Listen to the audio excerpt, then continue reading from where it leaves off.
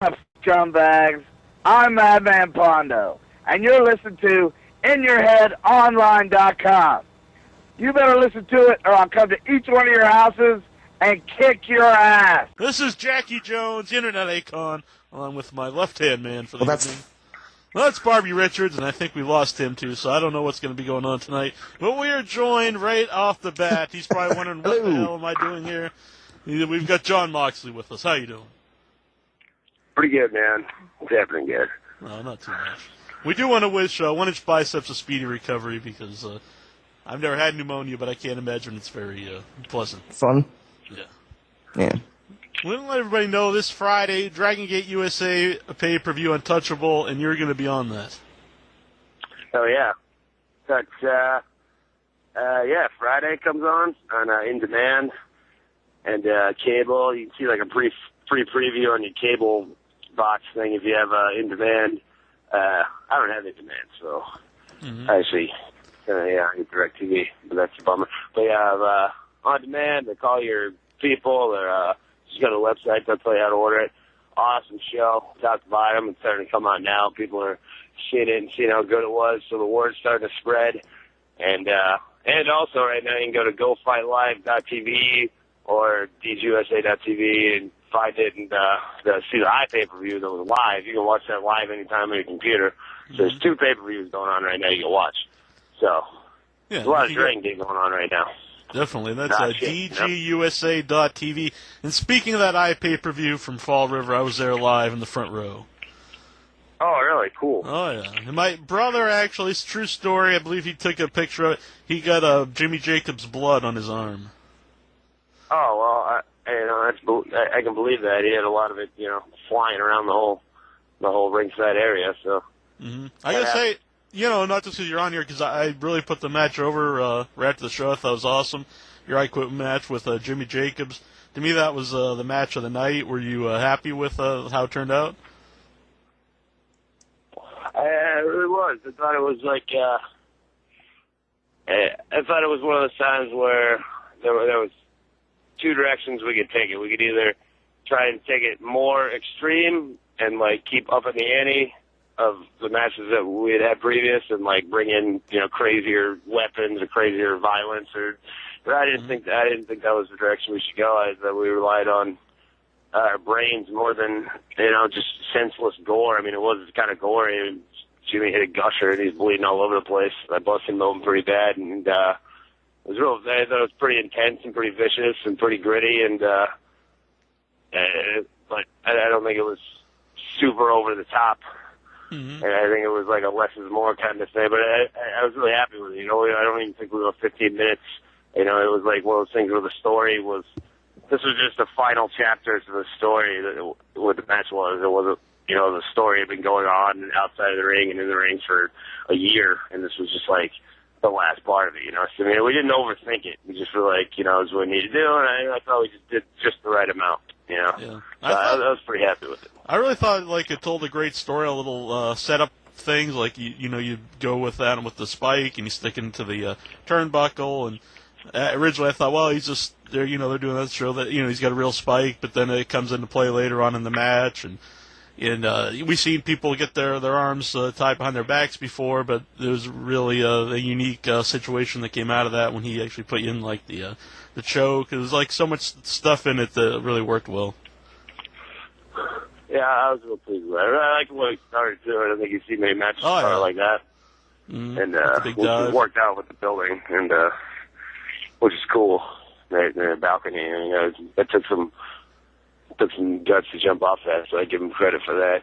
Yeah. I was in a haze for a good 60 seconds after I caught him off that too, because I banged my head on the mat a little bit, I think, but maybe it just jarred me or something. But after I stood up, I was like, okay, it seems like it's okay. The match started. It took me 60 seconds to come out of the fog after that start. It's one of those things. But what did you think of that building, the building of Fall River? It was real cool, man. It was kind of like the old. The Elks Lodge, or like a mini Hammerstein ballroom kind of thing. It had the balcony and you can have a camera up there looking down, and it makes it look bigger too when you got people up there. It wasn't the biggest crowd in the world, but I thought it was still a really good crowd. in a really good building. I think I like, especially for independent wrestling, I'd rather have smaller buildings that are more packed like that. Like, I think it always just has a better atmosphere, you know? Like, even the arena in Philly, I mean, it's not super big. It's pretty big, but it's not all that big. And when it's packed, you know, it's a great atmosphere. I like that Ace Arena in New Jersey. Evolve's going to be there in a couple weeks. So that's going to be, you know, I think that building is pretty cool. The Broadway building is cool, but it's so big that it's like, it feels like a giant cave, you know? I mean, I think it's a much more intense atmosphere in a small building like that. That's just me, though. I mean, you know, you had so many matches with Jimmy Jacobs. Did you guys just have like a natural chemistry together? Or what do you think about working with him? I think so. Yeah. I mean, like we never worked with each other previously to Dragon Gate, and but like I felt like I wrestled him a million times the first time I wrestled him. We just had the same kind of mindset and same physical kind of feeling to what we're doing, if that makes any sense. And it was very similar in the way we do stuff, the way we sell our timing and stuff, and like our psychology is similar. I mean, it was easy. I mean, me and him just felt like a glove. Like characters fit like a glove in the feud together. I mean, it just worked, you know. So yeah, I don't think it could have went any better or went any easier. We didn't really have to put any real thought or planning or force the whole feud between us or anything. Our matches came off really easy. I mean, that was a pretty big success, you know. Yeah. Oh, Barbie, you got a question? Yeah, let's go to the message board and ask Dwayne's question. He wants to know, are you going to stop being so mean to Jimmy Jacobs now? Absolutely not. Oh. No way, dude. He's an emo, think he man. deserves it. I hate emo people. They need to be slapped back into reality. Definitely. I guess I can understand that, because when I see Hitchster, I do launch into a rage. Balls. I mean, that was a good way to win, you know. That's something I would have done. Touche, you know. Uh-huh. I'm not going to cry about it. I thought that was pretty cool. I mean, shit, if you got to lose a match, you might as well, you know, lose by getting stabbed in the nuts, you know. I was like, yeah, man, I quit. Of course. Yeah. No doubt. Score one for you, bro. Thumbs up. Mm. But no, I don't like it. Forget it. Absolutely not, bro. Come on. Now, did you ever watch any of the older I Quit matches to get any ideas or how to put together the match? No, I mean, I don't really like I don't like the pattern in my matches too much. Well, all the stuff that I've really liked, a lot of that stuff is implanted in my head already, you know. So I don't. Everybody's different. Every match is different. Every situation's different. I mean, I don't like to try and go out and copy stuff. I mean, there was some stuff that, like some of my favorite matches are like I Quit matches. That I mean, some of that. Just the psychology of them was kind of implanted into my head already, and I've done a bunch of them, and so I kind of knew what I was getting into anyway, so it was really easy to put together for me. Probably my favorite match ever was I Quit match, like Austin and Brett from that one WrestleMania, you know. That's my favorite match of all time, you know. That was an Earl, like, yeah, it was I Quit match, so I mean, to me, it was like something I was excited about. And that was the thing when we were given a chance to kind of like, we had the freedom to kind of choose how we wanted to blow it off, you know, and it was like, oh, what are the options? I mean, like I said before, we go crazier, or we could try and keep it simpler, and I was like, the I Quit match was the obvious choice, you know. That's what I felt, that's what he felt, you know. That was how we needed to settle it, so, and it just worked. I mean, it was like, that was the way to give Jimmy Jacobs the revenge that the only way to give him, you know, revenge after everything I put him through. Yeah. And he got it. So, spike to the nut. Exactly. I think anyone's gonna. I don't think you lose any face quitting to a spike to the groin. No, it's fantastic. Yeah. Oh man, I hope like I didn't ruin it for anybody that's like gonna order the pay-per-view and was wondering what the ending was. Well, I mean the results are out already and it already happened, so you probably heard by now. But yeah, maybe that'll make more people order. Mm-hmm. Yeah, they definitely want to see it now. Now you got it's on the pay-per-view starting this Friday on Demand. It's a Chicago street fight. Now we don't want to spoil the match for anybody, but anything sticks out that they should be looking for? Yeah, that was a little bit I think that was a little bit crazier. Like I wouldn't say it was any more intense or more violent. I'd say it was much crazier and it was different than the match that we had on the pay-per-view. So it just had more stuff going on. There was all kinds of wackiness. You know, it was like it was more wild. It was a little bit more stuff going on. It was definitely awesome. I was happy with that match too. So yeah, order that too. Definitely. Everybody. Exactly. You go to dgusa.tv, and we'll have the link right on the website. If you can't spell, you can just click right on it. Yeah, Take it. It's like magic. Yeah, you can find it. Find it easy. And that was a good show, top to bottom too. So was the pay-per-view. Everything in the pay-per-view was good. And the Chicago pay-per-view, which is top to bottom, is a great pay-per-view. The main event is awesome. And tag match Shima and Ricochet against Speed Muscle, and it's really awesome. And the finish to that, and I don't want to spoil what that is, but the finish to that is like jaw-dropping. I mean, it's like worth the price of the pay-per-view itself, just the finish of that match. So, and everything is going to be top to bottom. It's an awesome pay-per-view. So, I mean, if you like wrestling, man, I mean, you won't be disappointed. I don't think you'll ever disappointed with the Dragon Gate pay-per-view or DVD. I mean, like, you can't go wrong. You know, I mean, there's still something for everybody. I mean, everybody. I mean, this is an undeniable product. I mean, you know, maybe it's not perfect yet, maybe it, you know, but nothing ever is. But I mean, as far as wrestling goes, I mean, if any promotion in the world, I mean, Dragon Gate USA, I don't think you can go wrong. You know, so. When you're on the Dragon Gate shows, do you prefer to wrestle the like the high-flying Japanese guys or the American guys, or it doesn't matter to you?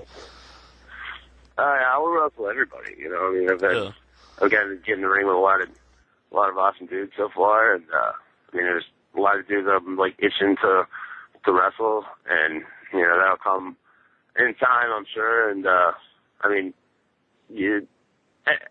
I like wrestling everybody. I like, you know, meshing myself to other people and to see what we can come up with. When, you know, you got me and you mix me up with this guy, what can happen? And I try and bring the best out of the guys that I wrestle, and you know, learn from them, take some stuff from them, and you know, kind of do my own stuff. And you know, I like wrestling everybody, and I want to wrestle everybody. So, I mean, I'm down for whatever. I mean, you know, I like to. You can put me against anybody, and I'll try and pull the best out of it that I can. You know. Mm-hmm. I think one of the things that struck me the first time I saw is definitely your promos. Is there any inspiration for your promos, like any movies, or like, and how much time do you put into thinking about your promos, or do you just mostly go off the fly? I kind of go off the fly. So it's like sometimes I can just spit out like a long promo just completely on the fly if I'm like in the mood. And a lot of times I spend a lot of time just, you know, constantly just thinking, like, stuff's always popping in my head. Maybe even in my subconscious, I'm just kind of like putting an idea together in my head like 24/7. And then sometimes once I just start talking, it's been formulating in my head for like a week, and it'll just pop out. You know, a lot of stuff. You know, I like to put a spin on it. You know, whatever situation I'm in the ring, I like to kind of like relate it to a situation I've been in real life, and then it comes off easier. You know, like then the emotion is a lot more. It's not as forced.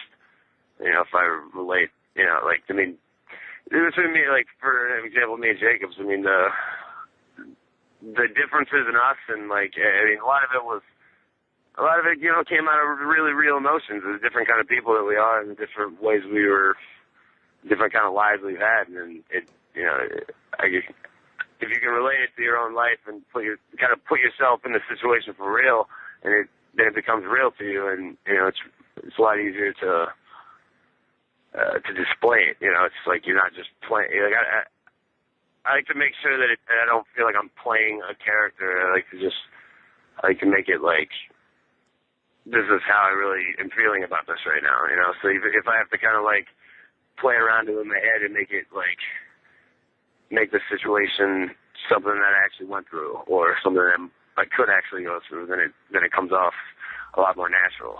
Mm-hmm. In one of Mick sometimes Foley's, I just get really crass and just start ranting. You know, and you see a lot of promos of that.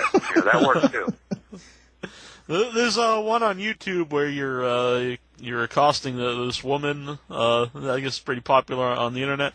When you were doing that, like, what went through your head? Accosting her, that could do. Probably several where I've been accosting women. Oh, all right. Or maybe that was just Insane Intentions one, I believe. A woman in real life. Oh, all right. I think I might know the one you're talking about. It might be kind of old, like, because a lot of people. It's from Insane Intentions, I think I believe. Probably know the one you're talking about. If it's from like IPW, mm-hmm. Maybe. It's from Insane Intentions. Yeah, I think I know the one you're talking about. That was like when I first really started kind of getting a new approach to what I was doing. That actually promo that you're talking about, that was a real kickoff for me. And that will always be kind of like special to me because I made that up all as I was going along. I think, yeah, I'm pretty sure that's what you're talking about. Because it was like, there was a point where, like first couple years up, I didn't really have I didn't really have a grip on like who I wanted to be because I was just trying to kind of be something other than I was. Because you always like that when you first start too. I mean, like you always hear like when guys really find success with their promos or the character or whatever is when they just kind of like start being themselves. But it always takes you a while to figure that out because when you first start wrestling, you always have a picture in your head of something different. And then it takes you time to really realize really what works for you. And like that was a period right before that where I was like I kind of took off wrestling for a while and just kind of went back to the drawing board and was just like, yeah, what's working, what's not, and just kind of was like, I'm just gonna completely be myself. I'm really like I'm a fucked up dude I have a very fucked up background, and I'm not like a weirdo or anything, but I've been through a lot of crazy stuff, and like a lot of people would always encourage me to like, yeah, you should bring that that stuff up, like the way you grew up and stuff, and I'd be like, no, I never really wanted to delve into any of that because once you say something in a wrestling promo or around wrestling, it's assumed to be fake, and like I didn't want to bring anything up that was real. And to me, was like something that was like important to my life or my past or anything. It was like, and people to assume it was fake, So, but then plus it was like when I started wrestling, it was kind of like I was starting a new life right around that time. I was like 18 or so. It was like I moved away from the neighborhood I lived in, and I was starting a new life, and I didn't want to be that same person anymore. It's kind of like becoming a new person, starting a new life. So I didn't want to go back to any of that and use that as character. But like really, but it's who I am, and So like in that period where I was off, I kind of just went back to the drawing board and just was like, this is how I'm gonna be. So like then just stuff started just coming natural to me. There was no really like difference between. I might be a little more over the top in front of the camera, but like like people always say you turn up the volume, but pretty much I just started letting it roll. That promo was like one of the beginnings of that where I was like, yeah, that felt really good. And like this works, like it was real easy, just like this is, what I have been missing since what I do, From then it was kind of like off to the races. But that was pretty good one you talking about. That's funny that you brought it up because that was kind of a turning point for me, like where I was like, yeah, this fucking works, Yeah. So. I don't know if you ever read the McFoley books, but there's one part where he talks about like being in promo land and he gets kind of stuck in his head doing the promos. Can you relate to that? Has anything like that ever happened to you when you're, either cutting a promo or thinking about promos?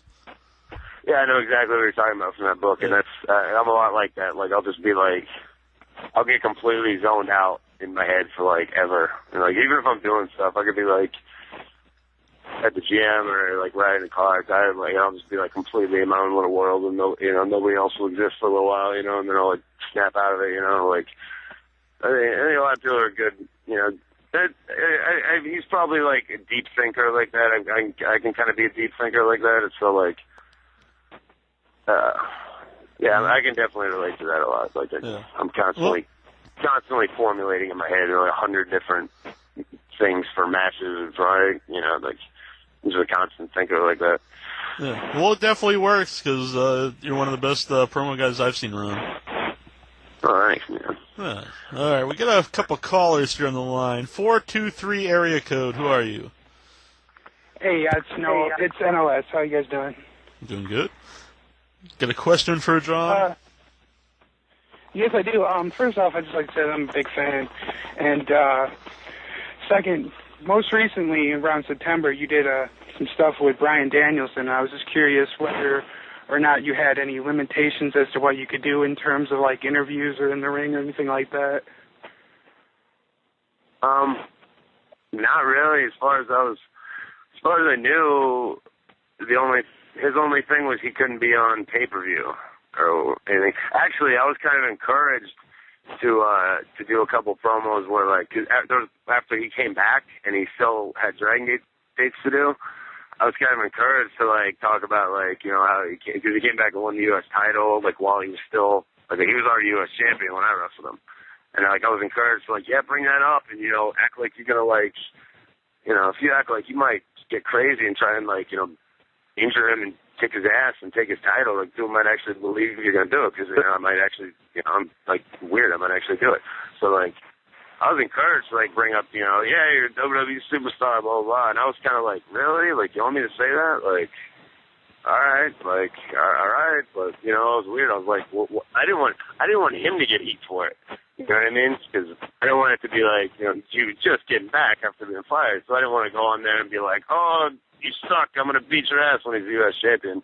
So, like, I was a little, like, sketchy about it. But it was fine, you know. And he was like, he loved it. He was like, yeah, like, it's cool. So, like, I don't think WWE really gave a shit. So, but, not really. And as far as the matches go, like, I mean, he worked his ass off every match he did. I guess he did 3 for us.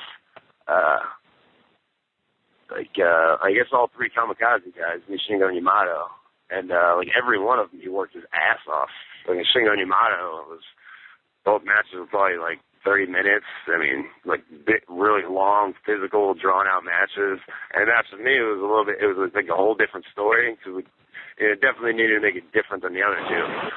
Which, you know, we played a whole different kind of story just to make them different, especially because with Yamato, it was back-to-back nights. So, I mean, it had to be something completely different.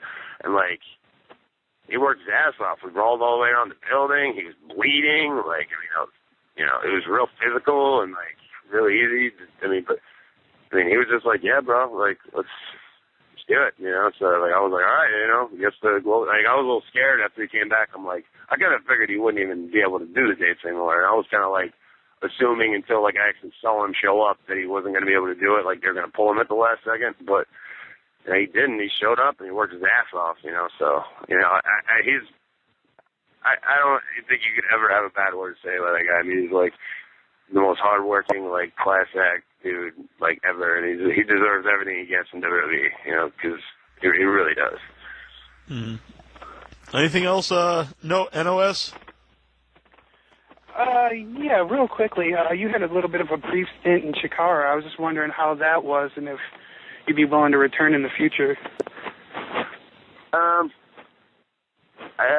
I guess it's not out of the question. I mean, I can't really, like, see that. Yeah, maybe for, like, a particular situation or something. Really, that was just a lot, like, when I was, like, real young and just kind of, like, trying to expand a little bit, and I was, like, kind of the hot shit in, like, the Midwest at that point, so, like, I just came in for, like, a few shots for, like, an angle for the Young Lions Cup, and it was cool. Like, I, you know, came in, you know, learned some stuff, wrestled a few matches, and, you know, had a pretty good experience, you know, but I was never like a, gonna be a long-term thing or anything. But, yeah, I get along well with, you know, most of those guys, and, you know, I have a lot of respect for Quack, and I mean, maybe, CZW's kind of, like, front guy. I can't really imagine me doing much with them, but I guess it's not out of the question. But, yeah, anything's possible. Mm-hmm. What do you think of the actual product of Chikara? Oh, it's cool, man. I mean, it's really not my particular cup of tea, and, like, don't take that the wrong way, like, but, I think that's, you know, what's cool about it, why you gotta appreciate it, that it's, like, it's something totally different than anything else you see, and, like, something can happen in, like, if in Chikara, that if it happened in, like, WWE or anywhere else, you'd be like, that's fucking stupid, but, like, in the world of Chikara, it makes, like, perfect sense. You know, it's like, oh, you got, and the crowd, like, you know, like, I remember, like, Chuck Taylor falling on, like, a fake grenade, and I'm just like, what the fuck? And then you realize, like, oh man, like that's awesome. Like you gotta you gotta appreciate that. It's not really like my particular like cup of tea. Like I like to watch more like I like more aggressive, like mean-spirited, like angry kind of wrestling. You know, like but I don't know. But I've seen a lot of matches that I love from there, and a lot of stuff that I do love. I was at their just watching. I was at their show that was right after the Dragon Gate show in Philly. I thought it was an awesome show. Like. Like those guys are real talented. Like you got to give it to Quack too, because he's almost created it's cool because he's created like a whole style and a whole legion of guys that wrestle that particular style, and it's kind of like he's created a whole like culture around like himself and his style. Which is something that's really like you got to really like appreciate that. That's pretty cool. Mm-hmm. Thanks for calling in. No one special. Did you have a? Yeah, did I cut you off before you said something? Oh, no, I just wanted to thank you guys for taking my call and, wish you guys a good night and everything. Appreciate it. Bye. Thanks, man. Thanks for calling in. Oh, cool, man. All right. We got a 718 area code. Who are you? Hi, it's Matt from New York. How you doing, Matt? Hi. Good. How are you? Oh, fine. You have a question for John? John, yeah. I was just wondering, you just got back from Germany with CZW, right? I was just wondering if you could comment on that tour. How was it? It went really well. Like there were 3 shows. The second show on the Saturday night was just strictly a CW show. The other ones were one was WXW show, one was CW show, and one was like a joint. It was like the deathmatch tournament. It was like a joint promotion thing. But like it drew like a really good crowd. I would say there might have been 400 or something. Like German fans are awesome, and CW is really popular over there, which is cool because there were a lot of guys that hadn't been there before, and were amazed that people knew who they were and were familiar with the product and the character and the moves that they do and stuff, and they're real interactive. They're awesome fans. It went really well. I think it opened the door for more business between WXW and CW in the future. It went. I think the show that on Saturday that was a CW show, that DVD will be out this weekend, I think, because they really got on the ball with that, and it was probably the best CW show we've done all year in quite a while. I mean, top to bottom, it was awesome. Everybody was poured up and delivered. So I think it was a big victory for the company, most definitely. It was a lot of fun. Anything else on that? And and I saw you watching the Yamato versus Yoshino match in Rahway. Just wondering your thoughts on that match too. What I thought of Yoshino and Yamato? Yeah. I thought it was great. Awesome, undeniable. I thought it was killer. I mean, those guys are dude, the Dragon Gate guys deliver every single time. It's like I was talking about earlier. I mean, you can't go wrong with Dragon Gate USA show. Those guys. I'm a huge fan of Yamato. And Yoshino, and a lot of those guys. I thought those guys really. I thought they really put on a damn special match that night. I thought it was great. Thanks for calling in, Matt. You gonna get the Dragon Gate pay-per-view?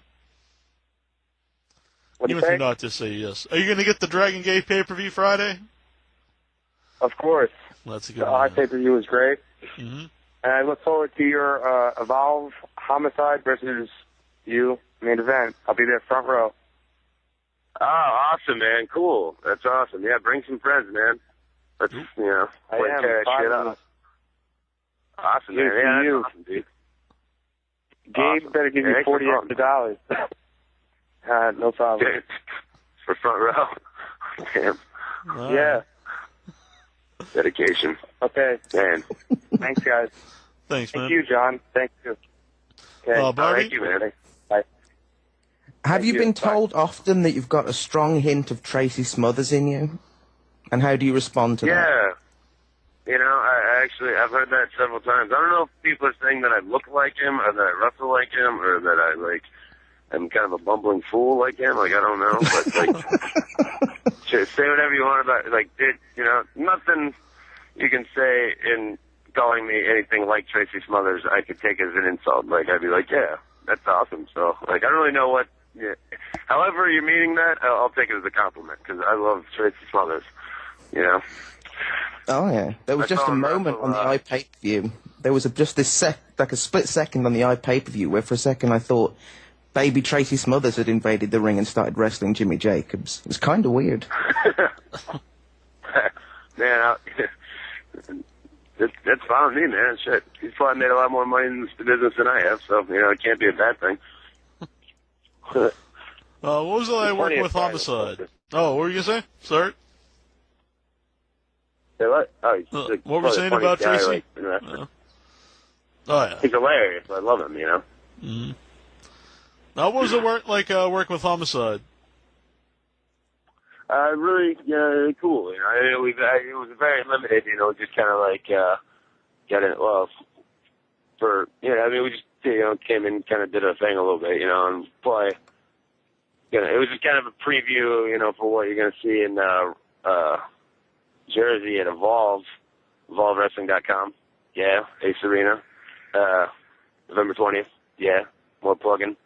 But yeah, I'm definitely looking forward to wrestling Homicide, perhaps more than this one time. I enjoyed getting in the ring, mixing up with him a little bit. You know, I've always been a pretty big fan of his. I like his whole I like him because he's real, you know.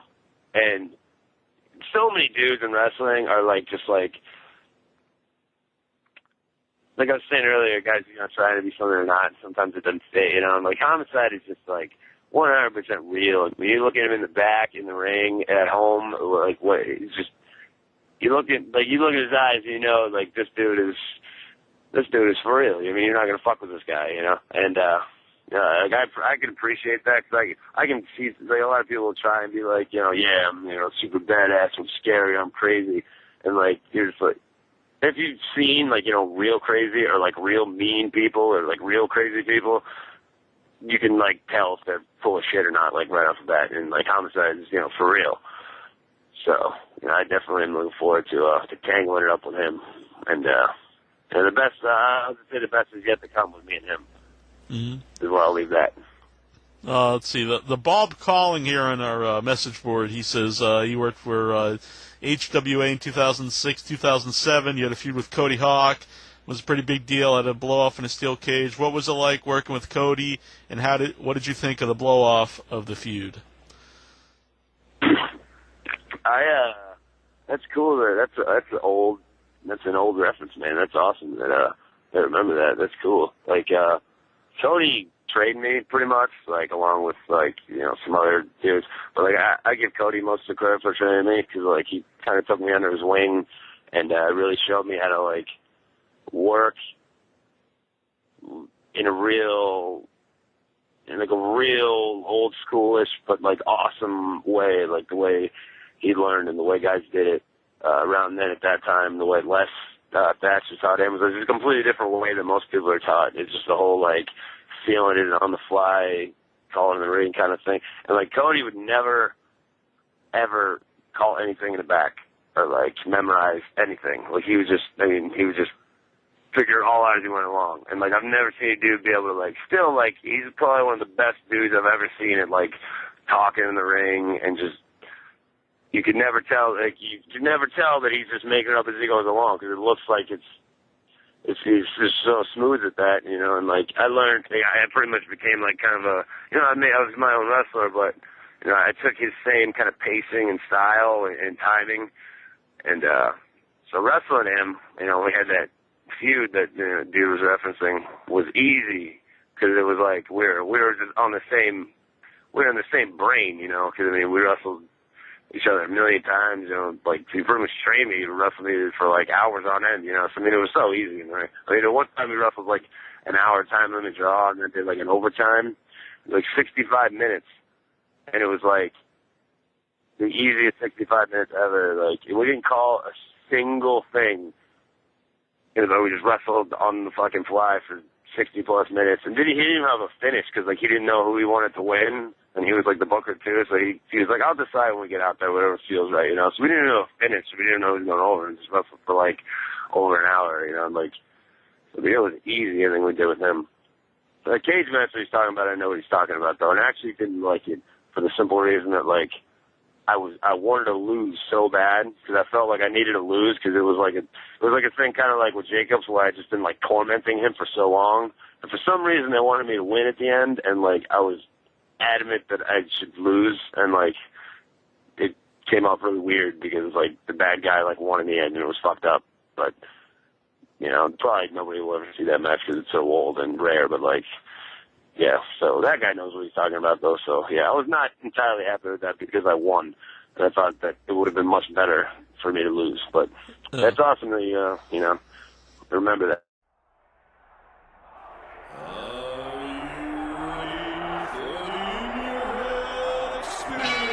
I have come here to chew bubblegum and kick ass. And I'm all out of bubblegum. If you want to be a wise guy, you can do it anyway. If you want to be a strong man, you can do it anyway. If you want to be an Indian chief, cowboy, you can do it in the ring. You can't do it in the mall. The most electrifying line in sports entertainment today. If you smell what the Rock is cooking, hate me if you can survive if I let you. I'm figuring and thinking that nothing's gonna stop my dual man Randy Savage now. I'm the man. I'm the icon. And yes, you can't bow. I am God. The number one show on the net that leads to the best in your head like Goldberg Net. For the punks and the perverts, this is how it works with Terry Funk and Knox Baker. Check his man and Barbie, they got the cheap heat, so sit back and have a seat. They got questions from the fans, and your head is the band from Australia to Japan. Jake down the road, don't care about the first road up the Mississippi.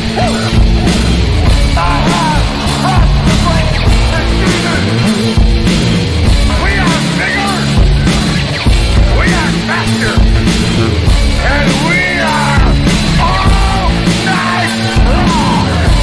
All you idiots, punk, perverts, and fools, be sure and tune in and listen to this show. www.inyourheadonline.com.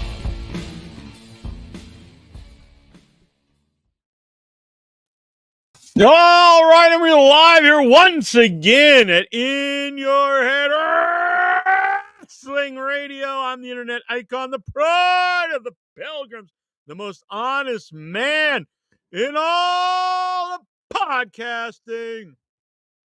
Hollywood, Jackie Jones, along with my right-hand man, my audio soulmate, the canned peas of podcasting.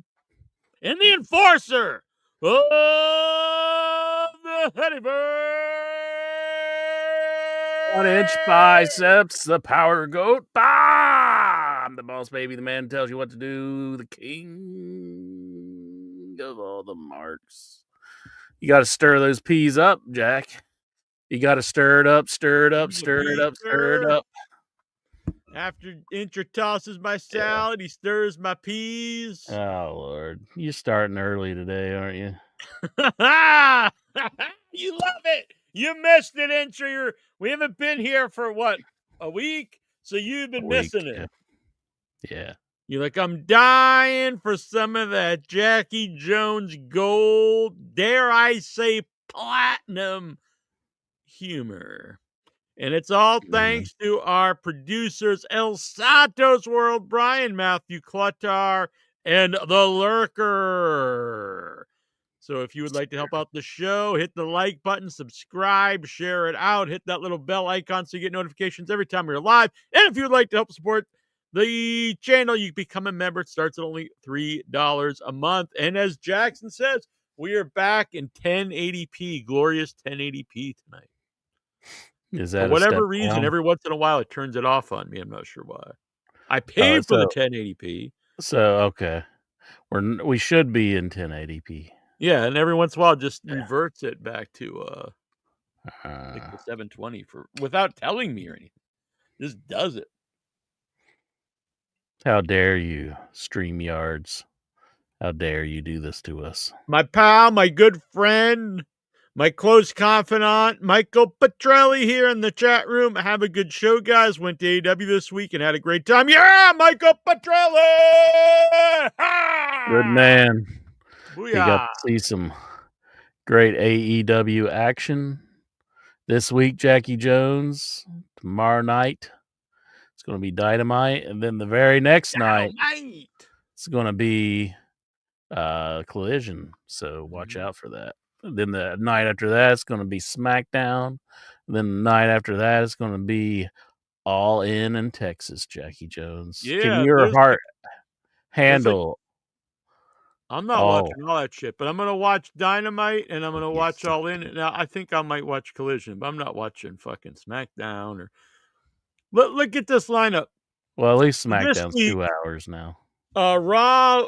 We had Raw on Netflix Monday, NXT on Tuesday, Dynamite on Wednesday, WWE Evolve also on Wednesday, Thursday Collision and Impact. Friday is the Super Card of Honor and SmackDown.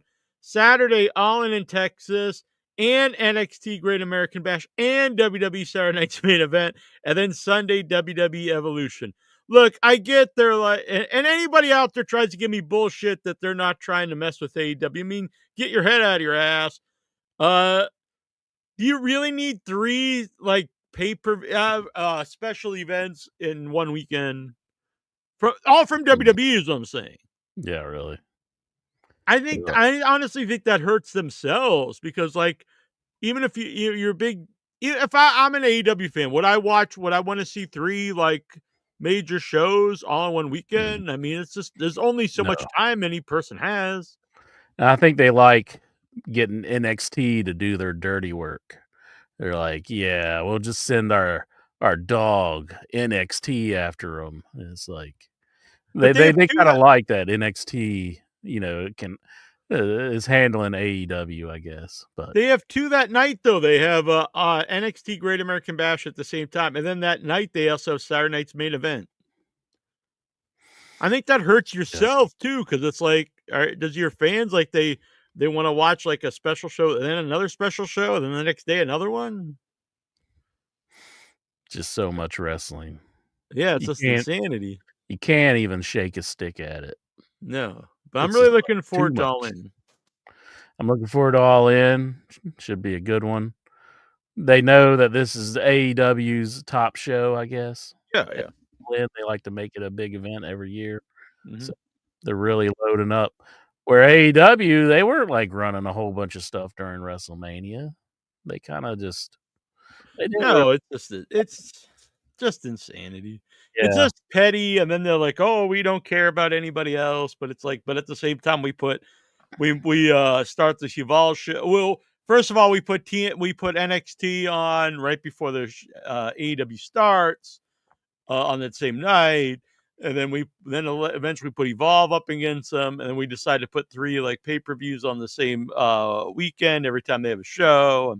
I mean, people will argue like it's smart business, but I don't think it is. I don't see how trying to hurt AEW, how does that improve your own business?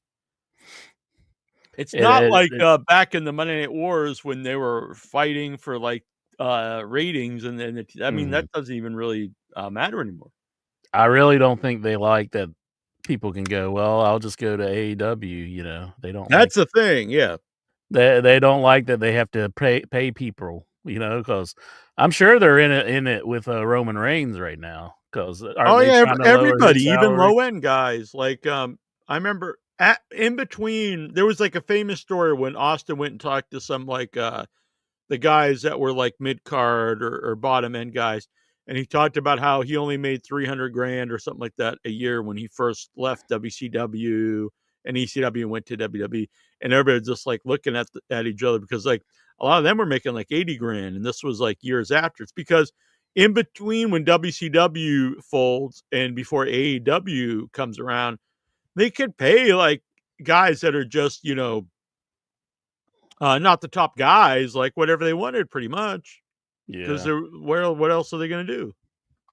Exactly. You can't. There's no other show in town, so what can you do? So They're definitely taking it to them, but it doesn't waver my viewing of AEW. I think AEW comes first in my world, and then WWE's second, because I find AEW like the mandatory watching. I have to I mean, watch everyone knows that's all their how I shows. feel. Mm-hmm. But I mean, I think WWE improved a lot over from when Vince was running it. I mean, right before AEW, I thought WWE was probably at its worst I've ever seen, and that's when I quit watching it. And do I try every once in a while? I'll try to watch it, but it's still just not WWE. Yeah, it's still just not really my deal. Like, there's really good wrestlers there. There's stuff there that's good. Just the overall presentation to me is kind of boring. I'm not digging this new Paul Heyman group with Braun Breaker and Seth Rollins and Bronson Reed. It's not doing much for me. It's just, I can see Braun Breaker and Paul Heyman doing some great stuff. I kind of predict that Braun Breaker is going to turn on Seth Rollins at some point, and that's going to be who Paul Heyman's going to get behind, because I think he's got a lot of buzz behind him, and Seth just seems kind of stale to me.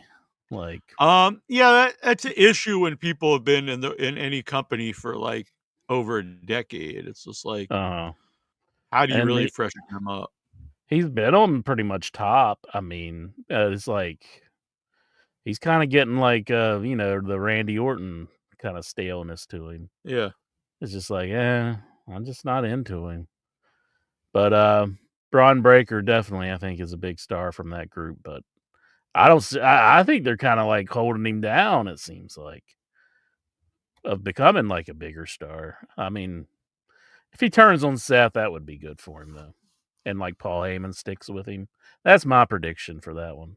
But yeah, I love Mark Briscoe, Jackie Jones. Mark Briscoe, he's talking about pickles between MJF's legs, and he says it's a teeny pickle. Yeah, I'm a huge Mark Briscoe fan. This is one of the oddest takes in wrestling is whenever I hear Disco and Conan like really belittle the man, and especially Disco. Says like he should just be like a comedy, like a boogie woogie man, cut promos and then just get like squashed basically and not be competitive in matches. I was like, that one's very baffling because he's a guy that's got, I think, a total package. He's a great wrestler, tons of charisma, can talk, he looks impressive. There's really no downside. Maybe he's not the youngest guy in the world, but I don't know. I would like to see him push more, not definitely not less. Yeah, did you see Mark Briscoe cut that promo on MJF and Lashley kind of lost it? He was like, he just started laughing. Yeah, it was one of the funniest moments on wrestling I think I've seen in a long time. But Mark Briscoe is so great. But yeah, he's awesome. I'm glad that they're using him. It seems like they got him in a tag team with Mystico, like, and they're trying to make Mystico a big deal in the in USA. Yeah, in AEW in the USA, because he just can't quite get a foothold in the US, and it's so strange. Like, this guy's like a massive draw in Mexico, but like it's like in the US it's just like not so much. Yeah, I mean he must botched every match I ever saw him in when he was in WWE. He didn't have a good run in WWE. No. And then his most famous thing in the US was the Sin Cara run, and it wasn't very good at all. So no, it's terrible. The highlight I think is the penis shirt. The penis shirt, I don't. Yeah, when the T-shirt looked like a cock on it, and they stopped selling it. I liked the things they're doing with MJF and Mystico. I liked where MJF took his mask off in the Arena Mexico and he put it on his head, and I thought that was really good. So you can't go wrong with an MJF feud. So. Oh no, MJF's great. Who's the big guy that MJF used to wrestle with in MLW? Because they recently did like a Is it Wardlow or MLW? No. He's a real big. I forget his name, but he's like super jacked. And they've been doing I don't know if they were at like an indie show together. Anyway, they did like a promo backstage. So my prediction is they bring this guy in, and it was like MJF all along was working the Hurt Syndicate. And then you have Hurt Syndicate versus MJF and Alex Hammerstone. Thank you, Michael Petrelli. Because Hammerstone's a big jack dude, so you can have him as the power guy versus Lashley.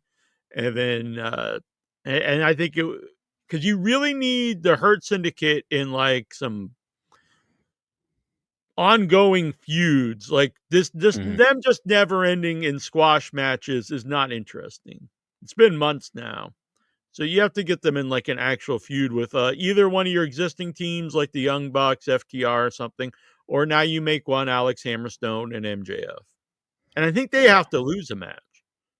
Well, MJF does like doing a slow burn with his angles, so I don't think it's coming anytime soon. Honestly, him breaking away from the Hurt business. Well, even if they don't, they still they need to be. They can't just keep wrestling like guys that they just beat in a minute or whatever. And everyone watching has they just know that they're going to win. Like there's no way they're going to lose. It's just really not interesting. And this the Jet Speed, I mean, they just fucking buried these guys beyond belief. Yeah, they're just like the biggest losers I've ever seen. They came out and they're like beating them down, and then they asked for more, and then they got beat down again. That wasn't over and over. That wasn't a good angle to build those guys. That they're just getting destroyed. And they were trying to do something with Speedball Bailey, and he had like that good match. One of the only good matches in AEW of the washed up Japanese guy Okada, and they had a good match. And then like the follow up is now he's just like a complete idiot, like an imbecile. Just like, I mean, it's like just much of a loser as you could be. It's like him and Max Caster would be like just the lowest end losers in the show. So I don't understand that at all. And you just got to turn these guys babyface because the crowd does not want to boo them. Yeah, the Hurt Syndicate. They chant their song and everything. So yeah, they do love them. So. But did you see the matchup between FTR and the Outrunners on Collision? Yes. I thought that was a good match. Yeah, I really thought the Outrunners were dead after they got squashed by Hurt Syndicate. But again, it's like there's something here. You gotta capitalize on it because I'm surprised they're still so over without really doing anything. Yeah. I thought it was just a real good back and forth match, and the FTR really gave them a lot, even though FTR ended up winning the match. But I think they really got them over, Yeah. You got to capitalize on it. Mm-hmm. Yeah, I think they need to follow that up with some wins, and then eventually do a run with FTR, and they can't just be FTR beating them every time. Yeah. And they've always been very entertaining. The Outrunners, but not always the best matches. But them and FTR is very good. Yeah, they know how. I think those guys knew how to work with them really well. So that was a really good match. Yeah. I really so you have existing over teams in the company like the Young Bucks and FTR. You need to really, and it's also just odd. Like why aren't FTR and the Young Bucks trying to get the titles? Yeah. Because they've been out of the title picture for forever now. Yeah, it's like just like these makeshift teams or like job guys are like trying to get the title matches. Do you like the stipulation that the Young Bucks are going to have to give up their EVP status if they lose to No, I think it was really just came out of the blue. I don't think it was really done very well. It didn't make a lot of sense or anything. Yeah, they're going to take on Swerve and who was the other person? Swerve Ospreay. That's right. Sorry, I was having a brain fart. But and if they don't win, they can't challenge for the belt for a whole year. Yeah, I think that makes sense. They can't. I think they can't go for any belts. So that makes sense. And I heard. I think it was Meltzer mentioned this, and I think it makes total sense. So you have. If they lose, then, which I kind of think they are, I think Ospreay and Swerve lose, and then you have a year run with Hangman as champion. And that whole year, you have to really go all in with Ospreay, but you have the built-in reason why he can't get the title match because he lost this stipulation. So then after a year, if you do that well, if Ospreay wins all this match the whole time, you keep Hangman strong champion, that's like a really big match then. Like the year's up, and now Ospreay can actually go for the title. I just, I don't think that's good for Ospreay. What? But I don't like the EVPs giving up their shot. Yeah, why would, like, it doesn't make sense. Why would you wouldn't put up your executive vice president role in a match. It makes no sense. Yeah. I know it's wrestling, but still doesn't make sense. Which, did they put that story out there that they were thinking about buying Pro Wrestling Guerrilla so they can make their own company? Do you think they might be working us with that? Maybe, because then people think, oh, they're like Jonathan Jackson here. This is why while they're doing this, they're going to strip them as the executive vice president so they could go run Pro Wrestling Guerrilla. That scares me too, because I don't want to see that. I mean,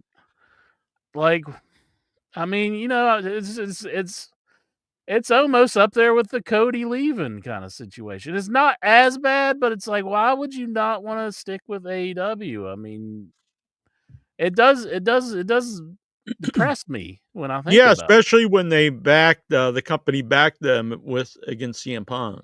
Then you just like, oh, okay, we're leaving now. Okay, we're going to start pro wrestling. I really hope it's a work. I really hope they're just trying to make people think. Yeah, or if they bought Pro Wrestling Guerrilla and it was like the farm league for AEW, because I think it's bad for Ring of Honor to be the farm league. It's just like it's never going to be important if it's considered like the minor league to AEW. But if Pro Wrestling Guerrilla could be, because it really was anyway. Are they going through some hard times? Are they not like? I don't think they run shows. I mean, basically everyone's gone. I don't think they even run shows anymore.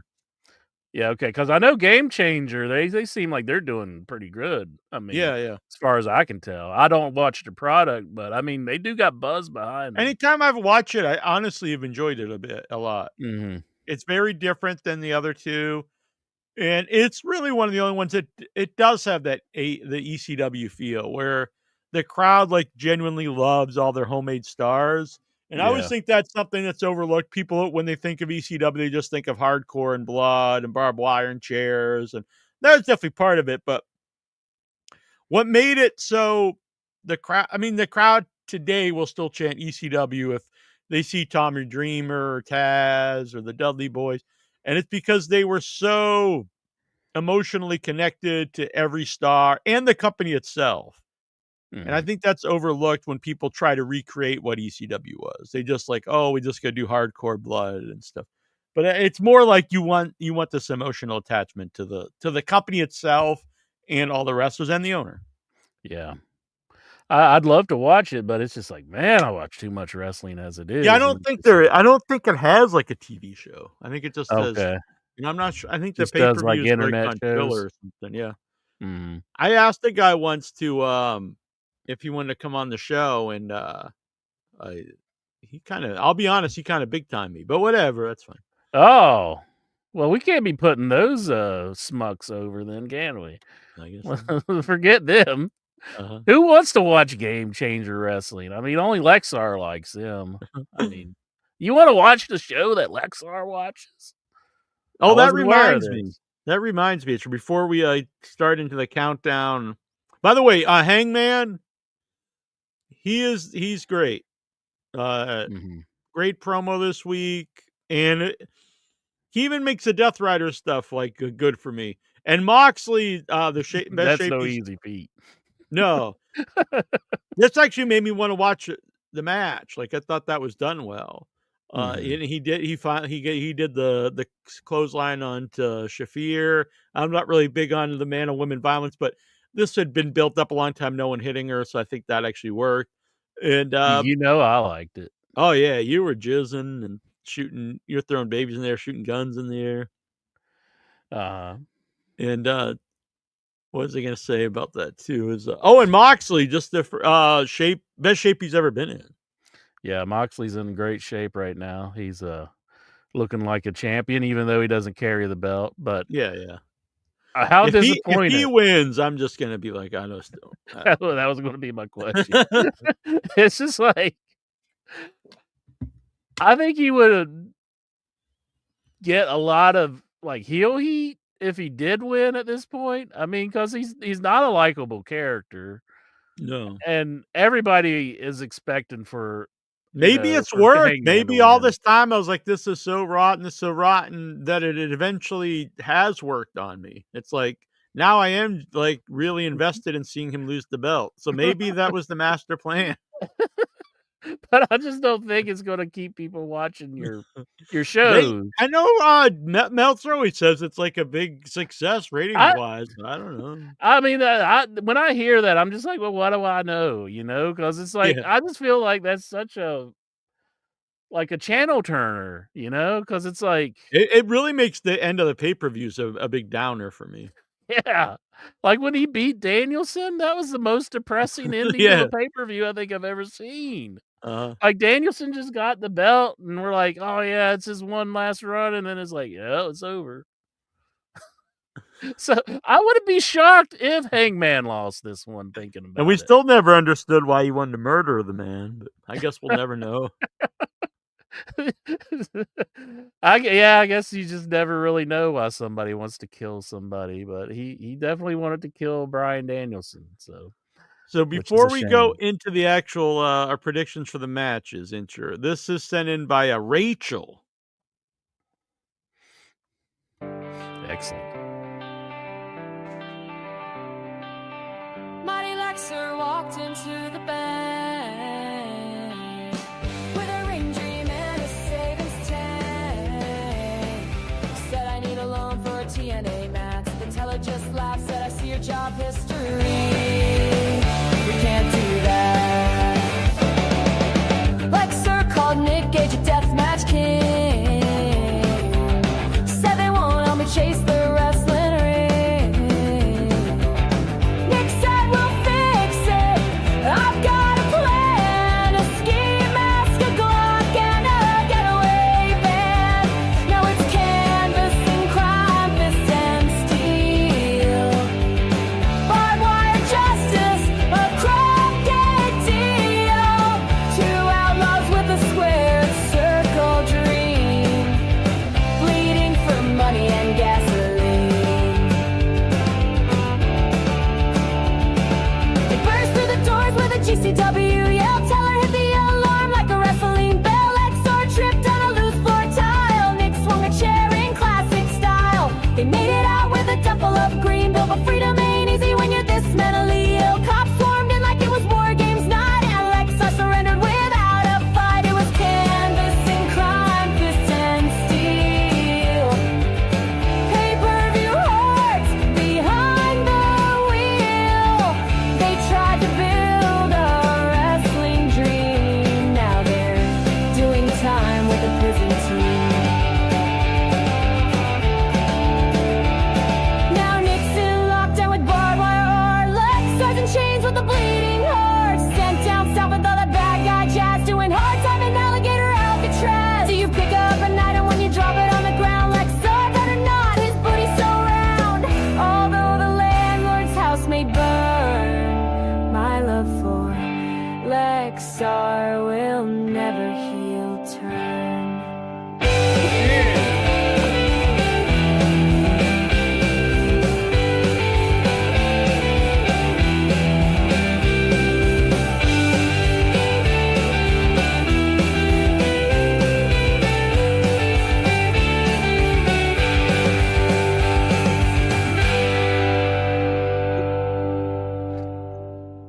Good work, Rachel. Yeah, thank you. Whoop, I think it's this encore here. I'm trying to turn it off. Mighty Lexer walked into the Yeah, bed. encore.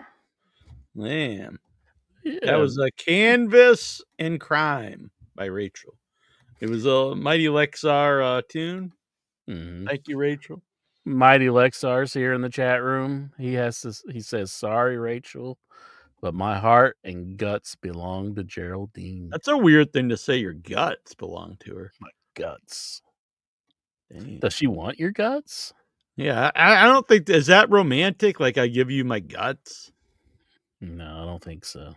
Dave Deadman was a fan. Thank you, Dave Deadman. Well, Rachel says thank you. Sad news, though. Mike B, he's been assimilated. He is now a Sportskeeda bot. Damn. He says that he heard that Vince is going to buy Oh, back WWE. Like and share. Damn! Boom! Poor Mike B. Mikey B! We barely knew you. Mm-hmm. Let's get this all in. Let me pull up the card. Card. All in Texas. All right, let's pull up this card. Thursday, Without Your Head with Tommy McLaughlin, by the way. People out there, big fans of Friday the 13th, Part 6, Jason Lives. That's going to be a really big show. All right. Incher. Yes, sir. These are according to this, I don't know. We'll find out, I guess. So Hurt Syndicate defending the belts versus Jet Speed and the Patriarchy. Now, after that segment, Jet Speed should not be on the pay-per-view in a title match. I'm sorry. Mm-hmm. But they're going to be. It's a better match, Patriarchy versus the Hurt Syndicate. Yeah. So is Christian going to be in the Patriarchy, or is it going to be it's Christian and Nick Wayne? Christian and Nick Wayne. Okay. I think they're going to retain it. I don't think there's any shot at all, but I think it's just a better match if you took the Jet Speed out of it, personally. Adam Cole versus Kyle Fletcher for the AEW TNT Championship. I did like Kyle Fletcher's match with I'm a huge Kyle Fletcher fan. I think this guy's a real superstar in the making. Mm-hmm. He took I'm always been an Adam Cole fan, but I don't know. They got to reinvent him or something. So I say Kyle Fletcher, it's time to put the belt on him. He took on Daniel Garcia on Collision to, win the rights to go on to this match. Mm-hmm. And I thought Daniel Garcia was doing some really good selling for Kyle. And they also had a section that you probably would like. Don Callis called it out on commentary whenever Kyle Fletcher acknowledged it. It's the Fletch Light section.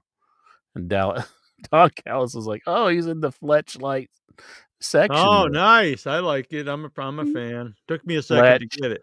Fletch Light section. Yeah, that's what I call comedy. I like it. So, if you could buy a fleshlight molded off any wrestler, who would it be? The orifice of any wrestler. Why do you ask these questions? I don't know.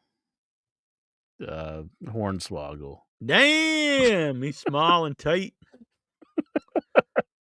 Or big and thick. I don't know. Depends which one. You never know. Tripod or you don't know where Hornswoggle's been, Jack. Yeah, under the ring. Like, I got a shillelagh for you, Hornswoggle. You don't know what's going on under that ring.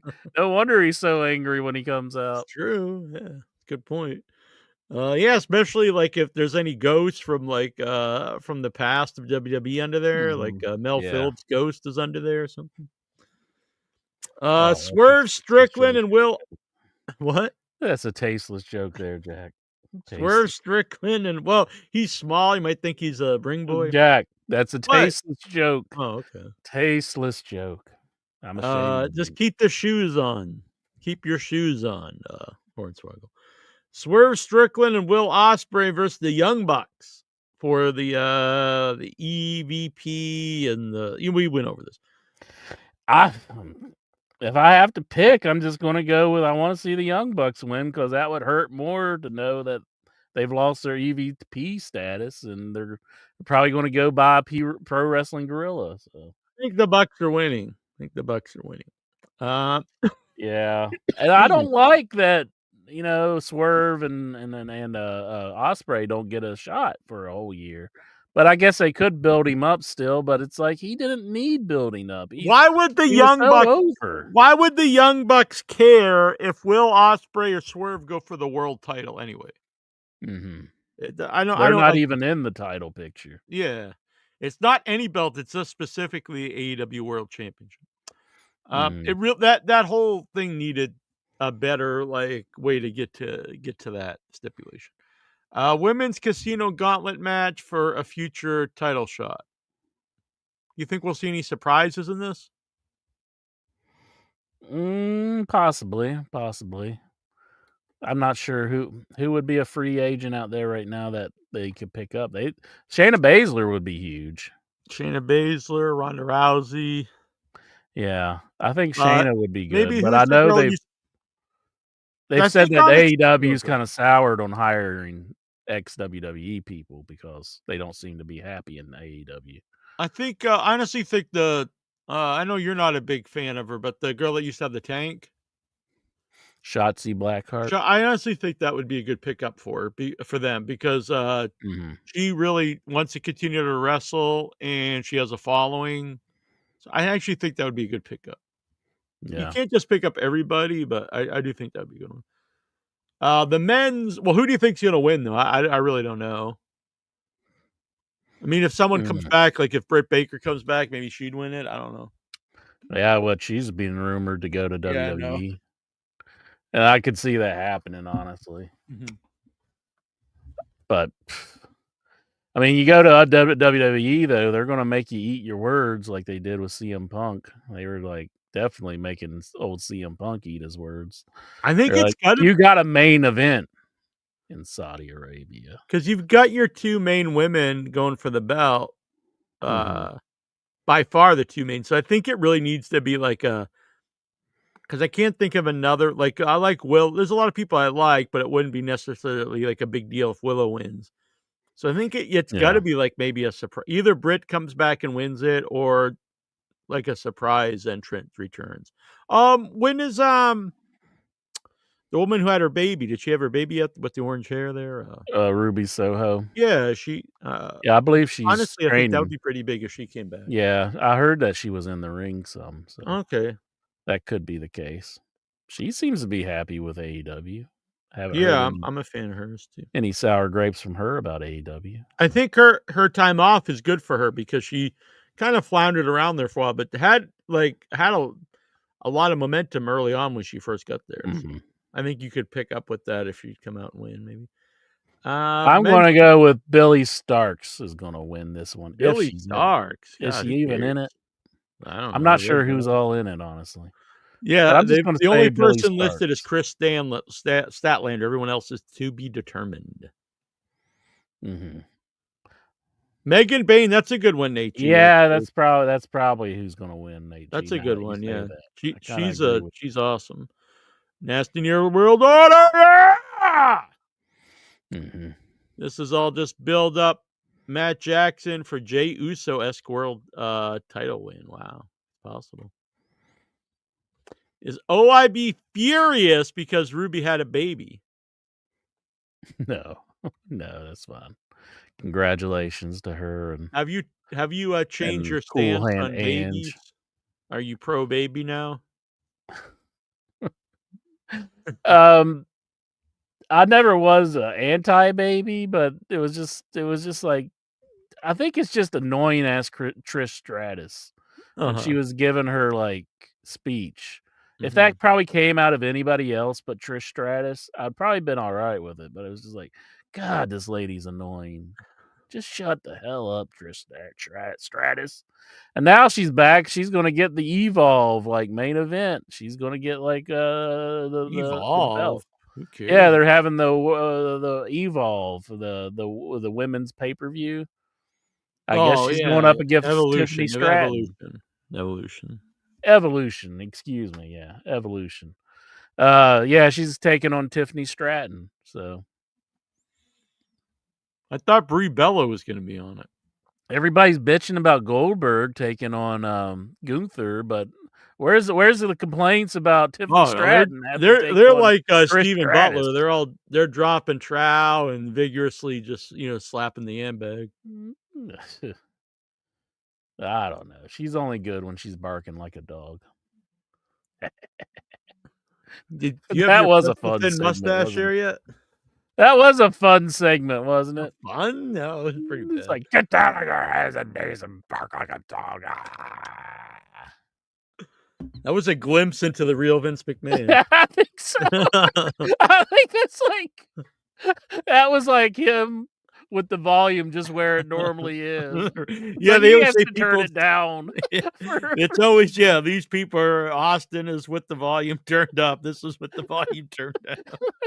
It's like I have to, stifle my real life character whenever I'm on TV. Yeah, I'm sure Janelle Grant was going around going woof woof, allegedly. Uh-huh. Yeah. Let's see. The men's casino gauntlet. This could go like, I mean, you could always have tons of people in the men's one. So we know Mark Briscoe and MJF. I don't think MJF wins because he's in stuff with the Hurt Syndicate. So I don't think you have him go. I also don't think if Hangman wins, his first title defense would be versus MJF, just because like you have to have Hangman win. I think his first time, and I don't know. I mean, you could do it. I mean, it's a big match. I can see Moxley wanting a rematch. Yeah. I think you're right. I don't think you just go right to someone else. Yeah, because it's like Moxley's a pretty long reigning champion at this point. And like with this whole crazy crusade that he's on right now, he would definitely want to have that belt back. So Wardlow actually is has a pretty big movie role. He's he's playing Bane, I think, in the new Batman movie. Oh, that's awesome. I also heard he was doing American Gladiators. Yeah, he's doing like some big stuff. I think the Miz is going to host American Gladiators. Megan Bane's going to be on American Gladiators, and Wardlow. I think there's somebody else that I'm forgetting, but yeah. Yeah, I think you're right. Scorpio Sky's going to win it again. It'll lead to absolutely nothing. He came back recently. I'm a Scorpio Sky fan, but it's very weird. It's just like he comes back, and then he disappears for a year or two, and then comes back. He's doing the SCU thing, but it's like he's doing it with like Dante Martin and Darius Martin, and it's like those guys aren't from California. Like that was like the whole, that was the whole thing with SCU. It was like he's got Christopher Daniels with him, but that's about it. Yeah, so, I think there's something there because I think you can use Daniels because he's like for this, like for these people in AEW and the fan base, that's like one of like the forefathers of this style of wrestling. Are they going to be like Daniels and Joe and these guys? So like when his music hits, it's going to be like SCU and Minnesota. Yeah, I don't know. It doesn't make and the Bronx. You can find some better from dudes. the Bronx. I really think I think I could have saw him with the Hurt Syndicate, honestly. Yeah. So I don't know. I guess if you go right into MJF and Hangman Page, that is a big match too. But like you said, I do think you continue Moxley and Page. Page wins this, and then he wins a rematch. Is what I think should happen. Yeah, I think Moxley needs to come back. I mean, and it doesn't even after such a long title reign. Yeah, that would be good. It just makes sense. Like if a boxer is like a longtime champ, they usually get a. But the MJF match, we'll go back to that. We were talking about that MJF MJF and is it MJF just against Mystico? I thought it's Mark Briscoe and Mystico versus MJF and who is it? Shelton Benjamin? No. It's a gauntlet match. It's like a battle royal. Oh, okay. So the only people we know are Mark Briscoe and MJF, and that's who's starting it out. Will be in it. Yeah. Okay, you refreshed my memory. Yeah, that's who's starting it out was Mark Briscoe and MJF. It's kind of weird that people wanted to win a match to be like the first and second person out because that means you got to be in the longest. Yeah, that doesn't help. Yeah, in theory, you can just win it right away and no one else comes out, which is kind of funny, but I think that would be a big letdown to the audience. Like, So is there it'd be like, pinfall yeah, before 'cause anybody else comes out? You win the match? whoever, yeah. Oh, that would be lame. Yeah, exactly. I guess you could see their strategy though, if that was like real shoot stuff, like if you got it over fast. Mm-hmm.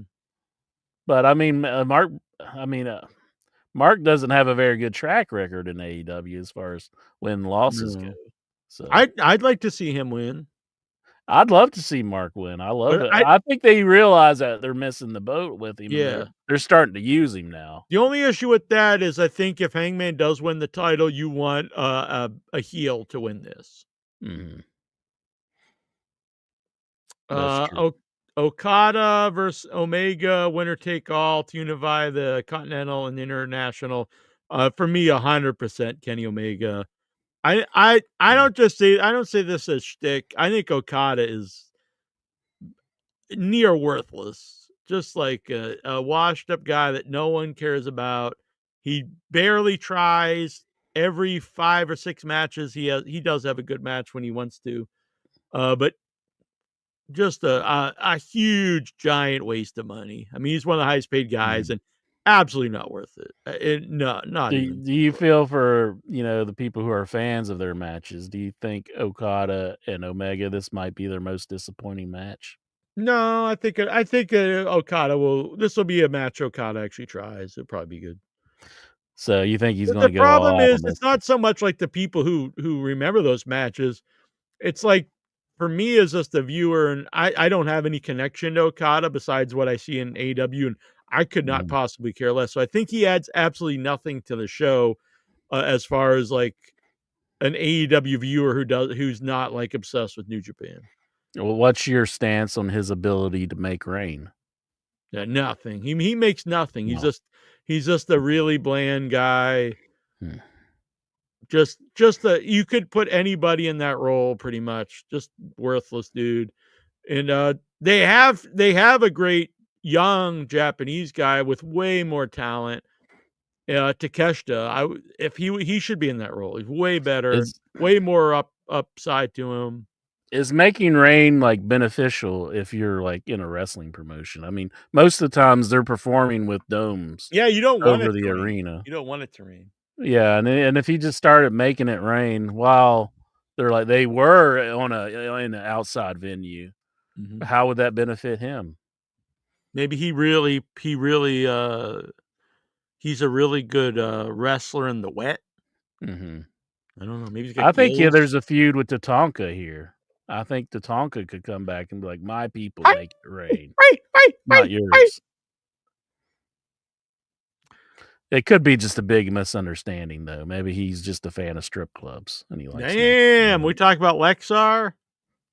Maybe Lexar's seen him in a few strip clubs. Do you think Lexar's ever made it rain in a strip club? Come on, Jack. You know the answer to that. Do we have to beat up on Lexar? I mean... Maybe rain the jizz down in his underwear. Oh, I don't want to think about that. According to Wikipedia, they have this not as the main event, but I think it has to be the main event. Texas Death Match for the AEW World Championship, Jon Moxley versus Hangman Page. I'm really excited about this. Mm-hmm. And I really want to see Hangman win. I don't know. Yeah. I'm going to be very deflated if we get another Death Rider win here. I think I wouldn't be surprised. I wouldn't be surprised if they did it, but I do think I'm going to go. My official statement: Hangman wins, but I won't be surprised if Moxley wins. Mm-hmm. So it's kind of up in the air, I guess. Yeah. For whatever I think. I do think the show overall has been a lot better the last 5-6 months or something. And whatever I think about some things I think should be a lot better, and like the Hurt Syndicate just squashing people and stuff. Hangman Page, Joe, no complaints from me with him. I think he's really he deserves a lot of credit. He's given the ball, but also I think he's really ran with it. Very. I'm really into his character. So it's all smoothed over with you? Yeah. The whole Punk situation. It's weird, Nate. I kind of hinted at this earlier because, like, I was always a fan of Moxley, and then this run has just been the absolute worst. And now I think it actually worked in a way. I think this terrible run for me has eventually worked where I'm like, actually, now he works as a heel as opposed to like, I don't want to see him. Like, I really want to see him drop the belt. So maybe it's actually worked. He's a real life heel. Yeah, maybe He's not giving us any catchy catchphrases. He's not giving us any jokes. He's just a heel. Yeah. Yeah. Yeah, I can't really remember the last time I really was like, I really want this guy to lose the title. Like Cornette should be a fan of this. Yeah, and he's also, and like I said, he's got an incredible shape, Moxley. So good for him. That's so for sure. I played the old show. I think we had Moxley on twice actually. Earlier before this show, and so I used to email. I'm not saying we're like buddies or nothing, but I would email with Jonathan Good, Moxley, before he went to WWE. And when he went to WWE, I sent him an email congratulating him.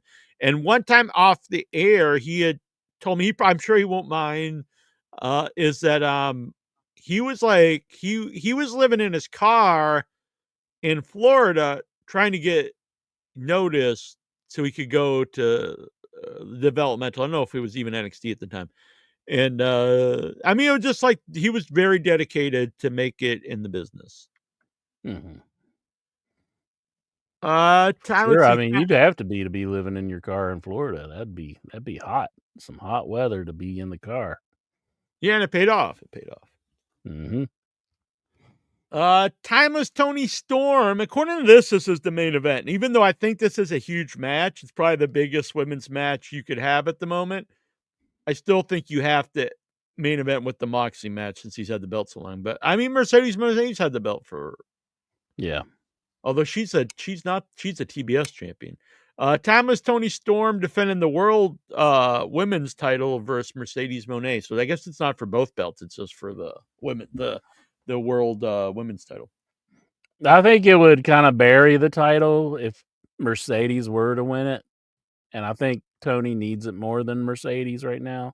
I agree. So, I mean, Mercedes comes out and she's got like just a slew of belts with her. Yeah. You know? And it's like, I know that's kind of her bit right now, but maybe this can be the title that she cannot gain. I agree. You know? And I don't agree with people. They're like, oh, she needs to lose more to all these. And I don't think that's smart either. Like, you don't bring in like a big name and they just lose to all your own stars. It's been built up for her to be like a top person. And then now she does lose to Storm. Like that's a big deal then. And I don't think that should, that doesn't need to be the end of the feud either. You can, continue this for a while. Yeah. But I'm looking forward to that match too. I'm a huge Storm fan, and I'm a Moné fan. I know some of our fans really hate her, but I'm a fan. And Storm, though, I think is just great. I do want to go back to Okada and Omega. I do think they will put on a great match, and I do think it'll be fun to watch. I know you're not a fan of Okada, but Tony Khan, tell him, Okada, this is a night you got to earn your money. Go out there and don't half-ass it. Don't be a washed up fuck. Go out there and do something worthwhile for once. Man, Jack, you can deliver a speech better than Paul Heyman. I mean, you just like, don't be a washed up fuck. Do you think that's what Paul Heyman said? That would give him the proper motivation. Is that what Heyman told Terry Funk before Barely Legal? I just worked my ass off to get this pay-per-view on that. Don't go out there and be a washed up fuck. I didn't say funk. I said fuck. Terry's like, okay, I'll do. Maybe that's what he told Sting, and Sting had like this great final run in AEW. He was like, man, I don't want to be a washed up fuck. I don't foresee Tony talking to anybody like that. He's like, don't be a washed up fuck. Sting, icon of the business. Woo! All right, so yeah, I'm looking forward to that. I don't think I'll do a live show during the pay-per-view, but we'll be around. Let's see here. We got what time is I that will show? have to announce I am going out of town, so I probably will skip the next 2 weeks. But Damn. so, yeah, I'm gonna bring in a new incher. Get Buck out of retirement. See if he'll come out. He's in jail. He's in the big house. But get like an interview with him from the big house. Yeah, because what's that guy's the guy who hung people out the window and stuff? The guy who ran Death Row Records. He does interviews all the time. Yeah, Suge Knight's all the time. Yeah, Suge Knight. What if I got Suge Knight as my fill-in co-host? That would be cool. They're probably like, don't bring Incher back. Just keep it Suge Knight. He just starts talking about P. Diddy and or like maybe I'm like all set to return, and then somebody visits me and hangs me out the window like Vanilla Ice. How about Michael Petrelli? You're gonna be at All In. You want to co-host? Michael. Oh, Mike. Troy will probably watch it too. Yeah, I'm sure. Sure, he'll watch it. Yeah, if Michael Petrelli does, he can join me in T-Bone. Troy. All right, Super Card of Honor is also taking place in Texas. Super Card of Honor. So we have for the Ring of Honor Women's World Television Championship. Come on. You have so many titles already. You realize this. And then to add another title is preposterous. But then to add another TV title to a program that has no TV is ludicrous. This is just bullshit. Fuck Ring of Honor. One of these days. Like the Okada of wrestling. It's worthless. No, it's not. Fuck Ring of Honor. I'm not even going to talk about the show. Yes, I'm gonna say that Ring of Honor is a fine show, and Jackie Jones needs to watch it on the streaming app. He needs to watch it on Honor Club. A women's TV title for a show that has 50 titles and like a roster of 30 and doesn't have television. How do you have multiple TV titles on a program that has no television? Well, they planned on getting television, but they don't have it. So, I mean, so don't introduce. All right, maybe you can do that for the existing TV title because it already was around. Why would you introduce a new TV title for a program that has no TV? But they did defend the TV title on television. Fuck Ring of Honor titles on AEW. They should not be on there. It takes away from the program. What if they defend it on Dynamite? Has too many titles as is. Then you got all these stupid ass Ring of Honor belts. If you're a new viewer, you're like, what's this belt? I have fucking no idea. I watch the show almost every week, and there's times I'm watching it, and my mom might be there, and she's like, what's this? And I have to stop and think. I'm like, I really don't even know. I don't know. There's like 50 titles here. And then they'll just bring in random Japanese belts and Mexican belts. And this is like the Japanese pure state, strength title. It's like, who gives a fuck? Has your mother ever stood up and just slapped you across the face and be like, you run a wrestling show? No. What the hell do you know? You should know this stuff so I can know what the Ring of Honor TV title is. No, she asked me about WWE all the time. I'm like, I don't know. You watch it more than I do. I don't know. Maybe you should have your mom guest host. Nick Wayne versus Titan? Who the fuck's Titan? Nick Wayne versus Titan. For the world. So Nick Wayne's the ROH World Television Champ. Every single match on the show is for a title. If Titan implodes when he comes out to the ring, that would be Christ. Fucking bullshit. Ring of bullshit. Maybe like Nick Wayne could put some pressure on him and then he just implodes. Yeah. He's a luchador? It's not a very good joke. There's too many luchadors, too. Okay, Vince Russo. Jeez. Lee Moriarty. Too many luchadors, bro. Where's my coffee? This show is really pathetic. I mean, gotta pour some coffee on him. Lee Moriarty defended the Ring of Honor Pure Championship. I mean, honestly, who in their right mind could give a flying fuck about that? Tiger Lee style? Moriarty as the pure Lee champion. Moriarty. Come on now.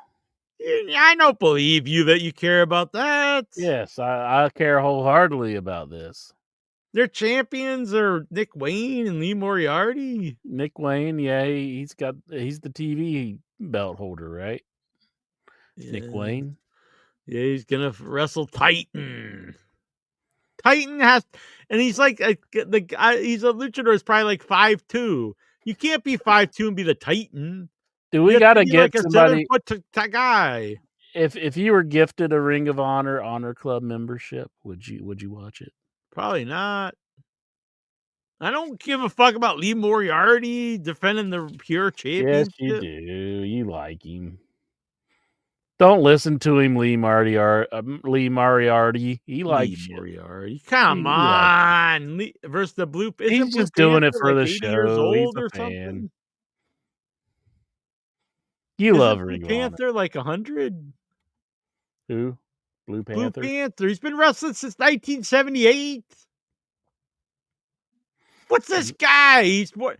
Come on. He's 65? He got this old. He's even older than those washed up Japanese dudes. They got a 65-year-old luchador on the show. Nothing better than experience, Jack. He's got the experience. Good Lord. Lee Moriarty versus some old senior citizen? Good Lord. What a bunch of bullshit this show is. I'd like to see him stretch you. Blue Panther just the old man in your basement and stretch you. He'd probably break his hip or something. No.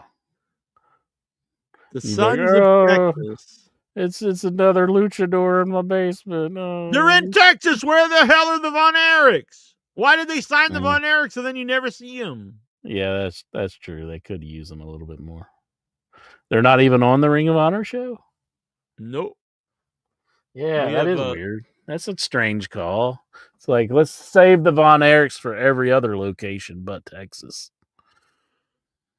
Yeah. The Sons of Texas, Dustin Rhodes and Sammy Guevara versus the Infantry, Captain Sean Dean and Carly Bravo. Come on. What is this? Like a show down at like my high school gym or something? Do you think they'll be gambling on this game? They were gambling during one of their matches, like who was going to win the match between and they gambling Shane who could possibly give a fuck about this? Uh-huh. I think it was Shane Taylor. I don't care about Shane Taylor and somebody else. Athena, she's been the champ for like 5 years. Mm-hmm. Poor Athena stuck in this shithole. Versus Thunder Rosa. I think she takes pride in being in Ring of Honor. But they've been bringing her out on TV recently, so. That'll be a good match, though. I think Athena keeps it, I guess. And then this will be a good match. It's too bad both these guys are stuck on Ring of Honor. It's a shame, honestly. Bandito versus Takeshita for the ROH World Championship. That'll be a good one. Yeah. Yeah, I think Takeshita might take. Well, the thing is, I want to say Takeshita, but I don't want to do that to the poor man and have him stuck on Ring of Honor being a champ. It's almost like maybe a detriment to win. Maybe Takeshita could be about to win, and then all of a sudden gravity comes out and stops Takeshita. Damn. Oh. Boo yeah! Ba-ba-ba-bow. Everybody's complaining about Penta's run in. What if gravity just comes out and runs in like he's doing the spacewalk? I mean, might as well be. Even, I mean, this show is like as lame as could possibly be. They might as well throw that fucker in there. What? I mean, fight Lee Moriarty and Captain Sean Dean and Charlie Carver, some guy I never heard of, and Titan. Charlie Carver? I don't know. He's like the Warlord of Mars or something. Just Warlord of Mars? I think he's on the show. I don't know. What? Are you taking LSD, son? What are you doing? All right. Now you guys. I'll fuck you up, bitch. Oh, now I know you are on drugs. Every time we've ever had a physical altercation, I just whooped your ass. Here's the gist of it.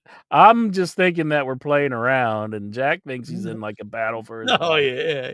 He's like, here I am. I'm really in the battle with insured. I think I'm just goofing around. I mean, yeah, I like, pulled all out right, brass knuckles. I thought I was like the Rougeau brothers with the with Dynamite Kid. All right. We're gonna get some streamers. They're gonna be streaming, bitches. So, talking about bitches, let's talk about your big bitch CM Punk. He's just like, I love Saudi Arabia now. Yeah, fuck him. As a lifelong CM Punk fan, I backed him for years. I backed him all through AEW stuff. I started to like feel depressed when I was happy when he came back to WWE. I thought it was a cool moment, even though I'm not a WWE fan. But then that night when he's on there and he's like, I'm back home, I was like, oh my God. But this one is just beyond. Like, him out there apologizing to Saudi Arabia and sucking up to the prince. If the Miz was sucking the blood money cock, then Punk, he just bent over and took it like, he took the blood money cock up the wazoo and then licked it clean. I mean, good Lord. WWE really I think they really getting off on humbling the man.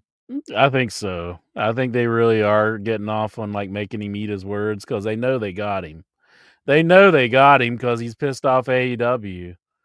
So it's like this is what they do when they know they have you. He must need money or something. I know he wants to do stuff for the fans. I mean, Yeah, but I don't think he hates the fans. I think he wants to, do some wrestling. Yeah, no, I get that, but there's a difference between that and just being like going against everything you've ever stood for. So pathetic. The Prince it wasn't brought like out he was just some guy. I mean, he's been very adamant against them wrestling there. Michael Pirelli. He says Incher was right about CM Punk. CM Cuck. That's what's happening to him right now. The Prince was bringing out the barrel, and they're like, bring me CM Punk. And he's like, no. I'll gladly get across that barrel. And he just laid down. And the Prince is like, yeah. He pulled out that blood money covered cock. And he was like, here it comes. He's like, and then people Prince really was shocked it went in so easy. People really want to bend over backwards to defend Punk on it. Like even Cornette, who he's always like so against them doing these shows, but boy, he will never say anything to question Punk. Mm-hmm. And I'm a Punk fan. It's not like I want to trash a guy or something, but I mean, have some consistency. And people like, it's business. Well, what do you think that when the Miz wrestled there? Wasn't he just wrestled there for free? He was doing business too. So then CM Punk, if he had that mindset, it's business, then why did he say that about the Miz? Mm-hmm. He's a hypocrite. There's no other way. But hey, this man is not a hypocrite. Jack, Bicep, how you doing? Look at that. He's working out. I think yes, I am. I think we could beat Intra's ass. Yeah, so I'm good and everything. I'm gonna get tickets for Superman. Hell yeah! Troy and I might go Friday. Are they gonna go Friday or early next week? I'm going Friday. I'm going Friday to the first showing. Getting the Superman popcorn bucket. Hell yeah! And I got training on Monday. Training for what? Training for a job. Oh, congratulations! Thank you. Dang, I've been doing good. Yep. Gonna. So I'm doing good and everything. I can't wait. Strongman. Strongman, yeah. I can so see I'm good. That. You need to grow a big handlebar mustache. Mm-hmm. Yeah, so I'm good and everything. I almost up to 900 subs in my YouTube channel. There you go, yeah. Anthony. Anthony. Yep. I'm great. I am good and everything. I'm good. Hell yeah. Hopefully I get some acting roles and everything. Do it up. Yep. Hopefully I do some conventions, some guest appearances at conventions. Wait a minute. Sizzle T. I don't Sizzle know who T. Sizzle T is. Tizzle. Hey Sizzle. Hello. Hello. How Hey. are you guys? Good. Very Thanks. good. How You are look you doing? looking good, Sizzle. Oh, thank you so much. How are you guys doing tonight? Very good. Very good. good. I'm good. Yeah. Who is Oh, this? here comes another one. Oh, Yo, man, we got Watson. Steve Pecker here. So what's on your Yeah. mind, Stizzle? Are you going to be watching AEW All In? Yeah, definitely. I was in Vegas during Wrestlemania, so I'm really excited. Really? How was it? Very exciting. Yeah, tons of people, and it was tons of energy, so it was really. I went to a WrestleMania one time. Here comes Stevie. How you doing, Stevie? Hello, everyone. That's cool. Yeah, I was at WrestleMania 11 and 14 many years. I was at WrestleMania 36 with the whole New Jersey incident. You know, WrestleMania 1. You I was born yet. I was 2 years old. Oh, sorry. Oh my gosh. Stevie. You know, was the in whole his WrestleMania 36, OMG 30, whatever it's called. It was a nightmare getting home. Yeah, I heard that. Yeah, because of the New Jersey Transit, there was Did you go to both nights, Stizzle, or just the one night? one night before it became one night. It was Stizzle. the one in New Jersey. Where was Stephanie at? WrestleMania 7 was in Los Angeles. What WrestleMania did you go to? WrestleMania 35. Oh, the Vegas. Another one in New Jersey. I went to one in New Jersey. You went last year, Stizzle, to the one in Vegas? Oh, last year. Yeah, last year. Yeah. But I was in. Did you go? But the thing is that coming home was. Did you go both nights or one night? No, just one. Back to one day. You know, I might be going to Jersey in It was a SummerSlam. little cheaper, huh? Yeah. Oh, sorry. How you doing? I don't know. Was it cheaper? Oh, yeah, night one is usually a little cheaper. In my own opinion, I think. You only have a limited time there, so. And night two is usually like the get her dones. By the way, get her done. 1 inch. What up, baby? How's it going? Love you. How you doing? Love you too, Dustin. I miss you, baby. Yeah, where you What been? time is All In this weekend? 'Cause the group posted that it starts at like 2 in the afternoon. The one in Texas? Yeah. All In, I think it does start at like 3 or something. So probably the pre-show would be like 2:00. I think they're just doing an earlier show, maybe trying to avoid WWE, or they know it's going to be a long show. I don't know. It's always a long show, dude. Yeah, they're normally 4 hours long. So for some reason, I do think it is 3:00. I think it's going longer. I think it's going maybe 6 damn. hours. So the pre-show starts at noon Central Time. So Exactly, it's going long. Main event card will start at 2. How about the bird? Eastern. All right. I'm into it. What do you Who think, do you Jack? want to win, Moxley or Hangman Page? Me? Everybody. Oh, who do you think I want?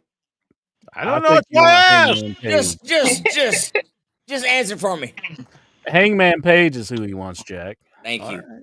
Thank you very much. I agree. I'm not a weirdo, dude. I want the real meat. Well, I want Hangman to win as well. Although we have had John Moxley on the podcast, but we've never had Hangman Page on the podcast. But I Really? did meet Hangman. Yeah. But have you ever had Renee Paquette? No, he never did. Yeah, but we had Moxley on before he was in WWE when he was indie wrestler. She's a Wow. big fan. That's so impressive. 2010. Yeah. Where's he from originally? Ohio, Cincinnati. Cincinnati. Yeah. If you never saw any of his old indie stuff, Moxley, it's really good. A great promo guy. He's got to lose. You think so? He's got to lose. Like, what's I guess eventually. there's nothing going on with him. Like, Oh, I got a briefcase. Yada yada. I don't know. I think I was always like I always get like feel like deflated when he wins in the end. But I think that's now it's worked in his favor. I think, and I think he's actually has reversed that trend, and now I think he's working as a good heel because like I really am rooting for him to lose. So I think it's actually it's worked out well. But Hangman, I think they've done a great job really building up. I agree. Inch, what do you think, baby? I think Kinda it's weird, got to Hangman be Hangman, but I kind of agree with pretty Jack as far as like. I think I wouldn't be surprised if it was Moxley, but I'm going with Hangman. I think Tony Khan's be shit. Damn, why? Yeah, How why? dare you, I sir. am just happy like for too many Tony people Khan at home. started He's the whole giving other too many movement for us to great watch, workers other at people to home. work. Now we've got all these people making a living in wrestling. I was kind of not really watching wrestling until AEW came back. I watched wrestling my whole life, and at the time it was like, man, I'm not really enjoying this anymore. And then AEW started, it reinvigorated me as a wrestling fan. I'm cool with that, but there's so many great wrestlers just sitting there. Yeah, but they might not even be employed if it wasn't for AEW. Then they just be at home. Who do you think's just sitting there? But here's what happens. Dustin, Here's what maybe. happens. And this may be what you're saying. So maybe they weren't employed, but now WWE gets a second look at them and they're like, oh, come on, bring them over here. Yeah, so people actually make way So more I money agree with you now on that. for I agree with you on that. Yeah. But as Stizzle said, who do you think is not used that should be? And which one? In AEW. Like you want to see more Lee Moriarty? There's so many. Well, who? Swerve. Favre. I want Swerve on top. Oh, I mean he's there all the time. I think Swerve should be Cody Rhodes. Just go straight. Cody Rhodes. That's a hot take. Put Swerve straight into Cody Rhodes' boots. No, I don't think he's very happy with WWE as far as how they let him go. I know, you got a vendetta against but him. I do think he should be on that status. You know what I mean? No glasses. I think Swerve should be on a whole nother level. No glasses. There's potential there. Turbo. Another one, Tony Storm. She's doing great. Yeah, well, you can't say she needs to be on TV when she's in the main event. Hold on, but WWE had her, put her over there, and look at her now. Huge. Oh yeah. You can't tell me WWE. You can't tell me WWE wouldn't have her. Would WWE have her back? I don't want them to have her back. I think she's great in AEW. No. I'm not arguing that though. I'm saying that's how it is. Oh, of course they would have her back. That's how it is. Yeah. So Swerve and Tony both should be huge stars anywhere they go. Yeah, but they are. No, but how about that? Anywhere they go. All right. Shake my hand. Love you, baby. I'm glad to see you guys work that out. Thank you, 1 inch. Yes, sir. All right. That was a close one. Now, what was the question? What match are you looking forward to the most on All In? I don't know. It's like I feel like there's some like controversial ones coming up. Like I don't know. What's like your like what do you think? Maybe a Darby Allin. Probably the Moxley and Hangman match is the one I'm looking forward to. Yeah, me too. Yeah. I would say. Moxley Hangman. That's gonna be a. Yeah. That's got to go down in history, right? Yeah, I mean that's been built really well. Hangman, I think, has been doing great. He's always in. Promos are great. I think that he's been in the best stuff. There's a good storyline there. Yeah, it's there been you built. go. And you've got Moxley's like held the belt captive, and then Hangman's like an original, so you want to see him get the belt for AEW. And we've never seen Hangman do it. No, he had the belt before. Oh, did he? Yeah, but it wasn't a great run, honestly. So I think this would be a good for him to get the belt and have like a. Was that when the Elite was running shit? He was kind of doing like the drunk. I don't know. It wasn't a great. Oh, the drunk. Yeah, the drunk thing. Yeah, dude, but he was over during the drunk. He was over during the drunk segment. Yeah, I was in Texas. And so it was me and Chi-Town Matt. In intro, he says I bought Hangman dinner, but I did not. But Chi-Town Hangman Matt bought him dinner. No, I think that's what it should have been. But Chi-Town Matt bought him and his whole family dinner. I was like, man, what a mark this guy is. Sorry. Are you regretting that it wasn't you that bought Hangman Page dinner now? No. Now you're a fan of him. No. Yeah, what really happened? You can see on the pay-per-view though. What really happened? Show us the paper. Show us the receipts. All right, I'll find a picture of it. No, we want receipts. I don't have a receipt because someone bought me the tickets. Mm-hmm. I think the match that I'm dreading the most has got to be the Young Bucks taking on Swerve and Ospreay, because I'm kind of disappointed whatever the ending is of it. Like, I don't want to see the Bucks lose the EVP. What happened there? Yeah, I don't want to see. I don't want to see Swerve and Ospreay not be able to challenge for the title. Let's just throw 4 badass motherfuckers together for no reason. There he is. Here I am. I'm dressed as Orange Cassidy. You got a really big hand. I didn't know that hand was so big. God, and it's that red, hand could jerk me. Damn. Oh no. And Jim Ross is like, am I allowed to say that? This guy wants you to get the pay-per-view. Am I allowed to say that on the YouTube? You tell me. You got to be careful with that. With I have to be careful. Okay. Yeah, because Jack, he may take you up on it. Well, sometimes Jack. I heard Jack had to take a course on YouTube. I've had to take a nudity course on YouTube, but not a jacking course, right? No, not yet. Anyway, nudity course and a hate speech course. If you ever have the jacking course, I can help you. You're the expert. You're the expert. I'll be your fluffer. That's one thing I'm glad I'm not doing the YouTube as much. Is if they're making you take courses, it's like I don't want to take courses. Oh, that's rough. Yeah, don't make it so dumb. I took a screenshot. I wish I'll try to see if I can find it. But Stizzle, are you a normal listener in your head? No, I'm like new, so I just hopped on. All right, well, welcome here. We've been around. Thank for a while. you. Yeah. Yes, we hope you don't corrupt you too much. I appreciate that. Yeah, no, you guys seem so cool. Like, it's just fun to like be a fan and like find somebody who is like, not like too over the rails, but I don't know, it's fun. Yeah, and so many people just hate everything, which is not. Yeah, fun. like any kind of like hot take that's like different from yours, and they like will roast you for it. Like that's like not the vibes. Mm-hmm. Ludite Supreme is here with us. Hey. How's it going? Not bad. Well, that's good to hear. What's up, Ludite? Not much. Hey, I love you, man. I don't know if you're in a very loving little mood. midget all right. You call me a midget? Oh, you call me a midget? That's you you're in a very loving mood, is what I said. I don't think you call it. Oh, is that what it Sorry. said? Yeah. That makes sense. I'm sorry. I was being a pecker. He's just a man. I love you. I was just being a pecker. Sorry. Yeah, no, you are just a man. Yeah.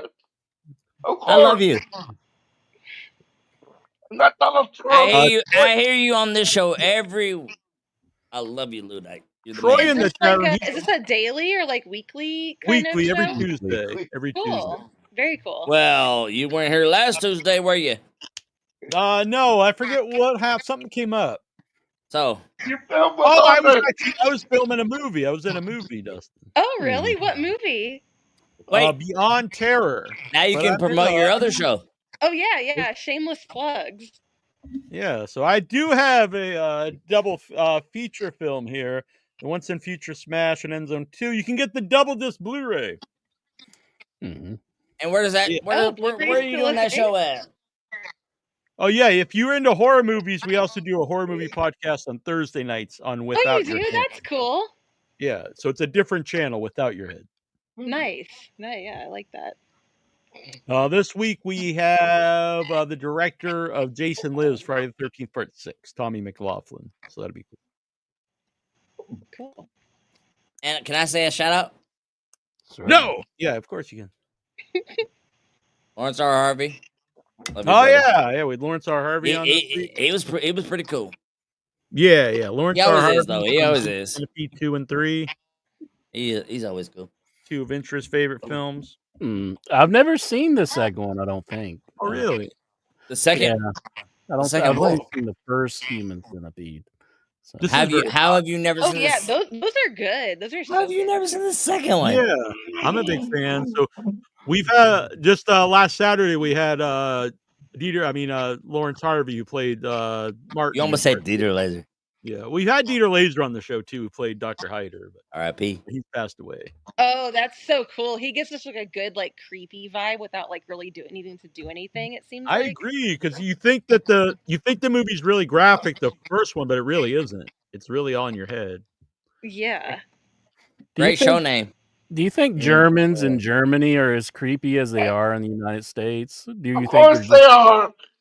Do you think like Dieter Laser goes around and then they're like, that's a really creepy guy? Or do you think they just go, oh, that's just Dieter Laser? I think I might have a great question. You think? I think I do. First time for everything. I'm gonna say over under on this. I'm gonna say he doesn't have a good question. Whoa. Okay. No. Let's Kind hear of it. a little space. Okay, listen. Without Your Head is a great name. Well, thank you. What is in your head? You don't want to know. Oh, this is not a good question for today. What is that? So when we started the show, okay, the name I wasn't Jackie Jones at the time. I was Jack and Off was the name. I wasn't in the act. That was the name I was using. I want to jack So off. the name was Jacking Off in Your Head. And after a few episodes, I was like, this is probably not the greatest name Okay. to use on the show. Especially when we started to get guests. Because I didn't want to call up like, Paul Bear as one of our first guests, be like, Paul Bear, I'm jacking off. No. I'm hanging up the phone right now. Hold on. And I just want to make everybody aware that when we named the show, I had no part. Nothing to do with it. Nothing to do with it. I just found myself on The Edge Man. very Leave the fist. Incher. What was your original name? terrible named He show. was always He was always Incher? Yeah, I've been that ever since I've started being online. And on Skype and on the message boards too?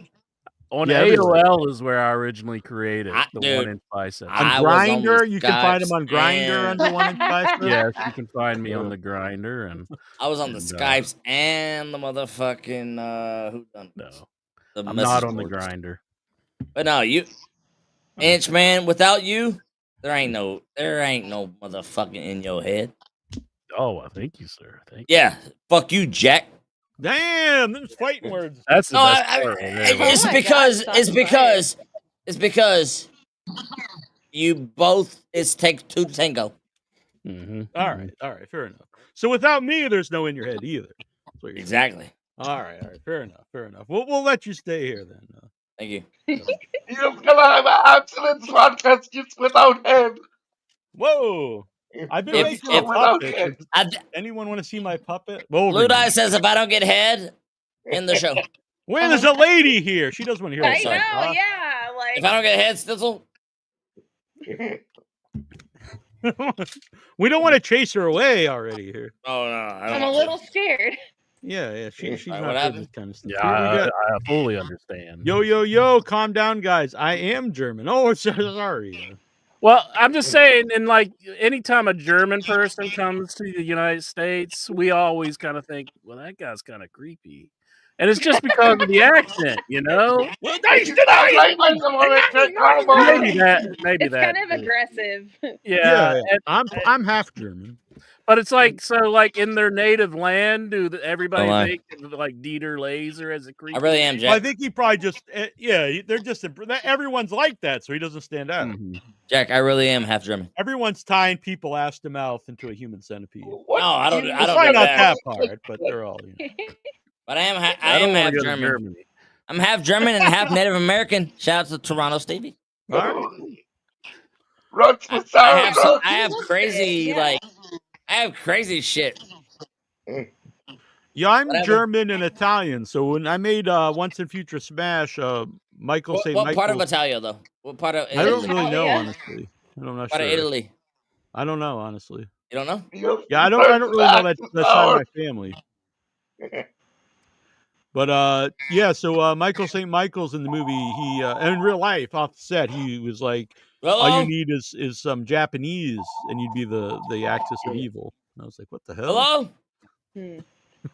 Sorry, somebody keeps calling. In your mind or what? Who's Steve calling? no, Steve got it. You didn't hear the call?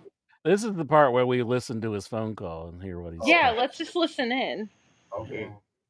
It was Steve. Oh, Stevie. I think he's talking to his wife. Yeah, I don't. Let's not bug in. Let's not bug in. I say everyone listen in. I'm with Stizzle. I think we Okay, let's go. Yeah, I know. I'm trying to He's hear. like, how do you want it tonight? Whoa! Missionary. Why are you doing him like that? Come on. Oh, I'm sorry. He's You know not me, doing dude. I'm kind of You're a. probably talking about All In. Oh yeah. Who do you? Darby. Darby Is it wishful Allin. thinking? Yeah, Darby Allin. Who's gonna win the Darby Casino Battle Allin. Royal? Darby Allin. Do you think there will be a surprise? That could be a good surprise for the Jack, Battle I'm Royal. pissed, brother. I agree. Do you think Ah. Darby will come in with like his whole like gear Oh, and climbing I'm Mount madder than Everest? hell, dude. He'll just take it off as he's going to the ring. That would be If it's not him, I maybe hope he's it. got like the Matic with him and all How that. about this? Yeah, he comes right from Mount. Should they announce him from Mount Everest now? From Mount Everest, Darby Yeah, Allin. from Mount Everest, Darby Everest. Allin. Well, they would say like from. If I climb Mount Everest, I want it to be announced every time you guys see me. Oh yeah. But you're like making it like he just went on a field trip, though. You're like he had a guide. Yeah, but That's if not I how you did, I'd announce really it. just That's not climb how you up on announce it. myself. You would be like from such and such. I don't know how high that is, but I have a better idea. What's that? Oh, that would be good. I'm an Orange Where in Cassidy the fan. hell is Kill Switch, aka I think he the got motherfucking dinosaur? Yeah, no, I know he got hurt. Like, didn't he get like sick or something? But he's been that's saying quite a he while. got double pneumonia. But he's been telling this fucking Tony Khan character that he's ready to go, and they keep fucking put people in the back. I don't know. I mean, I'd like to see him back. I like. I don't understand. Like, why are you sending people home, such as Britt Baker? Like, Well, I don't think Britt Baker is easy to deal with. So I think that's a different story. Oh, so I mean, she's had a lot of issues with a lot of different women. But you can't say this for too long, bro. It's been happening. There's kind of a. I know, but everyone is I agree that like I would just fire people. Everybody instead of keeps just- leaving to go to WWE though. Well, not everybody, but people. I mean, the people that can. Why don't we there's just people- get like an not appointment everyone. with Britt Baker? I mean, as, the like, people that tenant, can't. and then we'll just ask her before she. The people that starts can't, you're right. Like they don't show up, but bro, I would just get rid of those people. Is what I'm saying. If someone like literally just does, like Rusev didn't show up and stuff or wouldn't do anything, like I would have just get rid of them. But I'm curious about. I would say what's his you have name? to do. You have to like if you don't want to do something like incredibly stupid, I get that. But like if you're just not going to do anything, then at some point it's just like we have to get rid of you. But Kill Switch, aka. Oh yeah, I don't think that's somebody who's like I'm not going to do But it. apparently he's been like free to go for half a year now, 6 months. I don't know. It'd be nice if they give us an update, but I really want him to be on the show. he might be. You never know. Maybe And I make kinda wanna- Juice Robinson and Jay White. I love Juice Juice Robinson. Those guys. I'm a Jay I White. love fan. Juice Robinson, dude. Juice Robinson's a great motherfucker. Could Stizzle get abducted? It very well is very possible. It is like a found footage movie. And that's my boy Troy. Love It's Troy. like the Blair Witch. Yeah. Troy, I love Which you. one? Who is that? Troy in the chat room. Terrible Troy. That's my real life brother. He's in the chat here. Oh, cool. Nice. He does the horror movie show with me. Nice. Let's see here. He's a great guy. Ready? Are you ready for the Raw report, Stevie? Did you want to share anything that's on your mind? Hold on. Before you do the Raw, it's still so ready for a Raw report. Did you have something on your mind, Stevie, before the Raw report? Well, I was just looking at you. You were talking earlier about the AEW roster. I was just counting the AEW roster, and not including champions, there was like 129 people on the roster. But then that includes people like Sting, who no longer are there. So they're doing that to protect. I think like they're doing autograph kind of signings and stuff like that at the big shows. Talking about active rosters, though, I heard that Otis was removed from the active roster, which that really depresses me. I met the man in Bob Evans, and he's gone. Otis from WWE is gone. I don't think he's gone, but maybe it could be a situation where he might have some health issues. But who knows? I mean, maybe they did get rid of him. I don't know. It's up in the How old air. is he now? Huh? Otis. He's probably like. I actually 30. do love Otis. I think he's like 32 or something. I think Otis was kind of on track to do something. 33. Because you don't have a lot of giants no more. Yeah. Wow, his real name is Nikola Bojovavic. Oh, Otis? Yeah, no wonder he doesn't go by his real name. Oh, yeah, that's probably. What's wrong with Otis, though? No, I like Otis, but his real name is kind of out there. Oh, Otis. I'm thinking of Omos. My bad. You want to see Omos? I want to see Omos. You want to see? You're like the only person that wants to see. Yeah, I'm an Omos guy, dude. You want to reenact the Master Blaster with Omos? I collect cards and I have his autograph. I need to see him do something. You need a Jackie Jones autograph card. Yes, I do. Yes, I do. Do you have any good cards, Dusty? Yeah, I have quite a bit of fucking good cards. Okay. Over to you, Stevie. Why's it gotta be like that? Well, because Stevie I wasn't got doing a 54 like mantle. Right? I know. It wasn't that. Stevie hasn't run a show called. Stevie hasn't run a show called. Well, what kind of cards? Like baseball cards or like? I do all of them. I do all of them. Okay. But mainly, like a UFC. Pikachu. Oh, UFC. I do UFC and WWE. I got some Roxanne's. I'm collecting Roxanne. Roxanne. Great song. Some AEW cards. You know why I'm collecting Roxanne, don't you? So you can. I don't think we want to know, Dustin. Whoa! Don't say that. We're gonna get kicked off YouTube if we find out what you're doing with those cards. Nah. I'm gonna have to take another nudity course. I think it's more about the. Wait, hold on. Is your brother in here? He'll know. No, he's not here. He's in the chat. As I was saying, if he's in the chat, he'll know. He'll know why I'm collecting. So what's on your mind, Stevie? Just before we get to the ceiling is really good. Will you allow a cheap plug?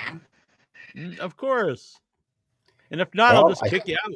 It's got to be really cheap. Oh no! Don't do that.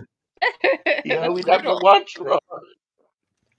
Well, when Jackie Jones decides to do a movie role or he has other things, he's not on Tuesday night, so I try and do my own show. You'll see the name there. It says Toronto Stevie there. Try. So yes, actually, I'm kind of new at this. Don't say you try. You say I do. You gotta have confidence. You're like, I do it. That's a good mentality. Yeah. I do it. But Stevie's a humble man. Say it with confidence. Say it right now. I do. We're not like that. Right? Say I think do. He's frozen. At first, Oh I was like, God, man, Stevie's very happy. He has a very good smile. Yeah. Yeah, it was a good. I'm a one-inch bicep fan. My freeze is never like that. Yeah, like middle of picking my nose or something. Yeah. Whoa, someone! Whoa, what's going on? It's just like me and one inch are doing some shit, brother. Dustin was praising me, so I had. Yeah, because I love him. Yeah. Who doesn't? I Besides do. everybody else. I like Well, I it. mean, oh, see, he says Sizzle likes Inch Man. Oh, Yeah. Oh, He's we're growing big. on me. Yeah. Big inch guys. Incher, you look like Otis if Otis would shave. I'm trying to find No, my that's picture not with true. Otis. You say That's I look not like true, 1 everybody, inch. though. 1 Yeah, inch, he that's not thinks true. I look like everybody. He's like, you look like this guy.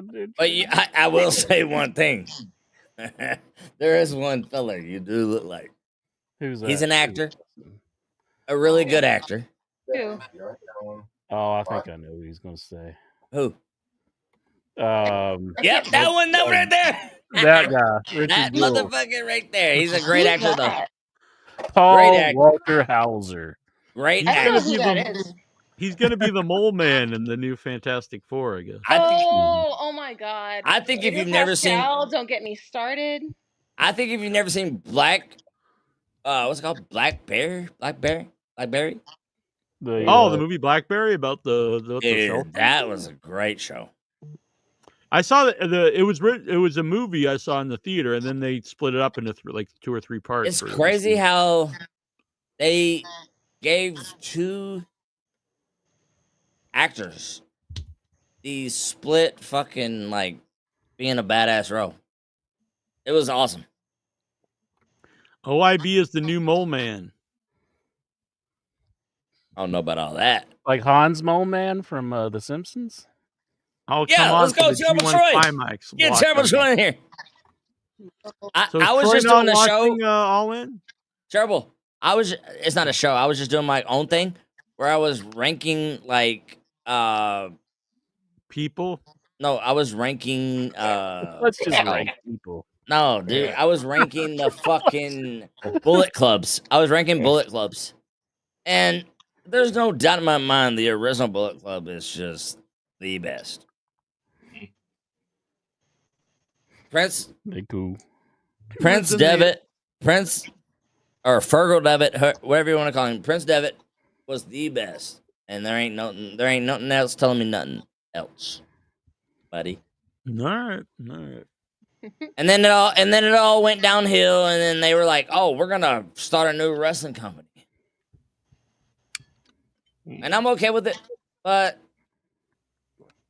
Cody Rhodes kind of left ship. He's a bitch. He has a history of this. Cody's kind of a bitch. For life, Dustin. For life. All right, let's go to some of these questions on. right, So we have let's a go. Facebook group for people who do not know. Facebook.com/group/IYH Wrestling, and you can send in questions each week. Can I answer some? Of course. Okay. I have to find them though. We need some music playing while I find these questions. That's really good. Where the hell are the questions? Wait. Oh, you were hearing my music the whole time. I apologize. Oh my god. I didn't hear anything. Oh, but I I didn't was sharing.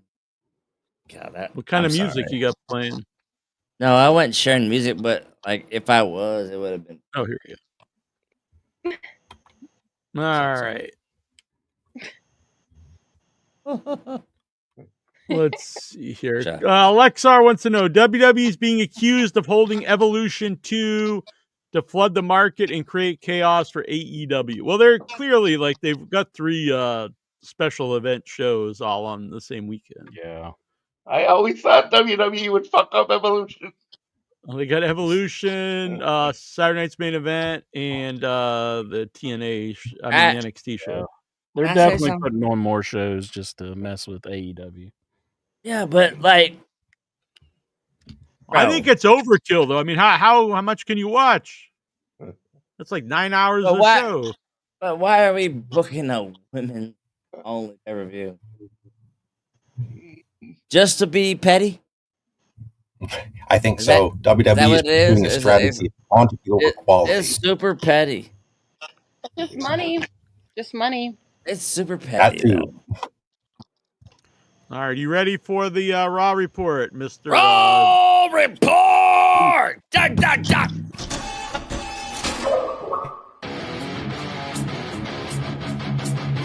Wait a minute. can we, after our 2 hours, a 2-hour wait, let's get to the Raw report. No, fucking Hitler. Raw report.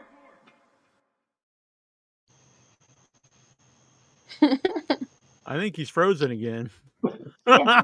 Well, that would be great. He didn't pay the tariff. I'll be honest. He needs to pay the tariff. Can I do the Raw report? That'd be All good. right, let's hear it. Yeah, What happened to Raw? Chelsea does a Raw report, and we shorten it by fucking 174 fucking seconds. Is that long? I don't know. Oh damn it. Here, let me look up what happened on Raw. Let me just run it off. 8 minutes. Some people won, some people lost. This God damn it. isn't a Raw report. You know who didn't? Fucking All right, let's waive the tariff. Toronto Stevie. Toronto Stevie. Toronto Oh, let's Stevie. see. Lexar, John Cena has 16 more dates left before retiring, but WWE is rumored to add more dates. Are you intrigued? I'm not I intrigued. can't see him. I'm Sorry. intrigued. Oh wait, she is. I'm intrigued. Who would you like to see Cena wrestle in his last remaining matches? The Pope. Probably like an up and comer. I agree. That's what I've been saying. Is instead of like matches we've seen a million times, it would be cool to see him against like people from this generation that he's never wrestled before and won't be able to wrestle again. It's a That good would be the smart contrast. thing to do. Yeah, because Yeah, it's his like- last run. Mhm. You got someone from the previous generation versus someone from today. But does it? Hey, I got a question. Does Braun it put him over? Breaker. Does it put him over? He should. Well, Go I out don't on think his he back. should lose until he loses the title. Yeah. Yeah. No. In that final match, does he put him over? Oh yeah, I think his final match he has to lose the title in his final. Really? Match. Yeah, he can't retire as the champion unless you do I don't- this. I think he can, though. You can do this. You can have him lose the title before his final match, and then his final match in his retirement match he wins. But he can't. You True. can't have someone True. retire as the champion. True. So if he retires as a baby face, I think he should. If he retires as a baby face and he loses out, he doesn't have his title. Have him take on The Rock and win. Yeah. That'd be cool. Yeah. No. Someone new. Yeah. Rock. Yeah. I think I should put out the Raw report Like, on my now you just internet. now you just put Totally two implodes. not gonna be here's. Yeah, because then if he, It doesn't really progress anything. yeah, because then like the one guy retires and the other guy you probably don't see for another year or something. Like You should put over Otis. I call him not gonna be here's. I don't know. I think Braun Breaker. Yeah. Braun Breaker. Yeah, yours makes more sense. I don't know. I'm cool with I that. was joking. I'm cool with Braun Intra's going with Breaker. Otis. I want him Otis? Otis to make his big return. I kind of Justice for Otis. would Bring him like to back. see Omos show up. We've had John Cena on the show too, Stizzle. Dustin Oh, did really? like Yeah, John Cena Senior, his father, but it was still John Cena. That's cool though. The Boston native. One of these final I matches love started a up with good the Black Bostonian. John Cena and then they both explode. I'm from we that. had we've had every other variation of John Cena but the actual John Cena. Oh, yes, you had Braun That's Cena. so cool. Well, really, it would be the real John Cena because he was John Cena Senior. No, No, he's John not. Cena before He's John not the Cena real Senior. John right, Cena right, anymore. right. I like your logic. 1 inch. Yeah, he wasn't born. They didn't call him. We're calling our son John Cena Senior when he's like a Right. baby. That's true. 1 inch. Yeah. You know who we had to get? Who we gotta get, Dustin? Stephanie back here. Stephanie Valkyr. You get She's her, like she barely speaks English though, doesn't she? but I'll translate. Oh, okay. I feel Keep like moving in the I have an instinct that's not going to work out very well. No, probably won't. Yeah. She'll just do this, and I'm like, La Jack, you got Primera. this? La Primera. But you can like Arriba. watching her. I mean, she is La Primera. All right, I'm gonna go grab a drink. You could start the Raw report. I'll be right back. Raw report. Bam, bam, bam. Fucking intro. Yes, I should get the. Did he freeze again? Foodite, there's no call for that. Hey, Jack, you gotta put the fucking little I'm cutscene still in. here. I'll be right back. Island.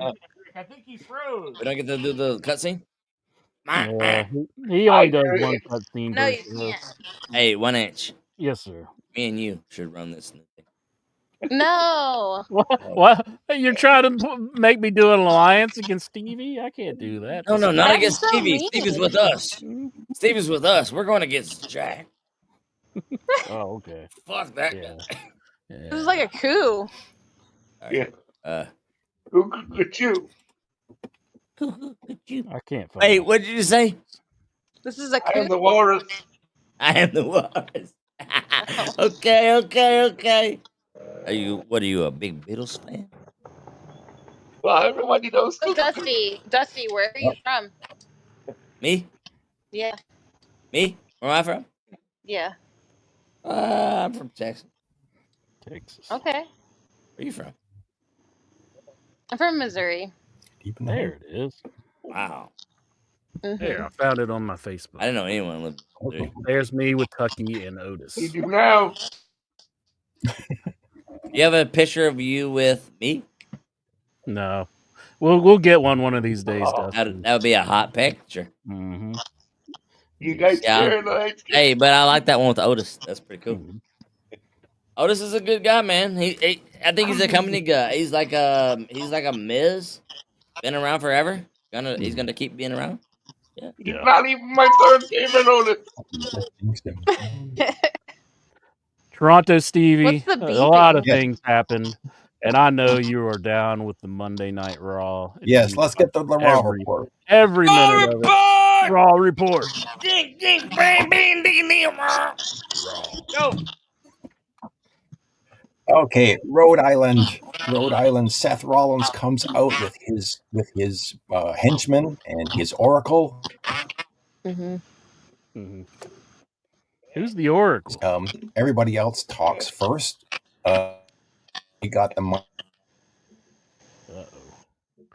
This Raw report's not starting. Braun Breaker. Steven's having connection issues. Yeah. Are you getting that too, Jackie Jones? Everybody else. I am. Yeah, he's just kind of like. You got to pay the tariff on your internet, Stevie. I know, Internet is very bad right now. Yeah. So Breaker, he has a vision for WWE without Sami Zayn. The crowd, my puppet the crowd was booing him at this point. Oh, I love that. They got the Sami chants going. So Braun Breaker cuts a promo. He says he's going to destroy Sami Zayn. Sami is just he's pretty good at getting beat up. Reed cuts a promo. He actually talks about hitting the salami splashes on Seth Rollins to get his respect. Paul Heyman cuts a promo. Then finally, Seth Rollins finally gets on the mic and he basically says, "Welcome to Monday Night Rollins," and that's the end of the promo. These guys, that's all he said was these guys welcome to the Monday Night Rollins. That's all he's got to say. Oh shit, that's pretty cool.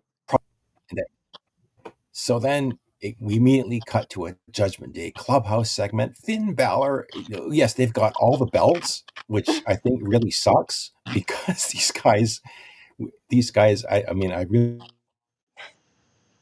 I think it's pretty cool. That is cool. Having a lot of belts. they go over these guys.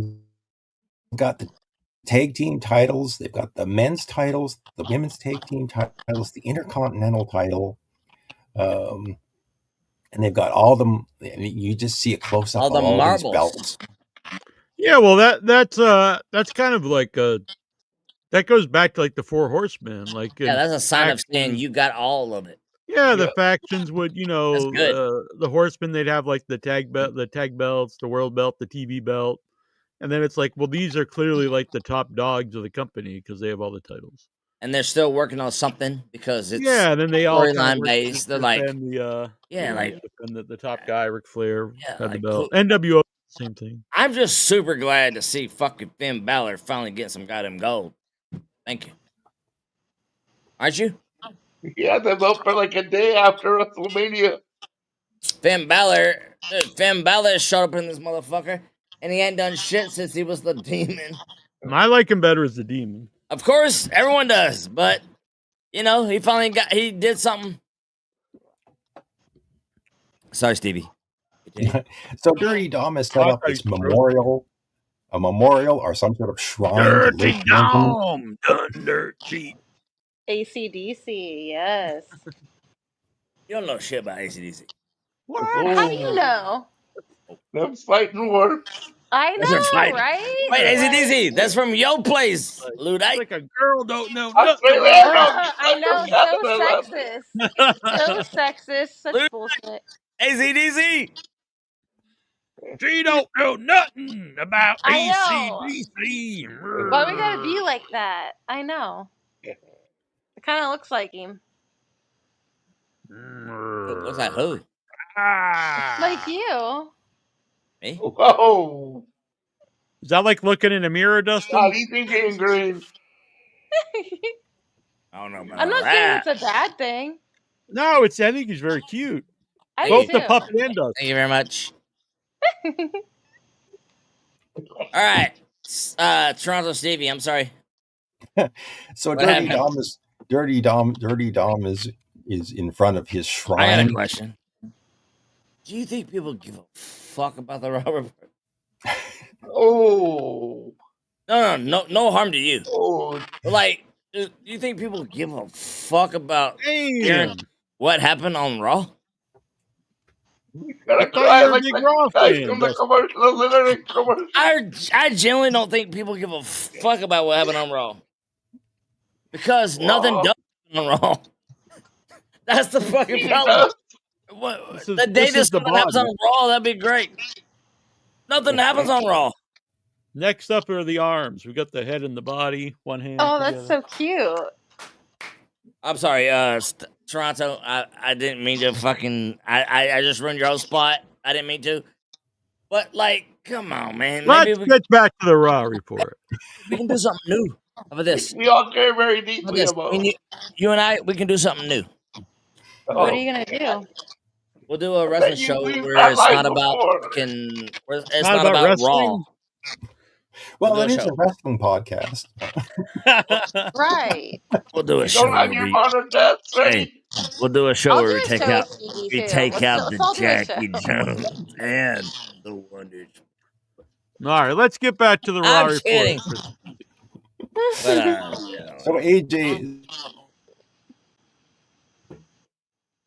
pining over Liv Morgan in front of his shrine when he's visited by AJ Styles, and he pulls out his doctor's note and he basically says, "I have a doctor's note." This is just childish nonsense. It's a little suspicious. Hey, who did? Who pulled out his thing? Doctors know nothing. Wait, Ludite, who pulled out his wiener? I didn't know anything. I don't know. You're okay. Sorry. Go ahead.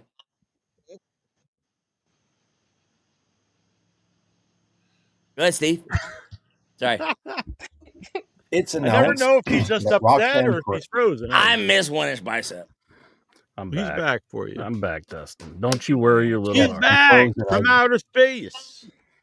Just came here to see that look upon your face. I should have changed my. 1-inch. I like I how should the have made you karaoke leave your that's team. going on. 1-inch. I know this is like a wrestling show. That's what we should do wrestling karaoke. No, okay, we'll do wrestling karaoke, Yeah. but we should also let's do wrestling karaoke. Yes, he does Let's do that. He's big as a bull and he's quick as a cat. I got disco fever. Disco fever. I am the Mountie. I'm handsome. Brave, I'm strong. Hey, you know what's funny? Jack. And I enforce the law. Jack. You can try to run. Jack. You don't like any man, Jack. you don't like rock and roll. Jack. You like to listen to Jack, next week. Jack, next week, I'm bringing in a Canadian. You're bringing in a Canadian? Next week. Who is that? Please sing that song. You know, Who is Steve that? Stewart from Canada, Steven and Ludite. We already sing got a that song, though. Canadian. We don't need another Canadian. No, Who's like the- she, Yeah, we got two already. she's not like a big fan. So if you sing that, I think it would be kind of funny. I'll impress her because I know the words to Exactly. the Mountie song. Yeah. Boom. That's how I impress the ladies. So lucky. Oh. You know all the words to the Mountie theme song? Oh, the Mounties. Dude, the Mountie was awesome. I'm a big fan. He was cool. He was on not too long ago, a couple months Jean ago. Rougeau. Jacques Rougeau, yeah, it was a good show. Is it Jacques or Jean? Jacques. Jacques. Jean. Parlez-vous The français? throat thing going like. Oui, j'ai pas l'air. Yeah, like you're gonna spit.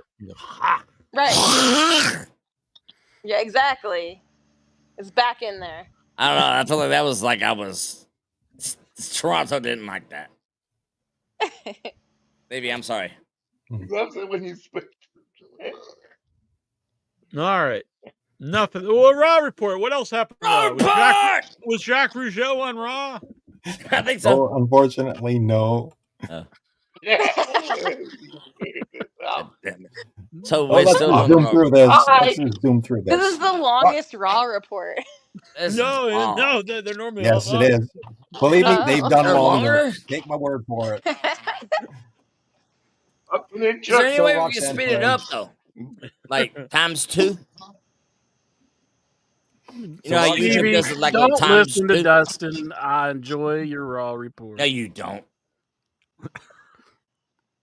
I enjoy the Raw report. He does enjoy him. I'm sorry. So it's You're so gonna make him cry, and then his wife will make him go to bed. He already has to go to bed. His past his bedtime. Oh Yes, it no. It's announced that Roxanne Perez and Raquel Rodriguez will defend the women's tag team titles at Evolution against No 4 other way! teams. Alicia Evolution is a Charlotte mystery. Flair, Evolution is where I belong. a tag team from NXT. Penix? Wait, Penix is gonna be there? I think he's Sorry? trying to listen in. Yeah. Can you tell us what's going on? What's going on with the show? We're being creeps right now. It's great. So, I don't know how long this is. About 15 minutes into the show, we get our opening match: Roxanne Oh. Perez versus Carrie Sane. Damn. Oh, yeah, I saw that and one. Surprisingly, so Carrie Sane has a match, and guess what? Nobody got injured. But Oh, yeah. Good job, Carrie. I Sane. can't tell you this. But She's a tell them what pirate. happened. So Off the top she rope. avoids the pop rocks. She avoided the pop rocks and basically Is that a move, the pop rocks? Or did you actually have like pop rocks? Like the Rock, no, Roxanne's move is called the Pop Rocks. That's not a good Never, name. never it's like a mix chain to pop destroy rock it. with Pepsi. Roxanne's move is called the Yeah. Pop Rocks, Jack, and it's pretty good. Thank you very much. They need to start selling some pop rocks with her picture on them. Oh, They God. sell He's got lots of another idea. merchandise. Exactly. They do. They sell They lots need of some merchandise. WWE pop rocks. They sell merchandise. I saw the WWE orange juice, or well, it's not really orange, like fruit punch at the grocery store. One has Cody Rhodes on, and one has Stevie's favorite, Jey Uso, or one of the Usos. Yeet. Yeah, and I don't know if this Captain Cody. I don't know. It seems I don't know. It's I don't really know. just a plain old fruit punch, but it just has like a picture of him on it. They should call it Yeet Punch. I don't know if I want to drink Heat Punch. Exactly. Drink up, boy. Yeet. I believe that would be white. I don't no know yeet. why. I love how goofy. Hey, Hey, what's Troy. up, Typo Troy? I love how goofy the commentators are every time they say yeet, because they know what the fuck that means, but they still say it, and they're like, Yeet, yeet, well, yeet. well, we don't know what it means. Yeet. Dude, come on. It's pretty funny. I think it's funny. John Brown just saw Superman get Showboat back on. Damn, John Troy Brown. and I Terrible like to see it Friday. Troy, my guy. What's up, baby? How you doing? John Brown Everything's says groovy. it was How about with you? okay. Oh, baby. Couldn't be better. Awesome. Yeah, but you can't believe that. Hey, joke when goes you're down, you got to look up. He loved Superman versus Batman. You've He got did? Probably not. I think that's impossible. What's happening? For anybody to like Superman versus Batman. I'm loving the puppet, Jack. That thing's awesome. Yeah. He tried to. You know what he tried to do with that? Did you see what he tried to do with that with me? I believe that. I said I don't want to do it. You might like it. You No, never know. no. I said Be I won't. open-minded. Exactly. If I said I want to, then I'm good, right? Yeah. Hold on. Hey, Terrible Troy. I'm about to change my mind. Ooh. I want it. We never king shame on. I in want your head. it. Give it to me. All right. Silly. Can we get back to this? All right. Well, I thought you were gone for a minute. Yeah. Well, I was going to yeah, take over. I thought Stevie was going to tag me in. Oh, that'd have been. I'm gonna climb up Troy's beard like Rapunzel. Do it. I like I'm that. Yeah, I like the Yeah. little twist. That's very thank cool. you. Yeah, of course. Stizzle, how you doing tonight? I'm good. How are you doing?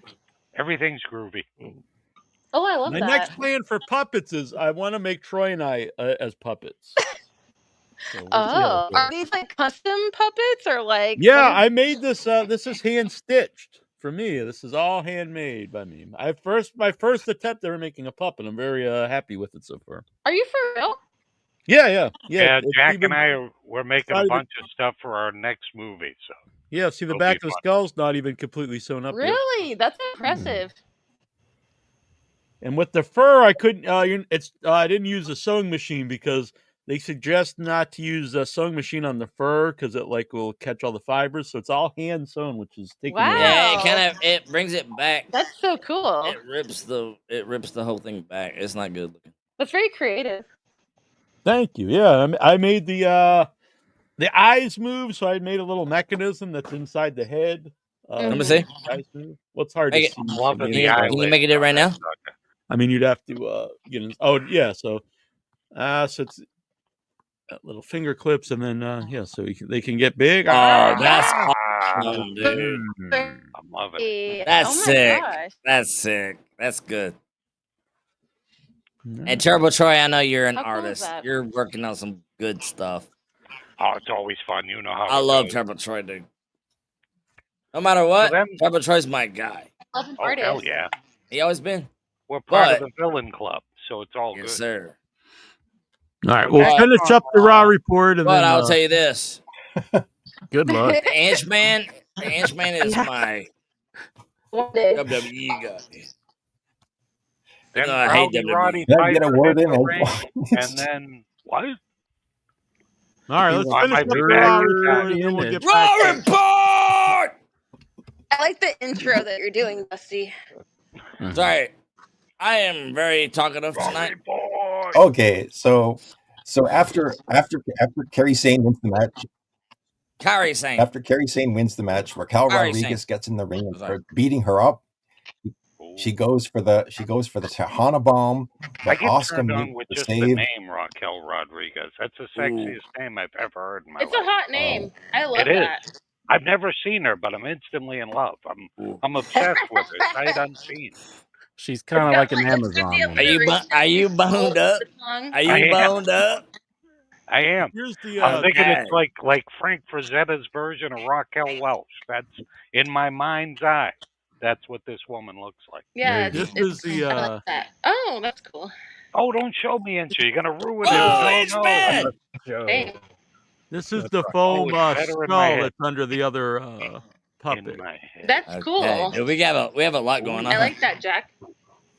So yeah, this is Inchman. how it starts. Starts as foam. Got a mouth plate here of plastic, and then There's a lot going on. I make the fur, and you gotta sew it together, put it over the head. I've got some flesh colored felt back there. I'm gonna do Troy and I. Yeah, I'll do the show. Disassembled.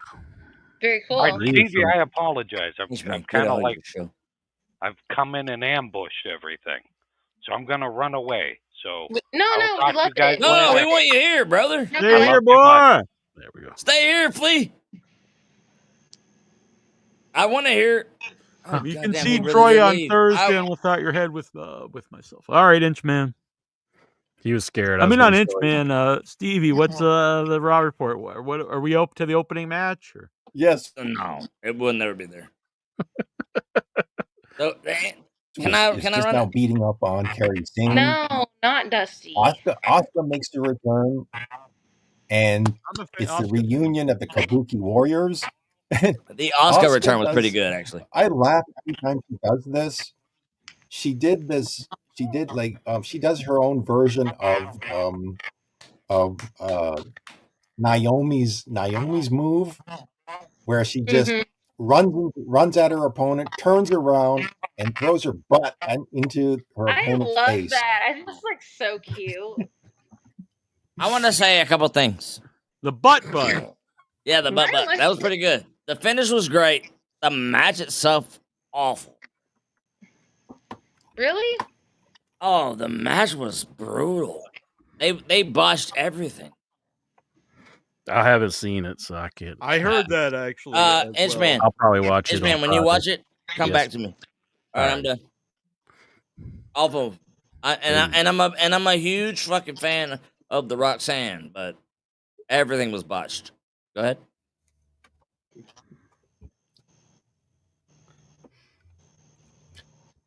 So a woman named Jackie is backstage with Sami Zayn. Sami Zayn is all taped up, and from his beat down from Karrion Kross. Mr. Backstage segment himself. And I Sammy seemed like he was Business getting a has big match cheer with Braun Breaker tonight. And Go ahead, Rob. Sorry. My bad. So Braun Breaker had earlier in the night cut this promo saying he didn't like Sami Zayn, he didn't like his music, he didn't like his beard.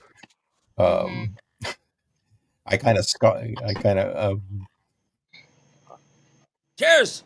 You gotta laugh Scarlett at the pet. Bordeaux, of all people, walks up to Jackie Redmond.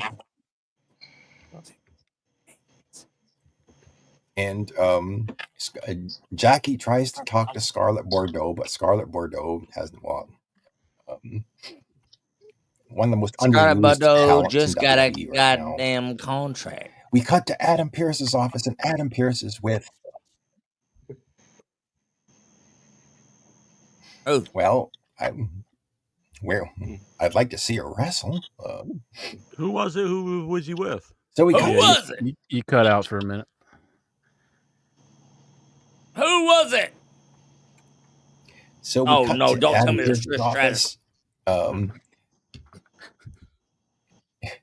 No, American Made is with Adam Pearce. Oh, it was Adam Pearce? Scrap Iron Adam Pearce, who's also been on the show. Mm-hmm. Yeah, he was. I listened to that show. We interacted with him at that convention a little bit. Yeah. I listened to that show. He has no idea who we are. He just he does. He's like, who are these? He knows who you guys are.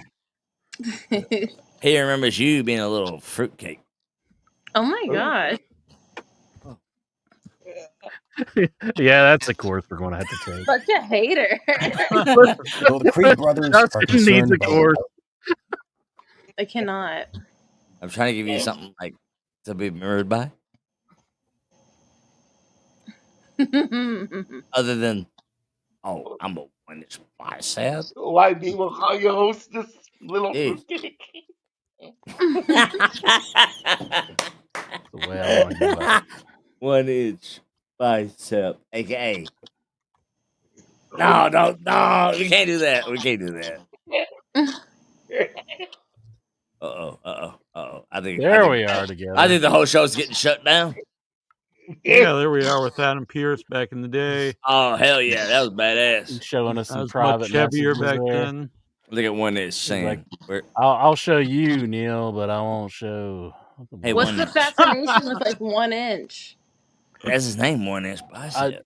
Back I don't in the know. day, You're really harping on it. I call him 1 inch like a hardcore fucking junkie because he's my one.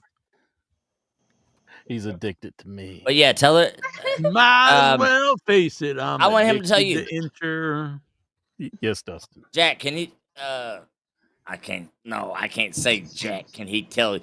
1H, you tell her the story. The story of how I got my name? Oh, Yeah. I was on AOL back in the day. And AOL.com. Oh yeah. Yeah, and I was like, I was going to put the real size of my biceps, and I thought, that's stupid. I'm going to put 1-inch biceps. I don't want to be very jock. Yeah, because half-inch biceps, that's too much to write. He's being vague. Yeah. He's being a little vague. That's too braggadocious. Exactly. Right. That makes sense. Yeah, and that's pretty fun. Then I got out of shape, so it didn't really help. So I wasn't really in that great of shape then either. I'm like the guy who like lifts one day and then goes, "Hell yeah, I'm really in shape." And he starts, whoa, it's Job's. Didn't I done that? Oh. I used to call. Hey, is this? Oh, what happened here? We had a date with the Sinclair. Okay, let's go. Are you trying to win it? All right, ladies and gentlemen, I'm Brian. Oh, this is outdated. Danielson. We're here at the NWA Wrestling Legends. This is outdated We're as trying fuck to find and somebody blurry. to win a date with Todd Sinclair. Okay, here's somebody right here. Yes. Excuse me, miss. I accidentally wanted to go to the England. With you? No. Jack, this is awful. This guy. Oh. Todd Sinclair? Yes, Todd Sinclair. Absolutely. Oh, Todd Sinclair. Todd Sinclair? Yeah. Look, Scrapyard Adam Pierce live. There's Charlotte, Troy. North Carolina at the NWA Legends Fan Fest, and I'm here with Troy. That's the flea right there, buddy. You want to win a date with Todd Sinclair? That would be probably the best thing that's ever happened. It's cameraman, zoom in. I want you to get an uptight shot of Troy. Troy, tell the world why it is you think you are the candidate best suited to date Todd Sinclair. I have certain equipment that probably none of the other competitors have, and I think that would be the. I have a certain equipment that not other packers ever have. That's kind of a creepy answer. And here's Tegan Knox. Yes. For real? Yes. Yeah, Just absolutely. kidding. Oh my god. It's not her. Like a new daddy. Oh my god. Think about And there's Jackie Joe. And my shoulder. Yeah, I'm twice the man as I am today. things in your lifetime that you want to last forever. Jackie Jones, you're doing a sit down interview with the GM of Raw. Yeah, and we're talking about winning a date with the referee in Ring of Honor. He's interviewing you. I'm not that damn important. To find Todd Sinclair, his soulmate. And that person exists, and we need as basically as Will society, WWE fire him if they see this video? Look what the I hell hope you they doing do. with these videos? Shit, you just send it in. Who I think pound for pound, At the worst, what are you I gonna don't- do? Get some free merch? I don't think we have that type of power where WWE like you were on in your head. Get rid of this guy. You'd be surprised. Ladies and gentlemen, I'm here with Tracy Books. Tracy Books. A lot of fucking I met YouTubers that her. are getting a lot of fucking. I met There's her on YouTubers that Twitter. are getting their videos posted like in between. We interviewed Brian Danielson at that show. Yeah. It kind of pisses me Literally off when I 1 see YouTube videos where they're like they do live reactions to We're on shows. YouTube now. No. Oh. When they do no, hold on. I Hear me thought you out. meant just in general. You just Oh, hate no, YouTube. of course. This is why it pisses me off. They do live reactions, and they always make a good face, and they say something. Dude, you guys should have been those mother. What's You- on Job's mind? You guys were the originals. Thank you, Dustin. I appreciate you. Jojo Beans, your life is calling. Jobs, what's up? How's it going? Look So very Superman sinister there. is okay. Are you calling from like your closet? I'm in bed. I got to get up early in the morning, but I had to call and to say that this is the best Raw report that I've ever. Yeah! Raw report! Raw report! Raw report. Fuck the Raw report, right? No. Play the intro. Oh, sorry. Hate the Raw report. I'm sorry, Steve. All right. Steven, Raw report. Steven, you're awake. We're still in the first half hour of the show. You're still awake. That's the Sounds crazy part. riveting. This is like a real-time Raw report. Steven, why are you awake? Oh, you're gonna do the Raw report? All right, let's bang this out. Raw report, Stevie. Raw report. So Bruce and Julius Creed are in the general manager's office. They're concerned about El Grande Americano wrestling and competing because Chad Gable is injured. And then Bruce Creed kind of slaps his brother. And so Adam Pearce says El Grande Americano requested a match. And so he's going to have a match tonight. And he also says that Ivy Nile will compete in the Women's Battle Royal at Evolution. Good. The Warrior Pierce announces that they'll be the Raw tag team in the fatal four-way for the tag titles. We get a video of Nikki Bella promoting Evolution. Now she's going to be in the Battle Royal because I guess she was going to take on Liv Morgan, but then Liv Morgan injured herself. Wait, who injured Liv? And winner at a champions. So next up, we get Sami Zayn coming out for his match. He's walking down the aisle when all of a sudden, coming up behind Sami Zayn is Karrion Kross with a pipe. And Karrion Kross just beats the piss out of Sami Zayn with a pipe. Yeah, it's kind of boring. And Sami Zayn just crumples into the onto the floor. Yeah, coming back from the commercial break, Adam made a horror Pearce movie. and some of the other guys are trying to carry Sami Zayn back to the back. The horror But movie could have Sami fucking Zayn, killed that being the guy. stupid baby face hey. that he is, basically he says, "No, I want to wrestle Braun Breaker," and he just crawls into the ring. Braun Breaker comes out, and Braun Breaker just beat the piss out of Sami. So, do you want to crawl into my ring? And do what?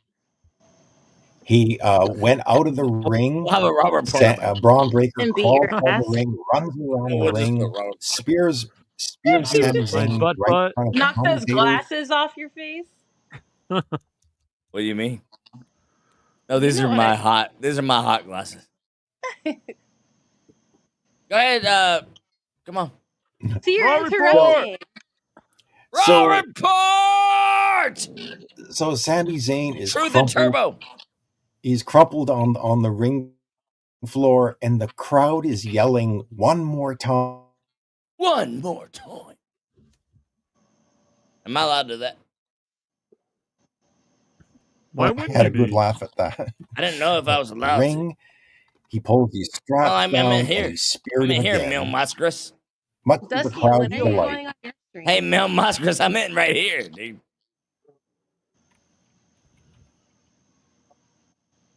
Sorry, what'd you say? Talking to the Viking Raiders, and the Viking. What'd you say, Mom? The Viking Raiders look like acolytes of biker. The acolytes of Apocalypse? Awful. New Day comes in, and they're all dressed up in black with veils and things that say they're in mourning because they lost the tag team titles to the Judgment Day.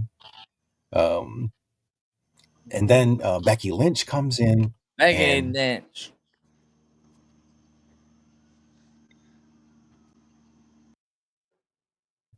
Comes a promo, and the push of Lyra Valkyria continues. This has just been going on Because she's for awesome. far too long. Once again, I'm a fan. Lyra Valkyria. No. I think Lyra Valkyria is about to be the top dog. Why do you hate her so much, Stevie? Yeah, why do you hate her? That'd be a good question. I don't know. There's just something missing from her. And she's being outclassed. She was in there with Becky Lynch and Bailey, who were you don't know the storyline? Even on the mic, Becky can be There's a kind of storyline annoying, there, though. even when Becky cuts promos.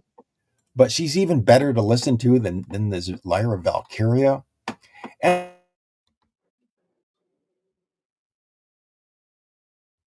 comes out, and they're all just cutting promos. And eventually it breaks down.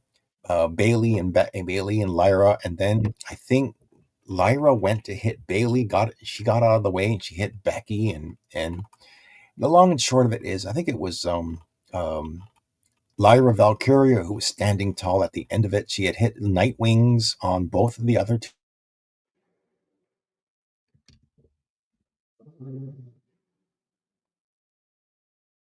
I don't know. I'm sorry. I don't know if I'm ever gonna get into Lyra Valkyria, but a locker room segment with Seth Rollins and his goons.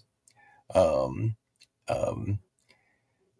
think it was Braun Breaker asked, "Well, what are we going to do about Karrion Kross?" And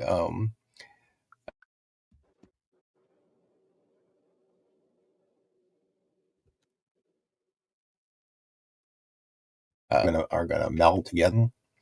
So next up, we get main event Jey Uso and Braun Breaker. This is a short match because I think against Bronson Reed. This was a short match because Bronson Reed threw a chair at Jey Uso, calling for the disqualification.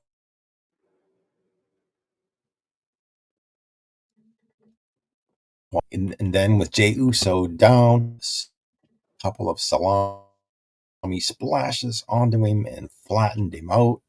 The Adam Pearce, who was really busy tonight, ran down to the ring with some producers, and they quickly stood over Jey Uso to protect him. And Bronson Reed just left. He got his assignment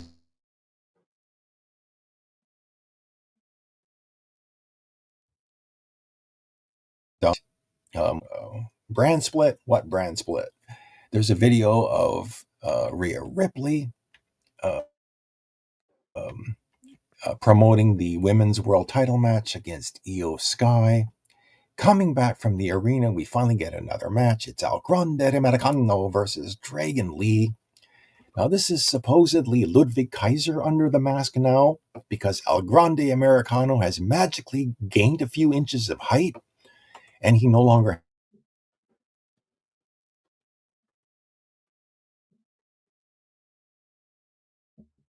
he won this one in Lee. In backstage segment, we get Penta warming up. Paul Heyman is talking to him, and then coming back from the commercial break, it's announced that Stephanie Vaquer will be a part of the Battle Royal. The ring, and Goldberg got Saturday night's main event. And then you just cut to the back where this car zooms up into the parking lot, and Goldberg gets out of the car, and the camera follows him as he walks into the arena, past the gorilla position, and out down into the arena. And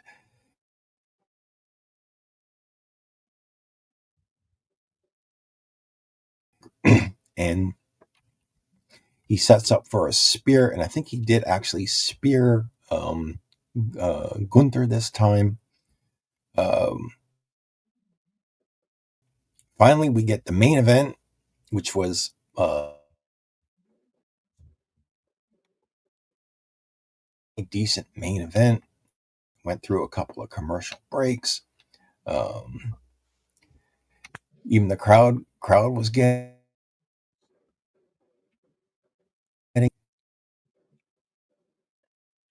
I think he got a curb stomp on Penta and pinned him, and then he called out his goons, Bronson Reed and Braun Breaker, to do a beatdown.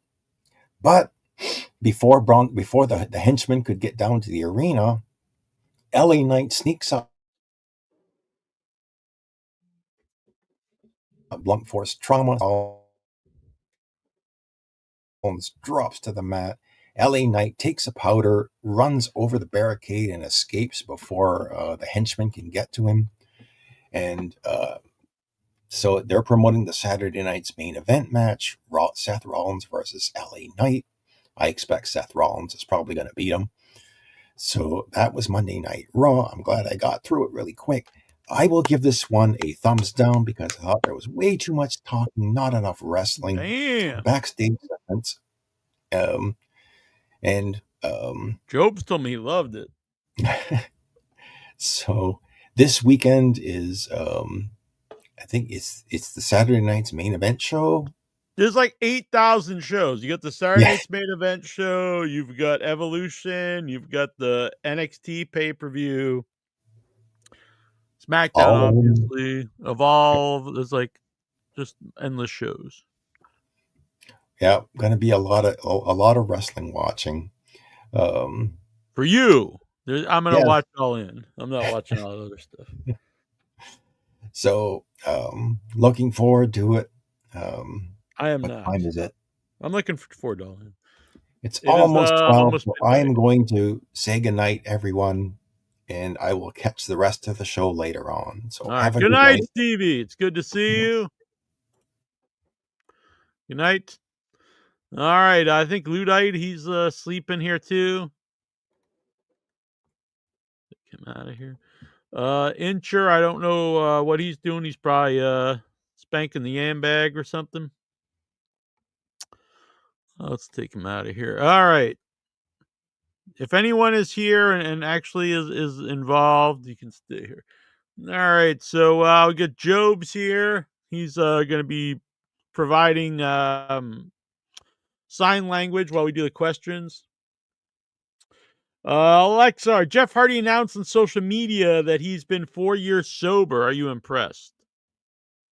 I mean, I think he's said similar things many times, so sure, I guess, but if he really is, yeah, that's impressive. But at the same time, he's also been caught drunk driving or driving under influence many times, so how impressed can you be? Matt Hardy says that he and his brother want one more run in the WWE. Haven't you mentioned this? Like, I think you send the same question in every week. I have no interest in that, but of course they want another run. The Undertaker says that he wants to join the WWE creative team. Again, you asked this last week or the last show. Maybe we didn't do a show last week. Are you intrigued? I mean, I don't know. Give the guy a shot. I think it's better to give people in wrestling a shot than like old soap opera writers. But his ideas are probably like, you should just have you should have my wife like come in and beat everybody, win all the women's belts. 2 weeks ago, the second season premiere of WWE LFG premiered to low ratings. Are you sad? I've never watched the show. I know Incher's not a fan. So. Dobbs, In Your Head is a good podcast, and everyone should listen. Well, thank you, Dobbs. You're a good man, and I believe everyone should listen to Dobbs. Alexa, in AEW news. Now, he sent this in. I saw this beforehand, and he was talking about these real bad like ticket sales for AEW. And I was like, I think I've read the exact opposite of this.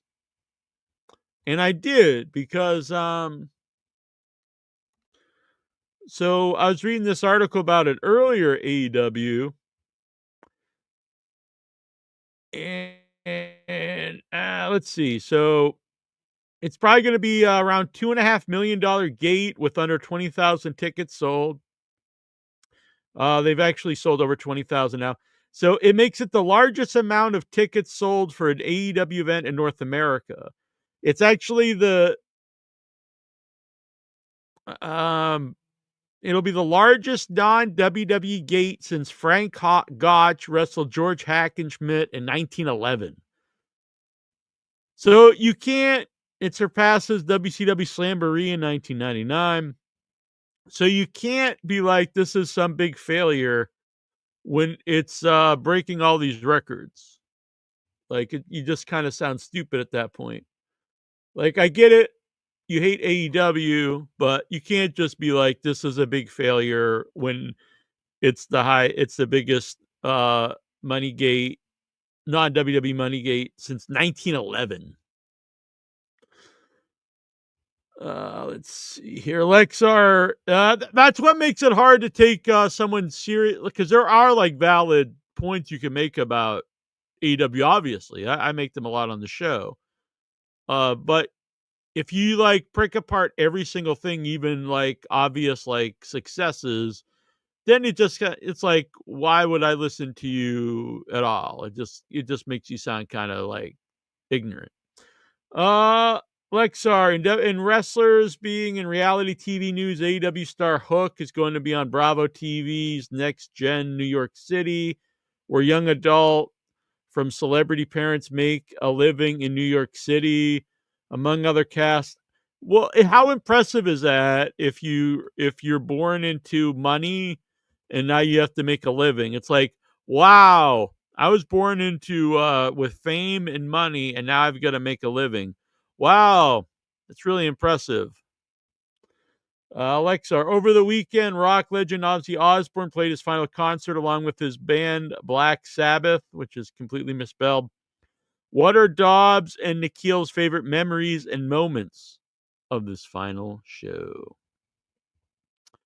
Well, that's a good question. Now that you're back, you can answer. What are Nikhil and Dobbs' opinion on the final Black Sabbath and Ozzy Osbourne performance? I think Nikhil was like, I love that Ozzy Osbourne. He's so great. I just wish I could go to all the shows, and Ozzy is the best. I watched What some of it. happened? It was very emotional. Like people in the crowd were very emotional. Ozzy was emotional, singing like a lot of his different songs. Last performance of Black Sabbath together. All 4 original band members together again. That's pretty cool. Where did It was a everybody 10-hour go? show. Did we dump them? I think I don't want to say, but yeah, they. Okay, something bad then. No. I think the Raw report was going very long, and they were just like, I'm out of here. Oh, everybody ditched us. Mm-hmm. No. Well, Lexar, hopefully people come back. I was enjoying our new guest here on the show. Lexa, what are Jack's favorite puppet characters from kiddie TV shows he grew up watching? I mean, it's hard to. The Cookie Monster is pretty cool. Yeah. Grouch, Oscar the Grouch, the Count. I mean, I like pretty much all the Muppets from the Muppet Show.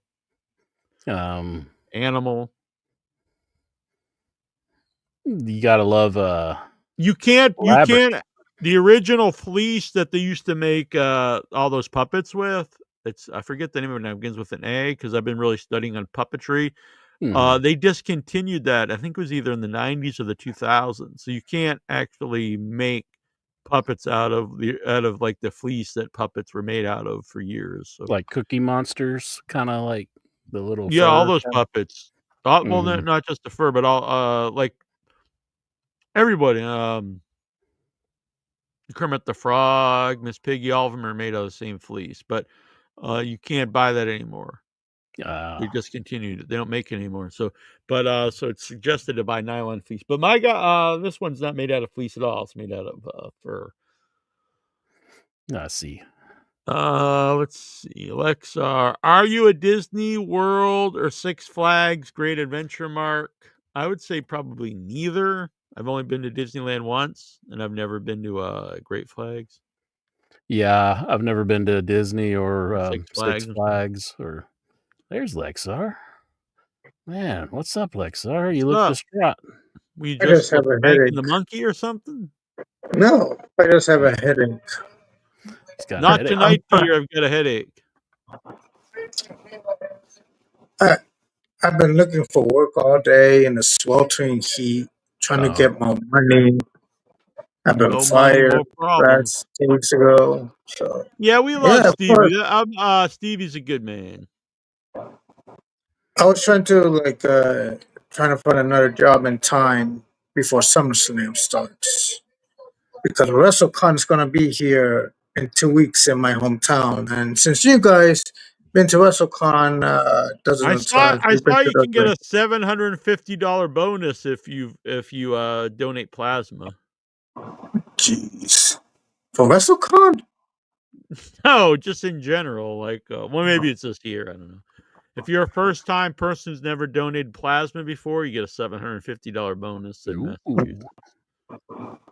That's pretty good. Well, long story short, maybe long story, maybe longer. I was My trying to life like was saved from people donating blood, so I thought I should donate blood, and then I saw you got this bonus. I was like, hell yeah, maybe I will donate some blood. Turn off think your you can. TV in the background, you fuck. I don't think you can in my town Turn off. anymore. I think they. What? Turn off your TV. I think they had a bunch of ones where you can donate, but they're all gone now. So. Oh, well, just in Huntington. I don't know about all of West Virginia. Yeah, there wasn't any close to me. I'd have to go like to your boss. I think they got too many dopers. Damn, are you doing dope, Lexar? You're doing a little bit of dope? No, but I'll take it if it get rid of this headache. Damn, don't start doing like heroin or something. Here's what you need, Lexar. I got your hookup right here, buddy. You've been drinking? You look like you've been on a bender or something. You need some Advil liquid gels. Are those good for headaches, or are they more muscle? Fever reducer, pain relievers. It'd probably work. Man, you got a big giant tub of it there. Why you got so much? You got a lot of aches and pains from getting your ass pounded? See, he does it to me, Lexar. I was like, what the hell? I know. I'm sorry he's pounding that ass. Why? You said it. I can't sigh whenever you say something so disgusting and vulgar. I'm not even allowed to sigh. Like, oh, God. Well, I hope, what was her name? Stizzle? Hope she comes back. Hope yeah, probably not. Whatever happened, it doesn't sound like no, I think she was, she got tired of the Raw report. Was Sizzle the one that was singing that song earlier that you played? No, that was Rachel. That was Rachel. Mm-hmm. Did you like it? It was all about you. I know. I heard about it. You heard about it. Did you listen to it or just hear about it? Yeah, listen to it on the internet. You can listen to everything on the internet. Did the Raw report actually finish? Yeah. Oh, okay. I heard every single word of it. All right, what did he say? Did you just like Raw? That I came back and everybody was gone except for you, Jackie Jones. But we had a full house, and then they all left at the same time. I don't know. I think they like they're plotting against us. They're like, we're gonna go start a rival podcast. I think it's because I think the reason everybody wants to interrupt Stevie's Raw report is because they got boring. They don't want to watch it, and so everybody's like plotting interruptions. Interruptions. Abduction. They're gonna go abduct Stevie? Interruptions. You're not gonna commit crimes to make money to go to SummerSlam, are you? I may be. I don't know. I'm probably not going to sell some wrestling memorabilia. Maybe my team will be. Damn, that's right, Jujubee. Interest got his. I banged that ass raw. I mean, pounded it. Oh, like that's any better. I meant like beating it, not like not like boom, boom, pow. So how imperative is it that you go to SummerSlam, Lexar? Like, are you trying to make it happen? I'm trying to, but there's also a WrestleCon convention that I'm trying to get to. And here's a question I pose to both of you, since you've been to dozens of conventions.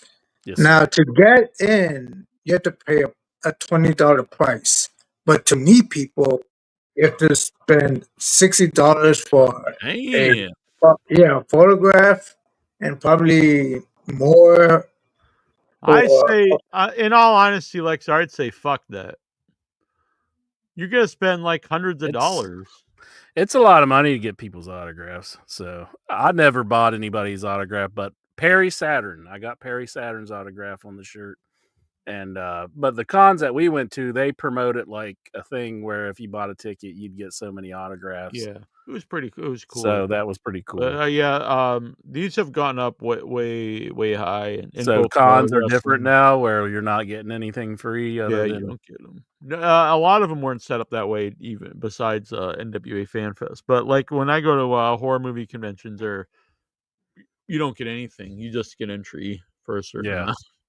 I know the one that I went to with you. It was just you just came in. And yeah. I kind of regret not getting Kane's autograph. I probably should have got Kane's autograph. You should have got it, and then you should have had him sign like your bicep, and then get it tattooed.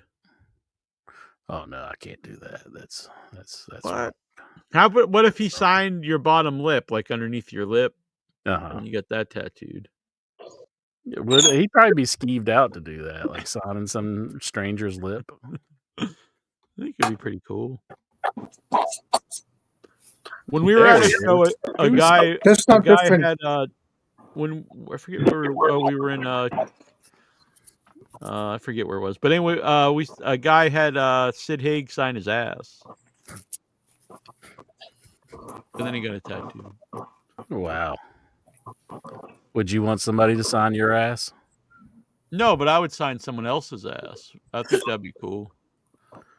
Would you do it appropriately? What's that supposed to mean? I just pull out my dong or something?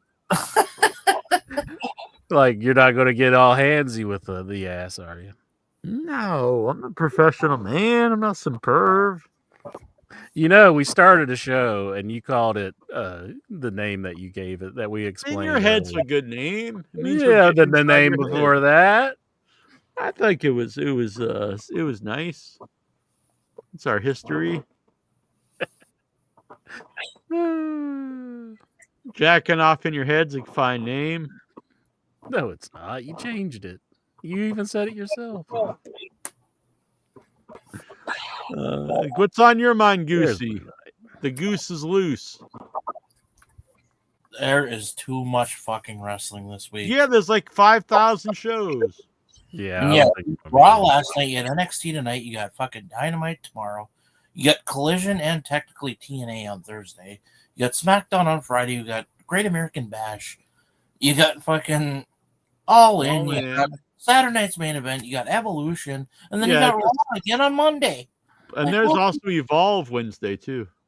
Oh, God. It's just like, what the And fuck? Ring of Honor. There's a Ring of Honor special event. Ring of Honor's, I forget the name of it. I don't know, whatever it's called. And, yeah, it's just insane. I don't know how people... GCW and shit, too. And it's, oh, my God. Why does WWE, like... You can't... I mean, you can do whatever you want, but it just seems insane to have like 3 special events on one weekend. On the same weekend as AEW, nonetheless. Yeah, I mean, it's obviously what they're doing, but even if there was a AEW show, it's like it's too much, but especially when you have the AEW show, it's just... Like, I don't mind Evolution Sunday night, because it doesn't affect AEW. Yeah, it's a different night. But like to do the Saturday event. Yeah, two events on the same day. Pay-per-view. Come on, no. Yeah, it's too much, and they know what they're doing. I thought things would be different without Vince there, but it's that's not changed. I think it's even worse. Probably. Do they think like? So do they? What time is All In at? Is that I think it's at 3. The pre-show starts at noon, I think.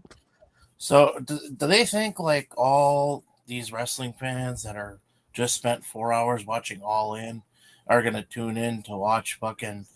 No, I mean that in their mind, I guess. But I've read that like even when they do the special shows on Saturday, like anything after that, like does really poorly because it's just because people can't sit there for like 9 hours watching wrestling. I mean, do we really think that fucking Bill Goldberg's gonna beat Gunther? No. Do we really think that like LA Knight's gonna beat Seth Rollins? No. I mean, Alexa, I mean, I don't provide a StreamYard connection. That's your internet connection. I think your internet is, I don't control your internet. Did the But lady take off? But even Yeah. if you're the WWE, how about don't run Saturday Night's Main Event and run the NXT show after. You know what I mean?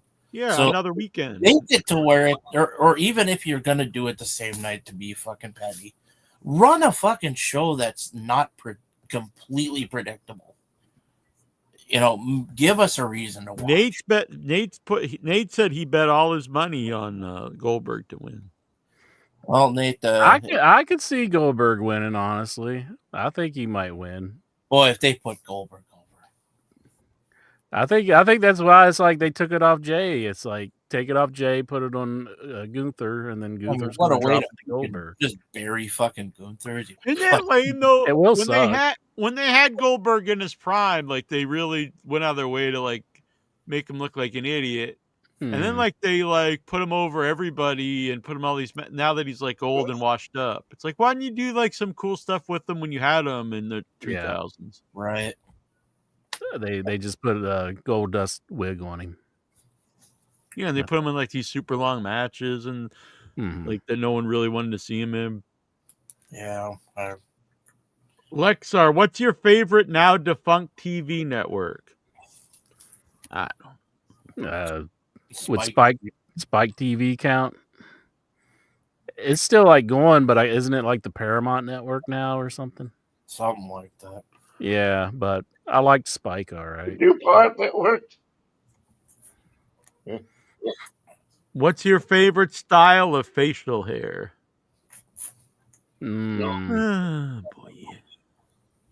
mustache. Why don't you grow one an inch, man? I'm not big on facial hair. You should come back in 3 weeks with a big ass mustache, or like a paper thin one like Vince had. Yeah, pencil thin mustache. That would be pretty good. The pencil thin one. Nate G's a big Fu Manchu fan. I could probably do that. How do you achieve the thin mustache? Do you just like gotta keep like trimming it, like so it's just like? Yeah, I guess so. Like, and that seems like more of a pain in the ass than anything. I agree. Like, you're not really getting away from shaving because you got to shave the rest of it. That's how that's how I do my pubes. I do pencil thin pubes. Let's see here. Do you ever wear flip flops or Crocs during the summer? Absolutely not. I'm not a fan. Not a fan. What about when you're gonna beat up Big Man Vader? I want to do flip flops. Yeah, I've never been a flip flop fan. I know Troy. My brother used to wear flip flops all the time when we were kids. Yeah, I don't have a pair of Crocs. Do you still have the same boots taped up? The ones that like fell apart on me, and I think I do still have that. So I know, like I said, I would give it away at one point, but nobody seemed to give it away. Yeah.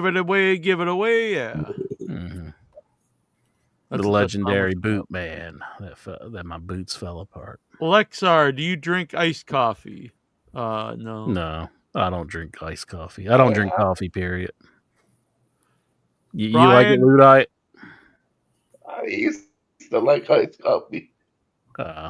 Brian Matthew Clutter, do you pick things up off the floor if you drop them? What?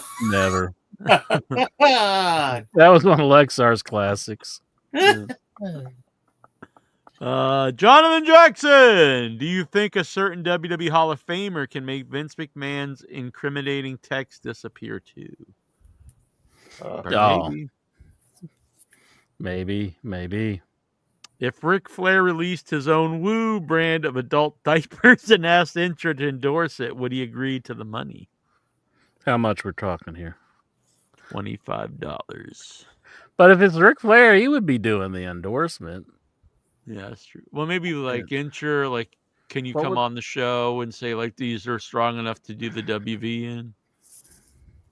Like I could see like Rick being like, I never crap myself, but this guy here, he craps himself all the time, so he needs some woo. Man, like so many of my favorites, like you got Punk just like completely being a bitch to Saudi Mhm. Arabia, and you got Ric Flair just out there shitting himself. It's like a sad Like, day for me. I don't blame him for the apology once he was there. I You do. know, because I would say just about anything, so I left with my life. But why even go But- there then? But like, I wouldn't go there in the first place. Exactly. That's what I'm saying. I wouldn't have ever gone there. Like, I don't think there's an amount of money they could give me that would make me go to Saudi Arabia. Like, Jonathan I'm just Jackson, not ever going to go. how many hours of wrestling are you willing to consume in the next 6 days, and why are you such a fake wrestling fan for not watching every goddamn second of it? I can do about a show a day. Yeah, who wants to? I mean, what would that be Saturday? Like, honestly, like 10 hours? They're It's doing it on insane. purpose. Yeah, I I mean, mean, you're looking at probably 2.5 with NXT. You're probably looking at TNA will probably, or 8 TNA. AEW will probably go 4. Yeah, it's probably like almost 10 hours. You know, like 4 eight and a half 4 for hours, the 9 main- hours. Well, 4 for the main pay-per-view and 3 for the pre-show. So I mean, there's 7. Yeah, That's it's like a fucking- 10-hour day. that's It's like hours right there. it's longer than a work day. It's And like then Saturday night's main event is gonna be 12 hours of fucking pro wrestling on Saturday. Who's gonna want to watch?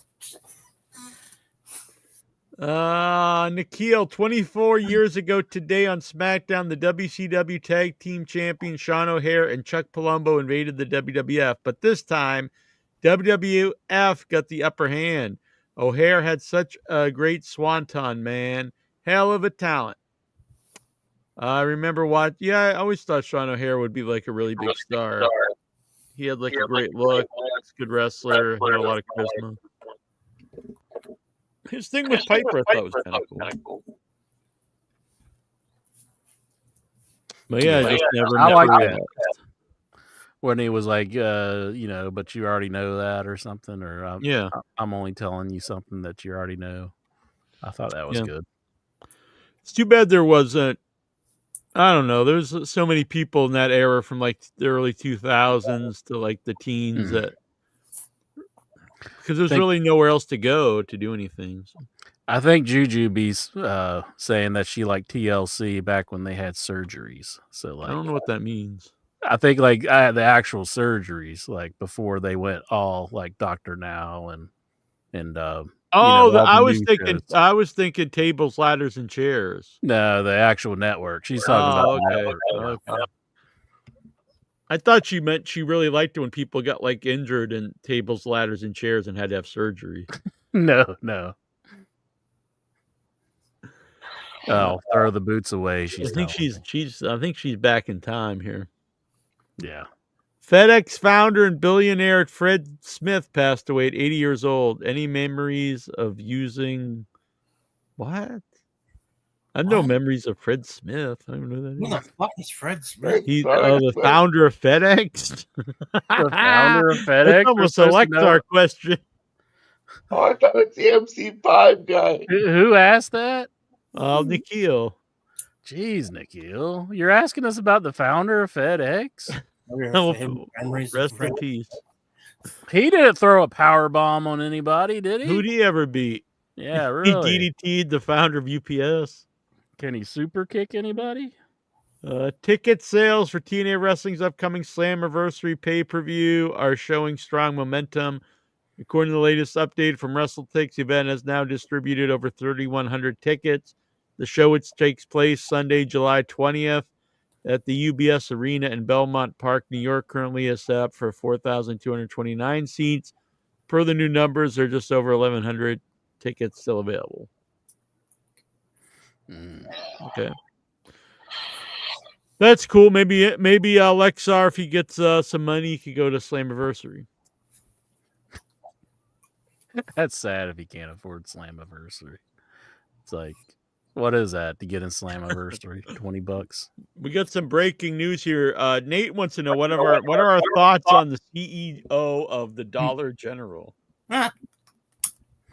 Isn't the guy who founded Save a Lot? Wasn't he like a serial killer or something like that? I don't know. Maybe that's pretty cool if he is. Was Allegedly. I think that's what. I Are think that you was the case. are you pro or anti serial killer? I'm anti. Save lot founder. Kind of on the fence. You can tree on a fence. I could, it depends. I guess who they're killing. Let's see here. An unfortunate update has emerged regarding the status of former AEW International Champion Orange Cassidy. According to a report from Fightful Select, Cassidy is not expected to be back in the ring anytime soon, as there are fears he may sustain a torn pectoral muscle. Well, that's too bad. I don't like to see anybody hurt, obviously. Ring of Honor lead announcer Ian Riccaboni has confirmed that he has re-signed with both Ring of Honor and All Elite Wrestling.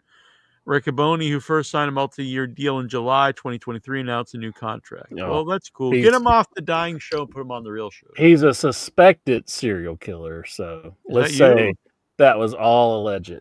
Herb, what's his name? He kind of looks like you.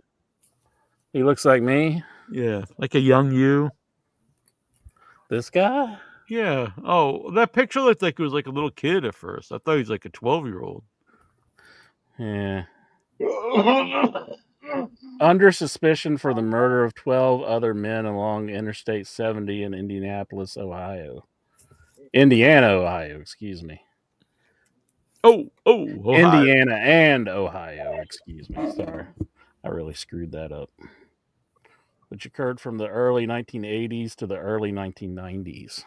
According to a report from Body Slam, WWE has strong interest in Danhausen and Private Party. Yeah, I think we mentioned this last time we did the show, but the Danhausen thing is really baffling to me because, I mean, the guy is so over, has such a following, even outside of like wrestling fans, and they've not capitalized on that whatsoever. He's still like a huge merchandise seller, and that one's a baffling one to me. Yeah. They could take Private Party to places, I guess, but I mean, yeah, I don't think they can really do much more in AEW. So I wouldn't be. I could see them wanting to try it out in WWE, and I wouldn't blame Danhausen because they've done shit all with him. Mm-hmm. But he did have some negative comments towards AEW a little bit. Yeah, well, I don't understand. Like, why keep a guy under contract if you don't just fire him? Just fire him. But are they just letting him ride his contract out and then they're going to let him go? I guess, but I don't know. I know you said like you kind of like that they don't just terminate. Yeah, but I mean, if he doesn't want to be, it's different. If I don't think you should just fire people who are sticking by their contract. You should run but if they don't want to do anything, I don't know if it's he doesn't want to do or they want to do anything with them. And if he does have like he could go somewhere else or something, I don't know, just let him out of the contract. And if like he just doesn't want to do anything, then I would fire him. I don't really understand why you just don't they haven't been using the guy. I don't personally think he's any good as a wrestler, but he is like super over, and you could just have him on TV as something. Yeah. R.I.P. Michael. Yeah, Michael Madsen. What is your favorite Michael Madsen movie? It would be Reservoir Dogs for me. Yeah, Reservoir Dogs is great. Of course, he's actually in the movie I was in last week. That's coming out, Beyond Terror. I'm not in any scenes with him, but it might be his final movie. So I might be in Michael Madsen's favorite final film. Kill Bill 2, he has a great character where he pawns the sword. Or like you pawned whatever that guy, the Hanzo is like a legendary sword maker, and he just pawned his sword. And yeah, he's really good in that. He's in Species too. Species. Yes, I'm sticking with Reservoir Dogs. Species, Jack. I like Species. I like Reservoir Dogs. I was just trying to think of some other films that he was in, you know. Ortiz says it's really cool to see Mike Santana's success in TNA. All right. really on this day, cool. It's on really this day in 2002, Edge and Hulk Hogan defeated Billy and Chuck to become the new WWE Tag Champions on SmackDown from the Fleet Center in Boston. Any memories? I do actually remember that. It was kind of odd that like Edge and Hogan were a team. Donnie Brasco, Dave Deadman. What about him? Michael Madsen and that. Oh, okay. Tommy Wiseau's cult classic "The Room" was released 22 years ago. Any memories? Yeah, I don't Never watched. think it's I don't even think it's entertainingly bad. I just think it's a bad movie. But Mhm. I don't find it fun. I just think it's just bad. Yeah. I've never seen it, so I've only heard about it. Yeah, I don't know. I don't really get the fascination with it. Even when the Hardys, Dudley's, Edge, Christian were on the tag division in the year 2000, but still Undertaker and Kane or even Road Dogg and X-Pac could beat the Hardys, Edge and Christian and the Dudleys very easily when they were booked with them. Do you agree? I'd have to really think about it. I mean, Kane and Undertaker, yeah, they would just beat. That would always kind of bother me when you have. I always think like existing teams should not be able to just get like beat up by like a makeshift tag team, even if it's like two like well-known people. Mm-hmm. Well, Vince was notorious for kind of hating tag team wrestling. Yeah, so. I mean, even today, it's not really that showcased in WWE. Yeah. There's reportedly a contingency to get Corey Graves on weekly main roster TV. I think he's way better. I like Corey Graves. I'm for it. He's better than McAfee. So I know McAfee's been gone because he's saying he does too much. But was he? I didn't catch it from the Raw report. Was he on this week or was he? No, he wasn't. So what I heard on when I read and heard on McAfee is, I mean, Pat McAfee makes fucking insane money for ESPN and Sirius Satellite Radio and all these other shows, and so he's just like, I really don't need this. You know, well, I don't think he ever needed the money, but he gets burned out from doing so much. Like, well, what am I doing wrong here? Do I just need to be like a total annoying fucking asshole like Pat McAfee? I mean, well, you've got that part. What... You've got that part down. Well, I don't think so. I thought I heard that they had him wrestle Gunther, and he really he didn't want to, but they. It seems like that's probably something he wanted to do. I don't know. I would have thought it was something. It was going to court over breach of contract or something. Really? Yeah.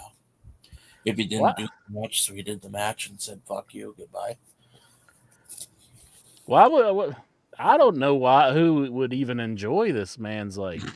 I don't either. I don't get it. I don't understand. He's People annoying love the guy. as all hell. Like, why would you pay him money to do that? Like, people love him. I don't get it either, but I can't like deny people like him. I mean, good for him, but I think he's just really obnoxious and just terrible. So I don't care if he's gone. I'm glad he's gone. But 20 years ago today, the WWE announced a large number of releases. They included Jim Cornette, who was running the developmental territory OVW. The Dudley Boys, whose last appearance was at ECW One Night Stand, and Marty Jannetty, Billy Kidman, Maven, and Spike Dudley, Matt Morgan, and many more. Wow, that was a ton of people. Yeah, it's like they let Cornette go whenever he was like doing some really good stuff with OVW. I mean, I think this was after the famous slap when he just slapped. Oh, that's true. Yeah, when he smacked. I guess they had to let him go then. So, but I didn't realize they also around that same time they fired the Dudley Boys. You know, Jannetty was just. I think Jannetty kind of messed up his return. Kidman, interest boy Matt Morgan. Oh, he's my boy now.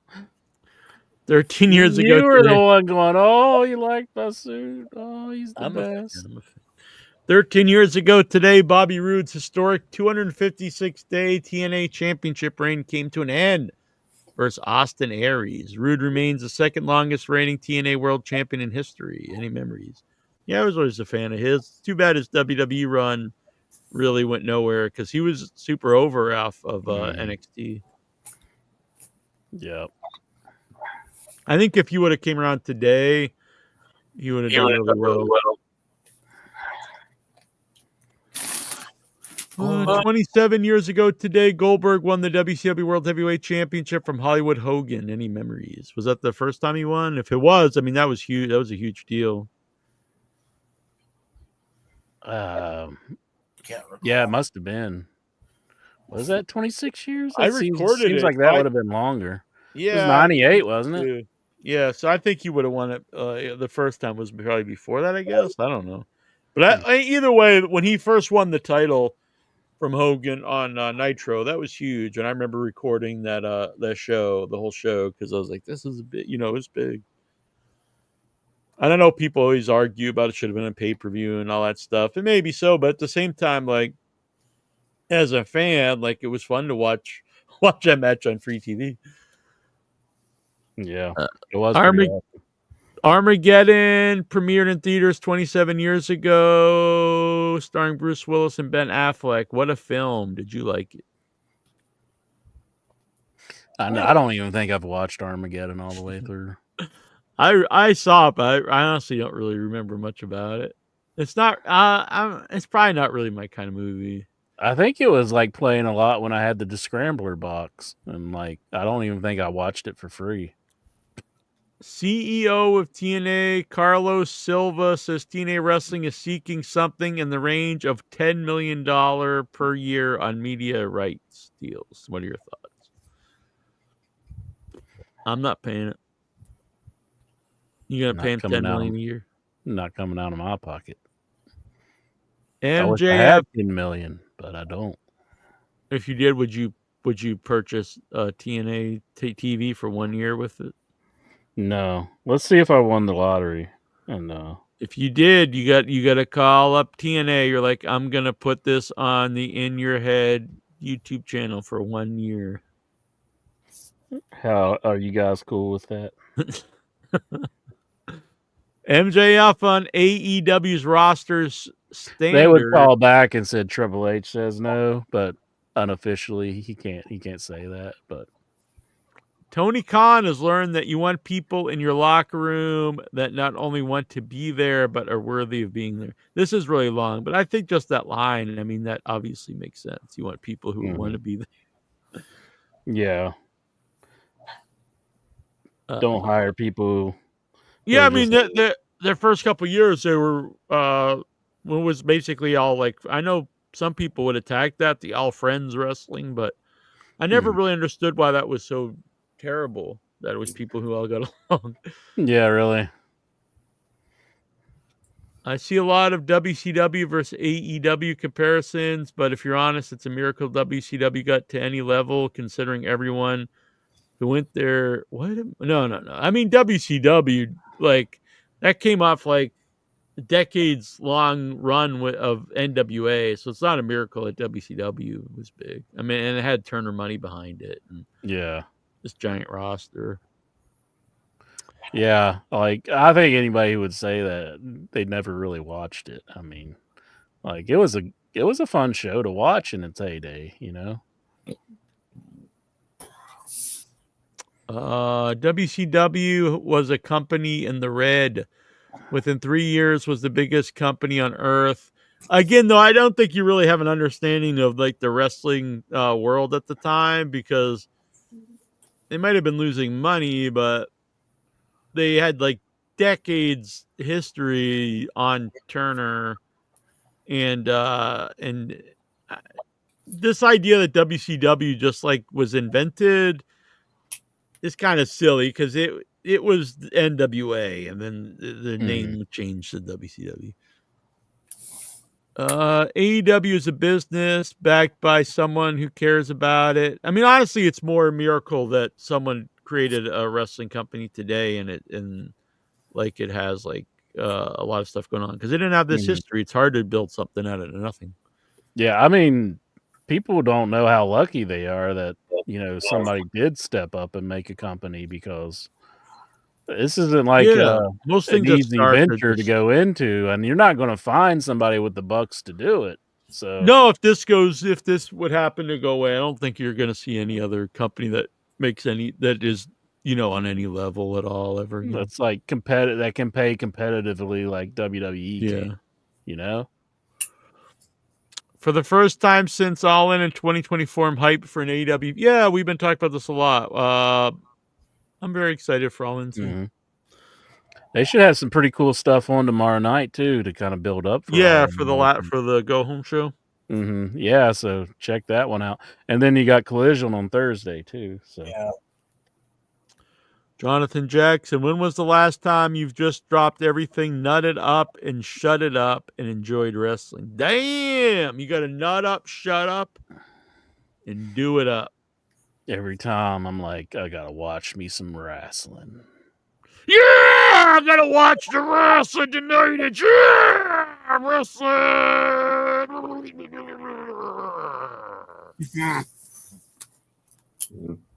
Dobbs Dean Maya. Me and Inchman are friends again. I'm happy. I'm very happy. I'm ecstatic. I called my family. I called my friends to give them the news. This means Incher likes me. He really, really likes me. See, doesn't that seem very sarcastic how he's saying No, that? stop being a bitch and accept that Dobbs loves you like a brother. Don't be an inconsiderate asshole. I don't believe it. I don't think he's being. He just the man poured his heart out to you, and how do you say thank you to say we're buddies? No, you reach in the man's heart. It's open up to you. You reach in, you start to twist it. You spit down the man's open heart. The hell kind of bastard are you? I don't feel it's sincere. I don't think it's sincere. If it is, you need to work on your sincerity. You need to realize. He is sincere. There's many smiley faces. Dubs. There you go. I don't know. I got my eye on him. It's just going to be a matter of You're like time. Vince McMahon or something. It's going to be a matter of time before he's like, "Hey, look at this humiliating thing I photoshopped you in. Check it out." You fell for it again, Incher. You're just like Vince. Like Nate brought up when they bring in DDP, and you're like, "We're gonna humble you and humiliate you." Mm-hmm. This man's open his heart. He's like, DDP's like, I'm gonna give up this guaranteed contract to wrestle for you guys, and then they're like, no, the more accurate description. Let's make him look like a complete idiot. And this guy's like, I am humbling myself because I love the Incher. I want to be his friend. And then you're like slapping him down and spitting in his eye. And he dropped trout. Who was it that was crying and dropped stuff? A turd right on his nose. Who was it that was like they were like brought him to tears because of like he just wanted to be in WWE? Wasn't it Finkel or something like that? Howard Finkel. Yeah. And if they know you loved it there, then they would treat you like total shit. Yeah. But if you didn't really want to be there, then they'd kind of like bend over backwards to get you. You think I could get Dobbs on the ground and start barking like a dog and stuff? Damn. Kind of give him the Trish Stratus treatment. You're insane. I mean, it's all within character. I mean, it's for the show. I mean, it would be good for the show, so he should do it, right? Why are you so insane? He should do it, Jack. It's for the show. You gotta nut up, shut up, and friend up. He's friends with me. I'm just saying. I'm waiting for the shoe to drop. Shut up, shut up, and friend up. The statement sounded very insincere, and I'm just letting you know that I'm not an idiot. Shut up and friend up. That's what's up. Dobbs needs to fuck her up. Yeah. Oh man, now Incher and Goosey like you got to join the Kiss the Ass Club. Kiss my ass. Spread those. And my ass can do better tricks than Vince's. Slobber the ball sack club. That's my. I don't know if I want to go that far. I mean, yeah. That's what Swags has to get on Jackie Jones' good side. Got to join the Slobber the ball sack club. Oh But that's good to see friends again. Yeah, booyah! Friends again. Until Dobbs does something stupid. All right. I guess I should forgive and forget, though. Yeah, that's right, boy. Stop being a bitch and be a man. You Reach have terrible down, advice. throw a sack of balls, and be like, I'm a man now, and I accept this friendship. How long is it going to be before he does something, though? Honestly. Never. He's never done anything to begin with besides be a friend. You see it from your point of view. I see it from mine. And yeah, but you're a very negative man. I'm a very positive dude. Whatever. You're a half empty. I'm glass half full. You're always like, oh, he's going to stab me in the back. I remember when we were in Kentucky and we go out to breakfast. And it's me, Intra, Jason, Mint. We're all sitting there. And Intra just starts talking to Jason like I'm not even there. And I'm sitting right there. And he's like, no, Jason, you got to remember, Jackie Jones ain't got no family. He ain't got a boss. He ain't got a friend in the world. So he can act like a fool. I don't recall saying you don't have any family. Me and you got family. I know you have family. I know your brother. I know you have a mom. I mean, I know you have family. Never said no family. But Jason's a lost cause, so I never should have had that conversation. I can't help him. But the best part was having you there, just listening to it. Isn't it more manly that I did it right in front of you than to do it behind? No, I think you seemed like some kind of delusional madman or something. Like you just didn't even know I was there or something. No, I knew you were there. I was just setting Jason straight, but it wasn't. It was all for naught. You should have nutted up, shut it up, and hot tubbed it up. That's what it all comes down to. He really wanted me in the hot tub. We had a good time. Goosey would have gotten the hot tub with us. Oh yeah. I don't know if it was not naked. Yeah, Goosey would have gotten naked. Yeah, we would all be flopping out. Sword fighting.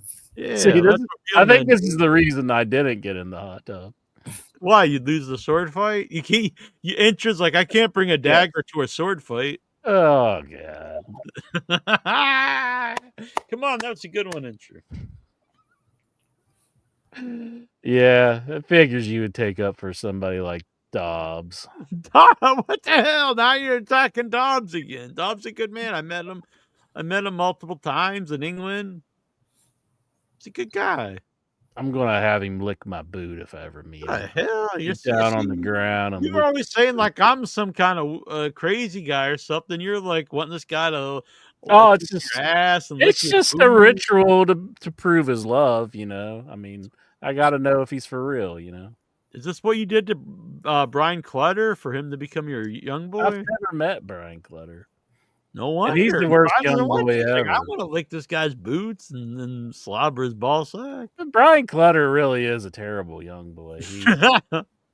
He's not very good at it. This is what a real young boy does. See, lost cause, Jason Mitten. Anytime anybody speaks the words Jason Mitten, lost cause should be before it. Look at that. Doesn't that look like just the biggest lost cause right there? I think that looks cool. Of course you think it looks cool. You're the daddy. What is he? You can read it right there. Yeah, you got to know your place. There's nothing, there's no shame in it. Yes, there's shame in it. Why? You gotta balls, Jason Mitten. Should have never even wasted my breath on him. I should have just said, just do whatever you want, Jason Mitten. I was trying to set you straight where you could walk the narrow with Jackie Jones, but he's just having his way with you. So next up, Intra's the arms. We've got the head all sewn together here. You always like getting a... No, I'm not even going to do it. I'm not even going to do it.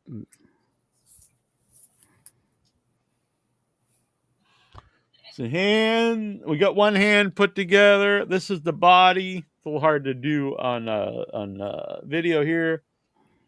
So next up are the arms, and then the legs, and then I'm gonna I might make some clothes for him as well. It's looking sweet. I think you're doing a great job. Thank you. I'm very happy with them. I'm very impressed. I didn't think I'd be able to pull off a working puppet, but yeah, better than I ever thought it'd come out. I'm very happy. How many fingers are you going to go with? It already does it. So here's the hand already. It's a so with puppets you can either do what's called a real hand or the hand like the hands that's like on a pole. You know what I mean? So this is a real hand like Cookie Monster. Yeah. And so it actually has 4 fingers. Now I was gonna trim these fingers so you could see them more, but I actually kind of like them very. It kind of reminds me of in Creep Show when he becomes a plant. So I kind of like this. See, Jody Verrill. Yeah. So, but it is 4 fingers. Interesting. Here's the thumb, the index finger, middle finger, and then the 4th finger is actually the ring finger and the pinky together.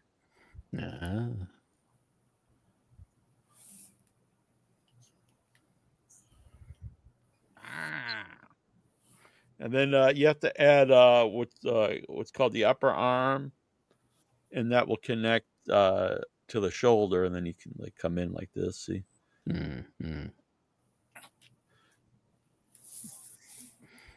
Looking good. Thank you. Been a lot of work doing that because, like I said, it's all hand sewn. It's a foam. See inside here, inside the body, it's foam. It's foam and fur, and, hot glue and cement. Hot glue and cement. The eyes are ping pong balls. The eyeballs. And I upgraded the pupils. They are now actual doll eyes, so they're 3-dimensional. They look like they pop a lot more than I had like little plastic dots before. Armature wires in the eyelids. Did one of the eyes just fall out? No. I thought I heard a ping pong ball. Well, I think it was Goosey chewing his gum. No, there's no way the ping pong. I mean, a pupil is possible, but no, those ping pong balls are not going anywhere. They're in there with contact cement. You'd have to really like pull them out. Let's see. Would you be mad at me if I pulled your puppet's eyes out? I would rip your testicles out, shove them down your throat. You think you could do it? Huh? Yeah, probably. What would you do if you were standing in front of me and I literally ripped your testicles out and shoved them down your throat? Would you like was there a reason that you're doing it, or you just messed with my puppet that I spent hours and I spent more time making that. You know what? I could have either made that puppet or watched every bit of wrestling. What if it's just because I got off on it, or like I was doing the Vince McMahon on your puppet? What would you do? Everyone sees who the real sadistic guy is here. I'm just a fun-loving guy making puppets. And Intra's like the sadistic man wanting to destroy. I'm giving it the Vince McMahon treatment. Just a crazy guy. Is this any way to talk when someone like Michael Petrelli is on the line? Michael. Hey, guys. Hey, how are you? Good man. Hey, Michael. You got the crazy guy talking about insanity. Molesting puppets and what the... Something happened earlier on the show, Michael, and I don't know what happened. I think Jack killed everybody because when I came back, they were all gone. We had like a whole room full. Oh, it was the Raw report. I guess I missed it. No offense, Stevie. It was a Raw report. Yeah, I canceled Netflix. I don't think it's even worth $8 a month. The only thing on it really is Raw, and I don't really enjoy it that much. I agree 100%. I actually also canceled, but I was on the $15. And then they're like, "Oh, you could stay on for $8," and then I did. But I'm thinking the same thing. Like, it used to be back in the day. Netflix had a lot of stuff I'd watch. There's really nothing on there to watch. There's other streaming sites that have way more stuff I'm interested in. Mhm. I don't think there's anything I Even care about. I like even what's the show Tubi. with the kids or whatever. Tubi's even better, and it's free. They have a lot of horror I'm a big stuff on fan of there. Tubi. Has a ton of stuff, a lot of independent horror movies I like, and like you said, it's free. So you do not Yeah, condone the Netflix embargo of Monday Night Raw. They've just tied it down where you can't get it anywhere else. not really, but I went to a Dynamite 300 and Collision 100, which Oh, was nice. fun. Oh, nice. And the referee Aubrey Edwards was doing like a free meet and greet when I walked in, so I got a Oh, that's picture with cool. her. Oh, So that was nice. cool. And then I ran into the Chris Van Vliet guy walking around the lobby, and I got a picture with him too. I guess he was doing interviews with people backstage. Been sweet But if the like show you was just really turned good. him around and kicked him in the balls. Yeah, I enjoyed it a lot too. Hangman was, I think Hangman's Oh really yeah, the crowd was inspiring. really hot for Hangman when he came out. It was reminding me like ECW crowd. They were so hot when he gave the buckshot to Marina Shafir. Yeah, That was yeah, pretty good. I'm not like Intra. I don't like love the man or woman. But you liked it. But that one worked. Tell the They truth. built up- that's what I'm saying. If you let me Liked finish, bitch, was they built up to it because she had hit people for months without any comeuppance, and then she got. See? I was right. No, I If you mean, do it in a way, no, it that's is not what good. you've always said, that you like to live vicariously through the show. I never and said you're like, that. I really get never off when I said- see men beating Yeah, women. And Give me it- that puppet. I'm doing the Vince It McMahon on it. gets my gets me all And aroused. during the I don't know if they edited off Collision, but during the Mystico match, he fell off the top rope and made me think of Jack Sin Bacha. Yeah, fuck this Watching guy. every match. Guy's always just botching everything. So they edited that one off. Oh man, that was Maybe they did because he slipped off the top rope live when I was there. I remember El Sante trying to said that wonder- at me because I'm like, this guy just botches everything. was Mystico on Collision or was it Dynamite? Yeah, he was on the Collision, the tape show with he think teamed with they- Mark Briscoe and a hologram. Yeah, I Fucking watched it. I'm trying. I don't Well, think I hologram saw a was slip. good. I was I thinking don't of think the fucking slip was on gravity. there. They must have edited it out. I think that's probably going to get edited out. Yeah, But I think they did. his song is over. I guess it's a popular song in Mexico, but I don't know what it is. Yeah, everybody was singing it. Sriracha? No, it's not Sriracha. Oh. Yeah.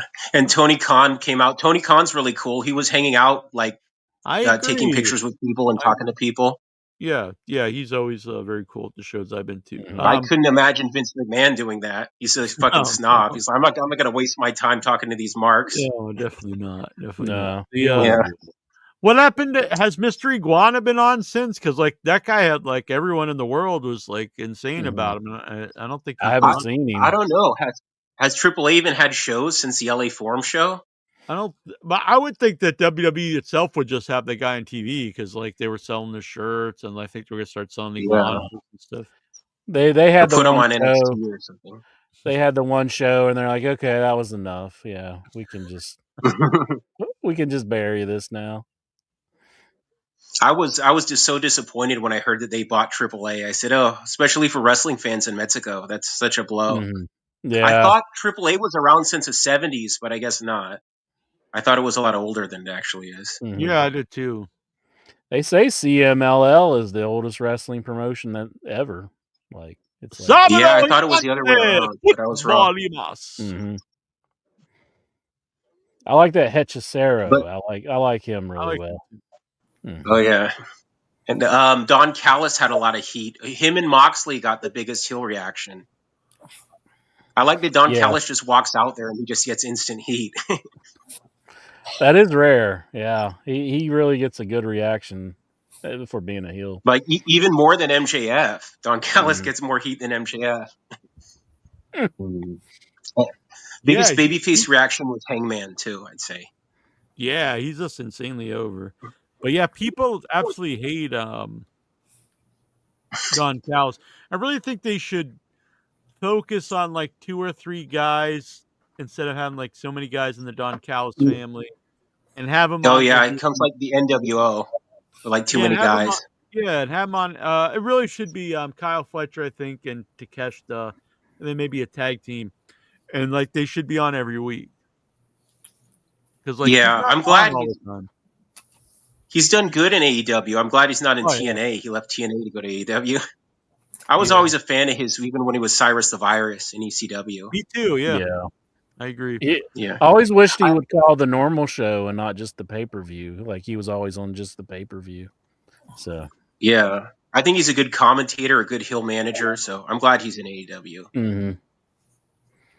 Yeah, he's pretty awesome. It'd be fun if when they have the ECW arena show, if he has one last face-off with Joel Gardner in the ring. That would be cool to see them, together. Yeah, because they were always. At least they brought him in and got rid of what the fuck was that? America's Top Team or Dan Lambert? Oh, that Dan Lambert guy, yeah. Yeah. I know Intro always loved him, but I kind of liked him.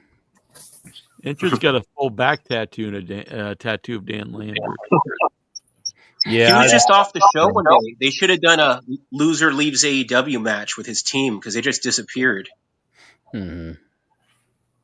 I've totally forgot he was in AEW. I was thinking like his TNA stuff. Okay, you're lying. He made your dick hard.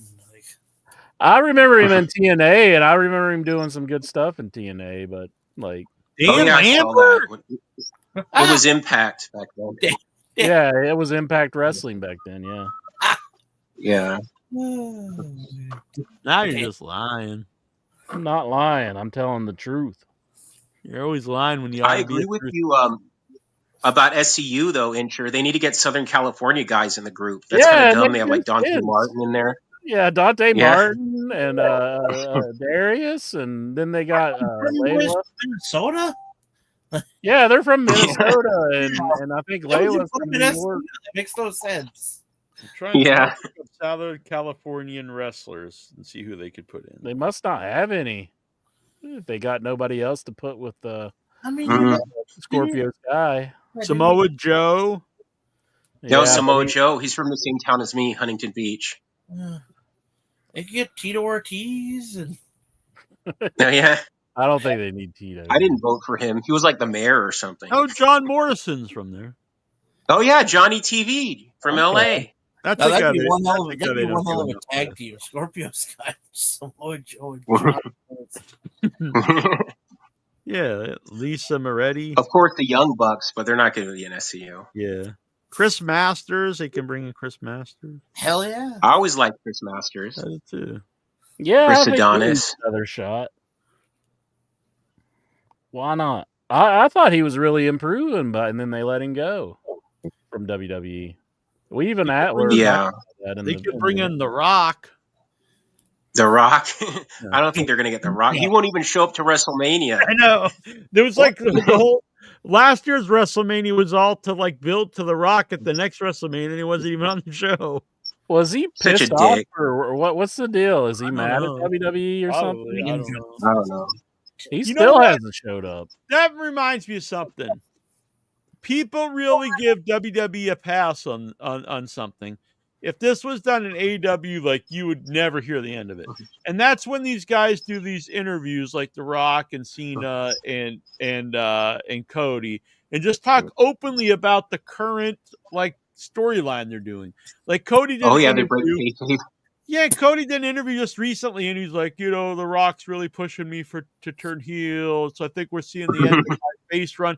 It's like, you don't say that like while that's happening. Imagine if Hulk Hogan would have been on like Howard Stern in the 90s and like after the NWO. To see the end of my baby face turn, and we're gonna go in a new direction, and I'm gonna go heel. I'll be like, what the fuck? Like you ruined. Or like right after the show. Tony Schiavone, Hulk Hogan, you can go to hell. And then he comes out and says, well, I wanted to go in a different direction with the Hulk Hogan character. And this is like, just a character I'm playing. So, and that goes beyond anywhere else. The people would hate it so much, but people they barely mention this. And that even in the press conference, The Rock's like the final boss character. He's talking about what I'm going to do with the final boss character. It's like, God, we just saw it like 2 minutes ago.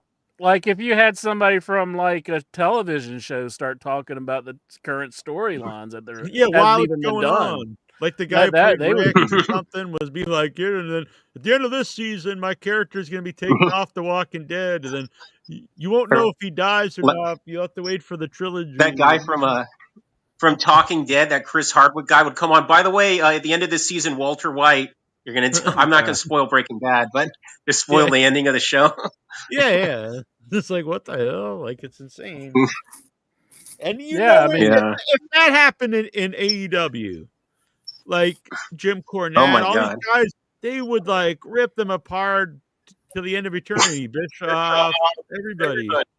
And rightfully so. I think some of these guys do it, but like Bischoff, I think he's mad he didn't get a job. I think he'd take a job in a heartbeat. Like probably. even like Russo's working for the Colorado Indie, that Rocky Mountain Pro. He'd go to WWE or AEW in a heartbeat. Oh yeah, he's always These saying guys like, are full of shit. he's all done with wrestling. Listen, bro, I want nothing to do with the wrestling business. But like, of course you would. Like, it's he's always saying, I'm never watching wrestling again.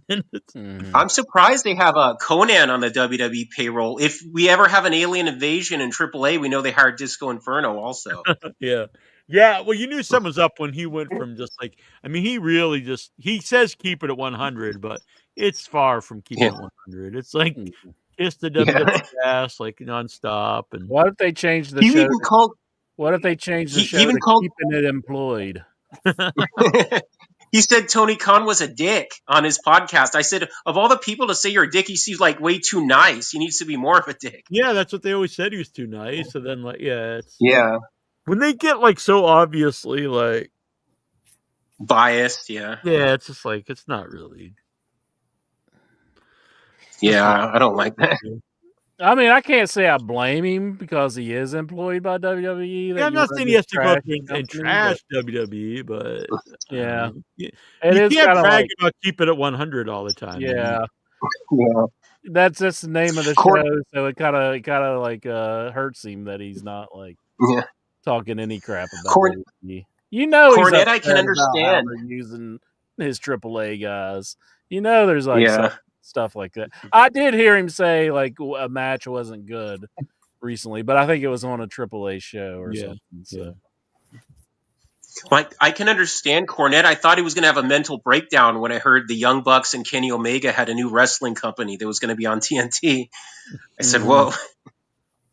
I remember they had that football field match during the pandemic, and he was like, I'm never watching this bullshit again. And then the next day, he goes back to watching it.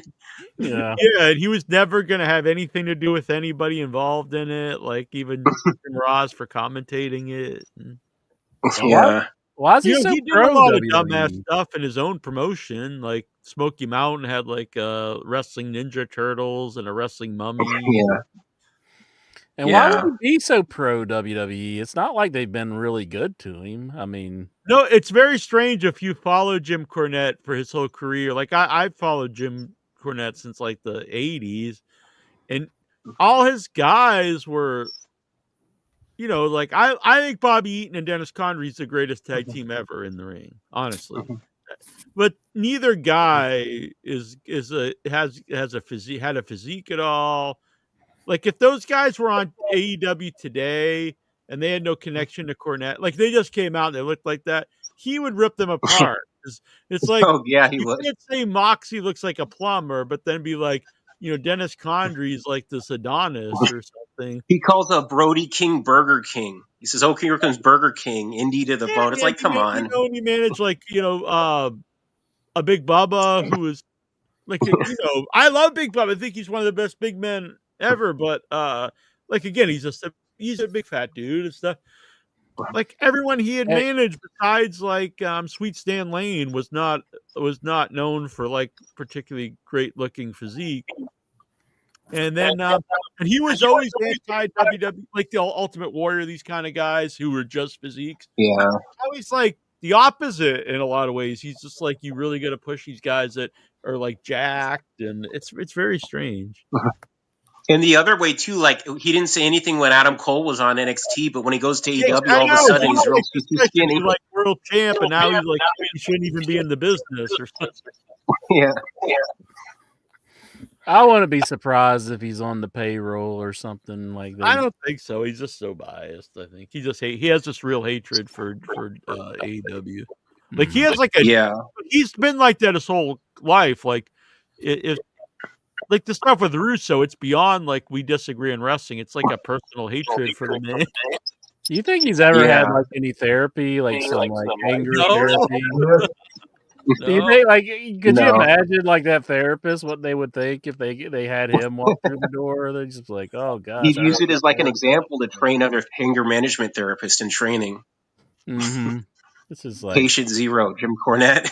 it's like And you cannot get this guy to be like happy. And like I listened to him for years, like doing, shoot interviews and stuff, and it'd be like I heard the story many times where like Ole Anderson wouldn't sell for the Rock and Roll Express, and then like Ricky Morton was Ricky Morton was like he gave him a body slam and wouldn't get up, and he's like basically like, if you're not gonna sell for me, I can make this match look like shit. So you get the idea. And then in modern day, he'd be like, FTR shouldn't even sell moves for the Young Bucks.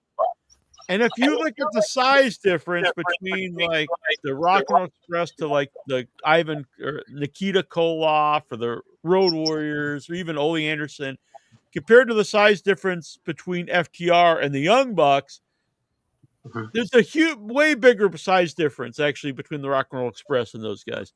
FTR and the Young Bucks, like Young Bucks are actually maybe a little bit taller than those guys. They're not quite as heavy, but there's not like this giant size. It's not like they're a foot shorter or something. I think they're actually tall. FTR is very short guys. So it's always just like, it's just insane to me. I like when he calls people murderers and insult them, there's a picture of a nerd on his t-shirt. And it's him. What was that? Sorry. I like when Cornette calls people nerds and insult. And there's a picture of a nerd on his t-shirt and it's him. Like the stereotypical picture of a nerd on your t-shirt. And it's you. And you're calling people fucking nerds. Right, yeah. Yeah, he's got his own t-shirt and stuff. Yeah, exactly. And I always loved Cornette. I thought he was great through the 80s, 90s, 2000s. It's not like he's always entertaining. Oh yeah, he's very entertaining. Even stuff like where he's like always trashing like people being funny. I'm like, you're always really funny on the show too. So I like comedy's good in wrestling for undercard stuff. I mean, Rock's very funny, and he's like one of the biggest stars of all time. Yeah. Yeah. Kurt Angle did so much comedy in his career. Yeah, I mean, there's comedy always in wrestling. I Yeah. like when he makes fun of people for not being badly enough to be in a dressing room. And it's like, yeah, I mean, you're just not going to, I don't think you should go on the show itself and be like, this isn't real. But you're also not going to, people aren't going to like watch a show today and think this is like a legit sporting event. Like, that's just never going to happen again. Like, especially when they break kayfabe in the press conference right after. Yeah. I mean, I'm in the belief, I don't know if the majority of people ever really thought it was real. I'm sure like in the backwoods there were people stuff, but I mean, if I think about when I was growing up, it's like, did anyone think like George Animal Steel was like really this like mentally handicapped guy or something, like playing with the dog? Like there was like complete like idiocy all over the show. And, I mean, I can't imagine many people actually. You could get caught up, if people get caught up. Like people would get like actually upset online when someone would die on The Walking Dead when it was big, or Game of Thrones. Yeah. But they didn't really think like, oh, Rick got ate by a zombie, or this guy got burned up by a dragon. They just you get the storyline. You can get invested in something that is not actually happening. Yeah, the way the character ended. They don't like that. They prefer a different thing. Yeah, or you're so invested in this character, like, I can't believe they're dead, or so. But they didn't really think that guy is actually dead. Like that's the end of him. Yeah. Speaking of that, I was watching the news on News Nation. John Stossel came up. I always think about that Dr. D David Schultz video every time. Yeah, he just laughed. It's pretty awesome. It's fun to make you laugh. That one I did believe. I did think that.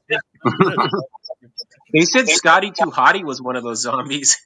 Oh, really? Maybe it was I his said last that's too Raw bad. in the WWE. Yeah, yeah. That was not good. I read. No, that's terrible. I forget. They didn't want the announcers. I guess Michael Cole must taste like shit, or he has. I don't know. They don't want his brains or whatever. Is there any supernatural? Well, I guess I was gonna say, would any supernatural character work? But we've seen ones that did work. Obviously, Undertaker is really big, and Kane, and Kevin Sullivan. Yeah, so I guess it can work. It's hard though because it usually just comes off real corny. Yeah. Yeah, it was fun. When the broken Matt Hardy stuff first started, when he was like teleporting and stuff. I enjoyed it when it first started. I was never a fan, but I know it was very people were really into it. Mm-hmm. Yeah, TNA was so bad at that time. It was just something different.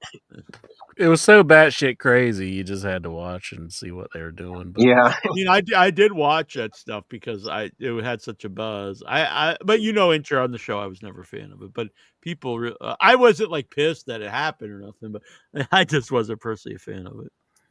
But I agree. It was. I don't think you should have ever went away from that because it was over, and it protected Matt Hardy because he's really broken down and really can't do much, and so he didn't have to do a lot of bumps and stuff with the broken thing. And honestly, it was what the people wanted to see from him. They didn't want to see a big money Matt Hardy and stuff. That stuff was terrible. Yeah, I agree. So why not just give people that what makes them happy, and you don't have to hurt yourself. Mm-hmm. Beats me. It's like Ron Simmons saying, "Damn." I mean, yeah, that was that and going out there and having a match. So what the hell? Yeah. I'm looking forward to the pay-per-view all in Texas. I'm not going to watch Great American Bash, but I noticed now they're promoting Goldberg's last match as Saturday night's main event, so I guess it is his last match. Yeah. Which I think is lame. I think he should at WrestleMania or something. I agree. It should be a pay-per-view thing. That will be pretty lame if he does win the belt and he's like, all right, I'm just going to vacate it. And yeah, I don't think it should even be for the title. I mean, for lots of reasons. I know it's not real, it's wrestling, all stuff, but the idea that someone hasn't wrestled in years and they just walk in and they get a title match is dumb to me. It's not good storytelling. Yeah. And I think it would be more up in the air who's going to win if he wasn't in a title match. Because it'd be like, well, he might win and retire, but I can't see him. He's going to win the world title and retire with it. I mean, that's not going to happen. It'd be really dumb to do, honestly. Mm-hmm. Yeah. But I probably won't watch it either just because I'll probably be wrestled out after watching like the 4 hours of All In. I'm a wrestling fan, but like I can't watch 10 hours of wrestling like in a row. Yeah. I usually just forward everything. Really, the only thing I watch live is Dynamite. Yeah, I tried. Even Collision, I forward it sometimes. Yeah, same way. Mm-hmm. I try to watch it in its entirety, but I don't watch it live a lot of times. I'm normally I agree. Sometimes if I'm not home, I'll still watch it, but I'll watch the whole thing. Yeah, and AEW pay-per-views I'll watch live. Yeah, the WWE with Raw, it's just like a promo every time for like 20 minutes at the start of the show. It's too much. Like I tried to watch it since it went to net, and I won't argue its success. I know, like it's like a hot and all this stuff, but for me, it's just not enjoyable. I like promos. I'm not someone who's like I don't think it needs to be nonstop wrestling, but it's like a 40-minute promo to start the show. It's like if it's something special, you could do that once in a while, but not every show. And then it's like 15 minutes of ads and like segments and all this stuff before the next match, and it's like, oh my god, let's get on with the show already. I agree with what you said about the production too. Sometimes it feels overproduced. Yeah, I do like a more gritty forward. And that's always too. I mean, that back in the 80s, that's why I preferred the NWA because it was gritty. And I love DCW in the 90s because of the same reason. All of wrestling was grittier in the 90s, though. Like, really because you have ECW, then things started to go that direction. But yeah, NWO and a lot of the companies copied from ECW a lot too. Oh yeah, 100%. And then, but yeah, there's a really overproduced feel to the show, which I'm sure a lot of people love that thing, but it doesn't work. I mean, I'm not really big on most like blockbuster movies for the same reason. Like I don't like Fast and the Furious movies and Transformers, Yeah, kind of stuff because that's just I don't really like that. I usually like more gritty movies in general. There's always exceptions. Yeah, I agree. I just saw the new Jurassic Park with my friend. He really hated it. I thought it was okay. Yeah, I probably the same way. I thought it was fun. It was probably better than a lot of the recent ones. And I watch it. I Yeah. went to the theater with my mom and some friends of our family. So like, I had a good time because my mom was enjoying it. You know what I mean? But I wouldn't be like, Yeah. I need to see this again or like. Yeah. So is that what you got to be to have Jack not shit on a movie? It's like you got to be your mom. You're like, it was fine. I mean, I've seen movies with my mom that she really liked, and I'll say I hated. So it's fine. I like 28 years later. I wouldn't say I hate it, but I was not a fan of it. My mom really liked it. Oh.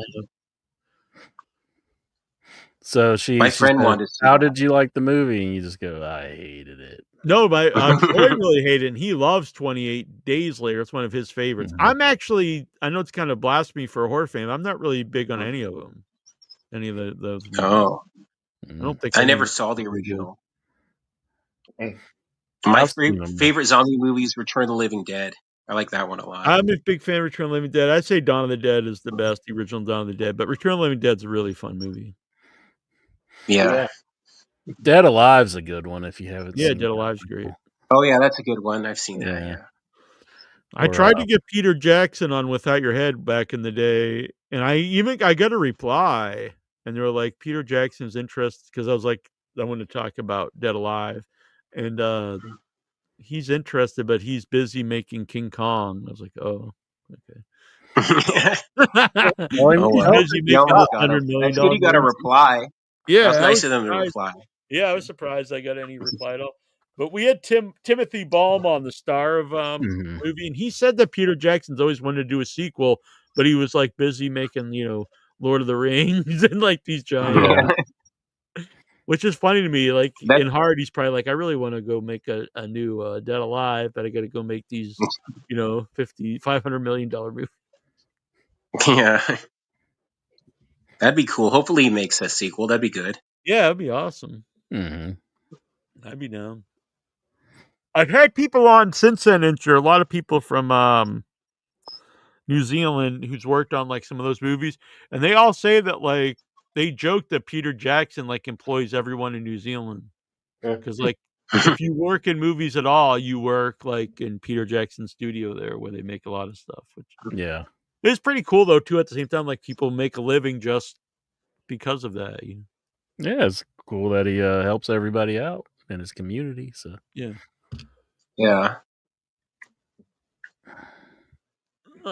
Talking about movies, something kind of shitty. I saw The Undertaker was on Fox News speaking out against a new Superman movie.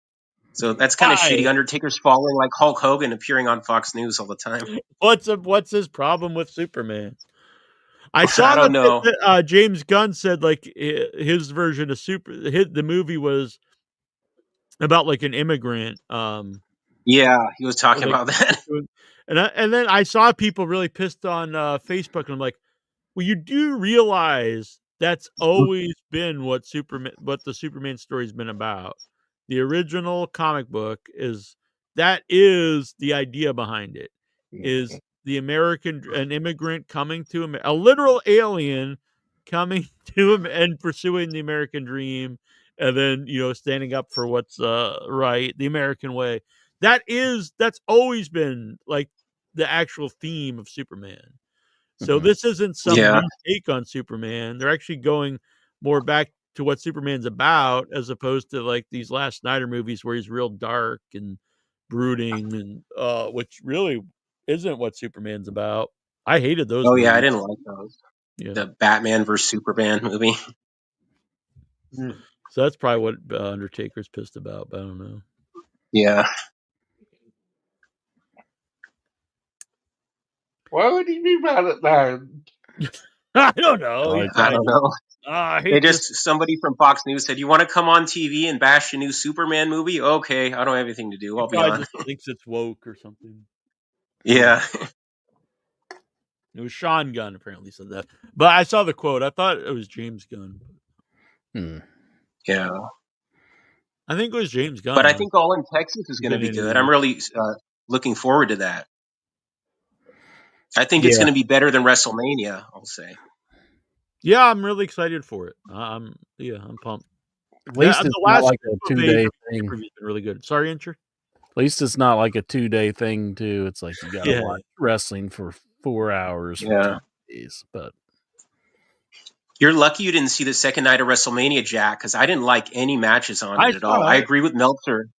Oh, you I did? watched- I yeah, agree with yeah. Meltzer when he said Cena versus Cody was one of the worst main events in WrestleMania history. Oh no, you're I was right. not a fan of see the that. match. I didn't see that. What was I doing? I think you're out of town. Something better. Andy, what's up? You're doing something better. You're right. I didn't see that. I don't know what I was doing. I think you're out of town Yeah, with because I remember you did the live your stream. movie, The first one. the one you Oh, did. you're probably right. Yeah, you're right. Yeah, night 2. That's when I started doing Our Man Funk because I left on a Sunday. Okay, cool. It was Easter. It was Easter Sunday, right? Yeah. Yeah. So that's when I Yeah, left. Easter. I went out to You rose Easter. like Christ. I went out to Easter lunch with my mom and family friends, and then I went up to Boston. We started filming Monday, but I had to get up there the night before. So yeah. Yeah, well, that was good. I thought it was not good at all. Yeah, I never went So back. you and did watched good by it. going out and doing That's really something. crazy when I Yeah. think about it. Because when I was a kid, every time a new WrestleMania was on, I would literally watch WrestleMania 1 up until whatever it was. So like, I remember watching 1, 2, and 3 before WrestleMania 4, 1, 2, 3, 4 before WrestleMania 5. You know what I mean? Up until probably WrestleMania 10, I'd say I probably was doing that, and then I don't know, like probably too many to watch all in a row. Yeah, no. And then it's probably just I wasn't a kid. I was still a kid, but after a while, I stopped rewatching old WrestleMania or any old wrestling shows. Yeah. Yeah. There's also so much content to watch. Like it's just too much. Yeah, back in the days, you Yeah, just had whatever's in your video library. Yeah, I watched WrestleMania. I never watched WrestleMania 1 a lot, but I watched WrestleMania 2 and 3 and 4 a lot. I remember. Yeah. WrestleMania 1 I never thought was very fun as a kid. It was also the only one I never watched live. I watched WrestleMania 2 live on. I know some people say WrestleMania 2 wasn't on pay-per-view, but it was. I watched it on a pay-per-view and recorded it. And everything after that I watched and recorded. That's cool. And on I'm glad they're WrestleMania 2, that's the one where it's got the Battle Royal. And for whatever reason, there's a glitch on when I was watching a pay-per-view, and the screen turns green at the end of the Battle Royal. And when I was a little kid, it made me think that Andre the Giant was turning into the Hulk because he just turns green for like a minute. Well, that'd be crazy. That's watching $1 million man. $6 million man. Marvel would be suing Andre the Giant then. It and then you were funny at that- 14, right? 98? Yeah, I was at Austin WrestleMania versus 11 and 14. Oh, that's cool. Yeah, 11, like it was fun to be there. It's not necessarily the greatest WrestleMania. And then 14 was really big to be there. Yeah, that's cool. Austin winning the title. And Sean's last match for years. Yeah. I was definitely rooting for Austin at the time. Yeah, I would be too. Let's see. I think since it's a new month, I might be able to send out 10 or 5 gifted memberships. All right, Inch, you ready? Let's send them out. Let's make. Maybe it doesn't let me. I don't think it's letting me do it. It's not. Oh, well, that's anticlimactic. Oh yeah, here we go. Send Okay. 5. Here we go. We're sending out 5 gifted memberships. If you're out there and you like to support the show, you can become a member. It starts only $3 a month. And so it went to the ref bump. The ref bump. Leo. I think I've seen Leo around. Dustin Nance. Hey, Dustin Nance. The Lost Flock.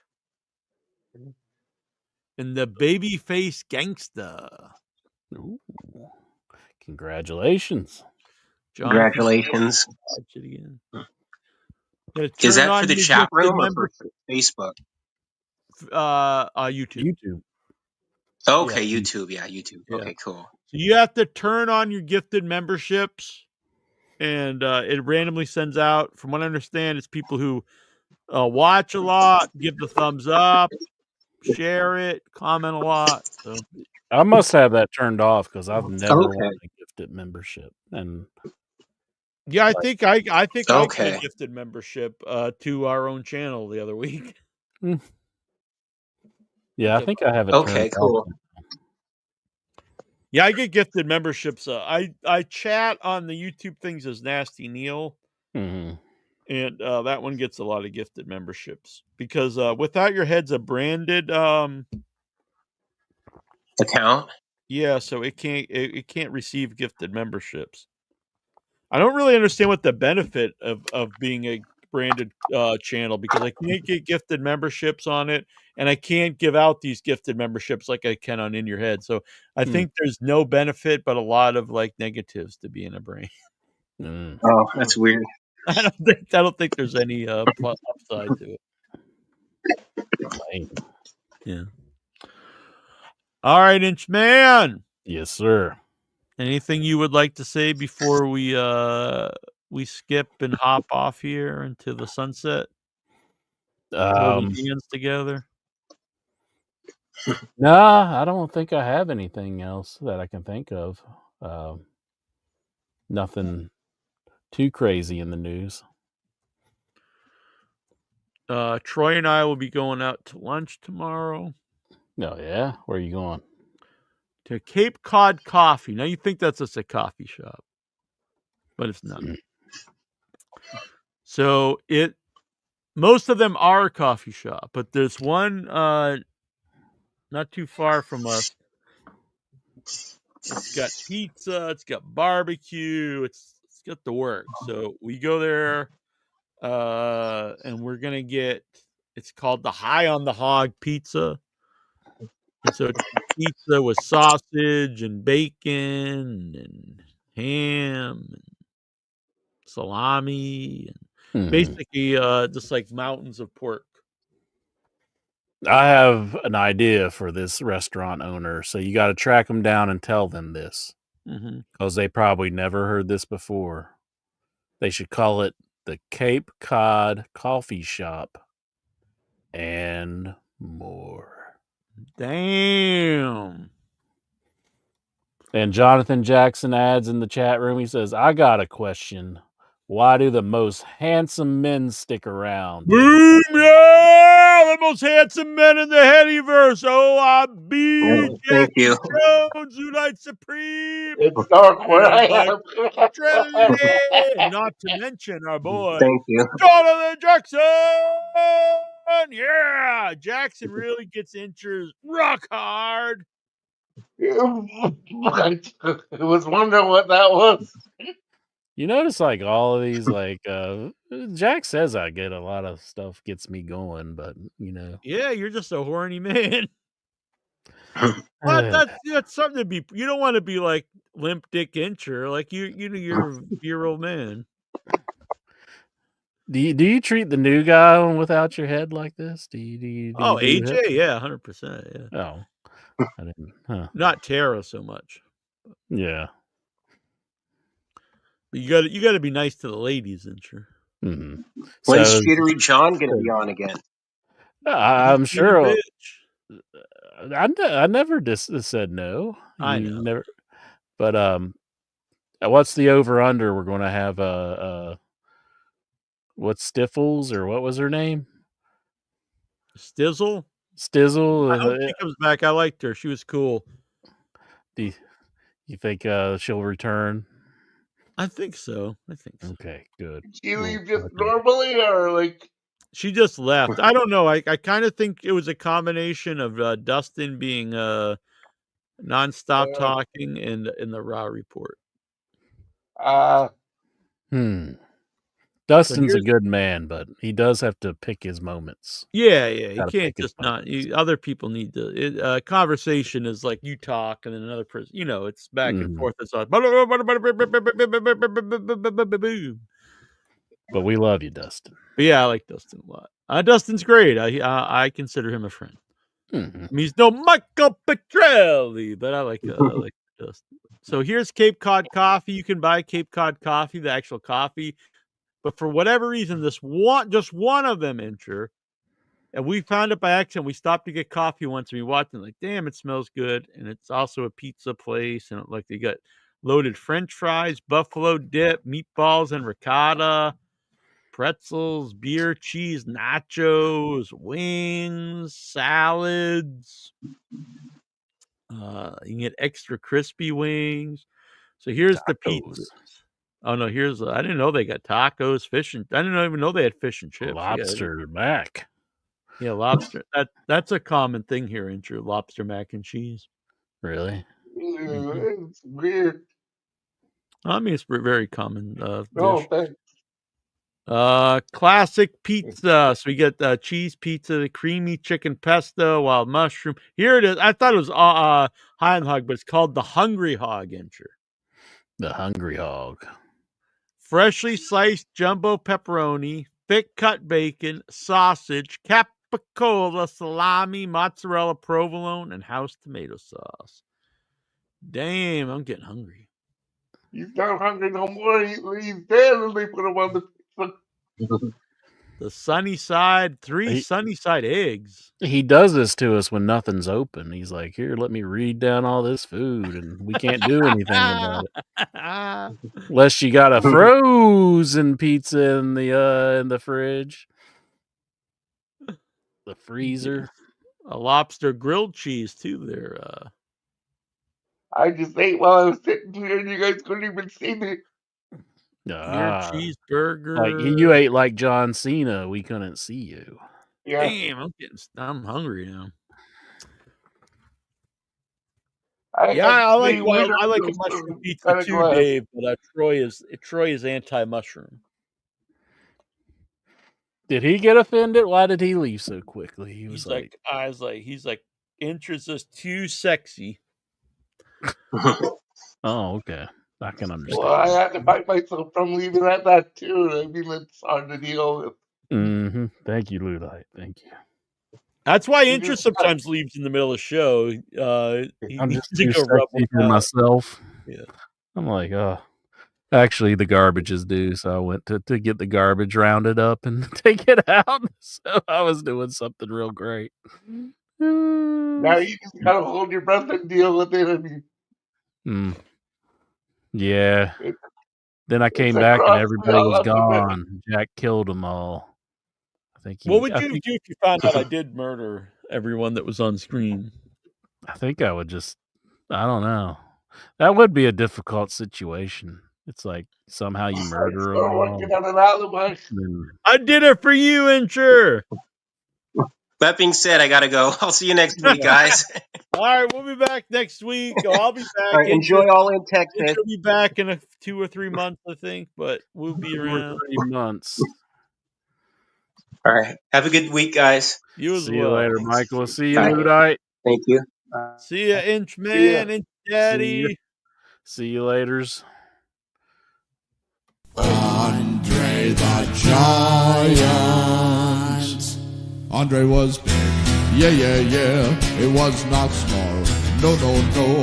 Andre could drink and he could fight. Drink. And a fight. Andre was big. Yeah, yeah, yeah, it was not small. No, no, no. Andre could drink and he could fight. Drink, drink, drink, and fight, fight, fight. Andre the Giant. Andre was big.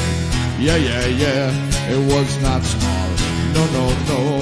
Andre was great. He was not bad. A great big heart and a great big man. Andre was big. Yeah, yeah, yeah, it was not small. No, no, no. Andre could drink and he could fight. Drink, drink, drink, and fight, fight, fight. Andre the Giant. From Grenoble, France.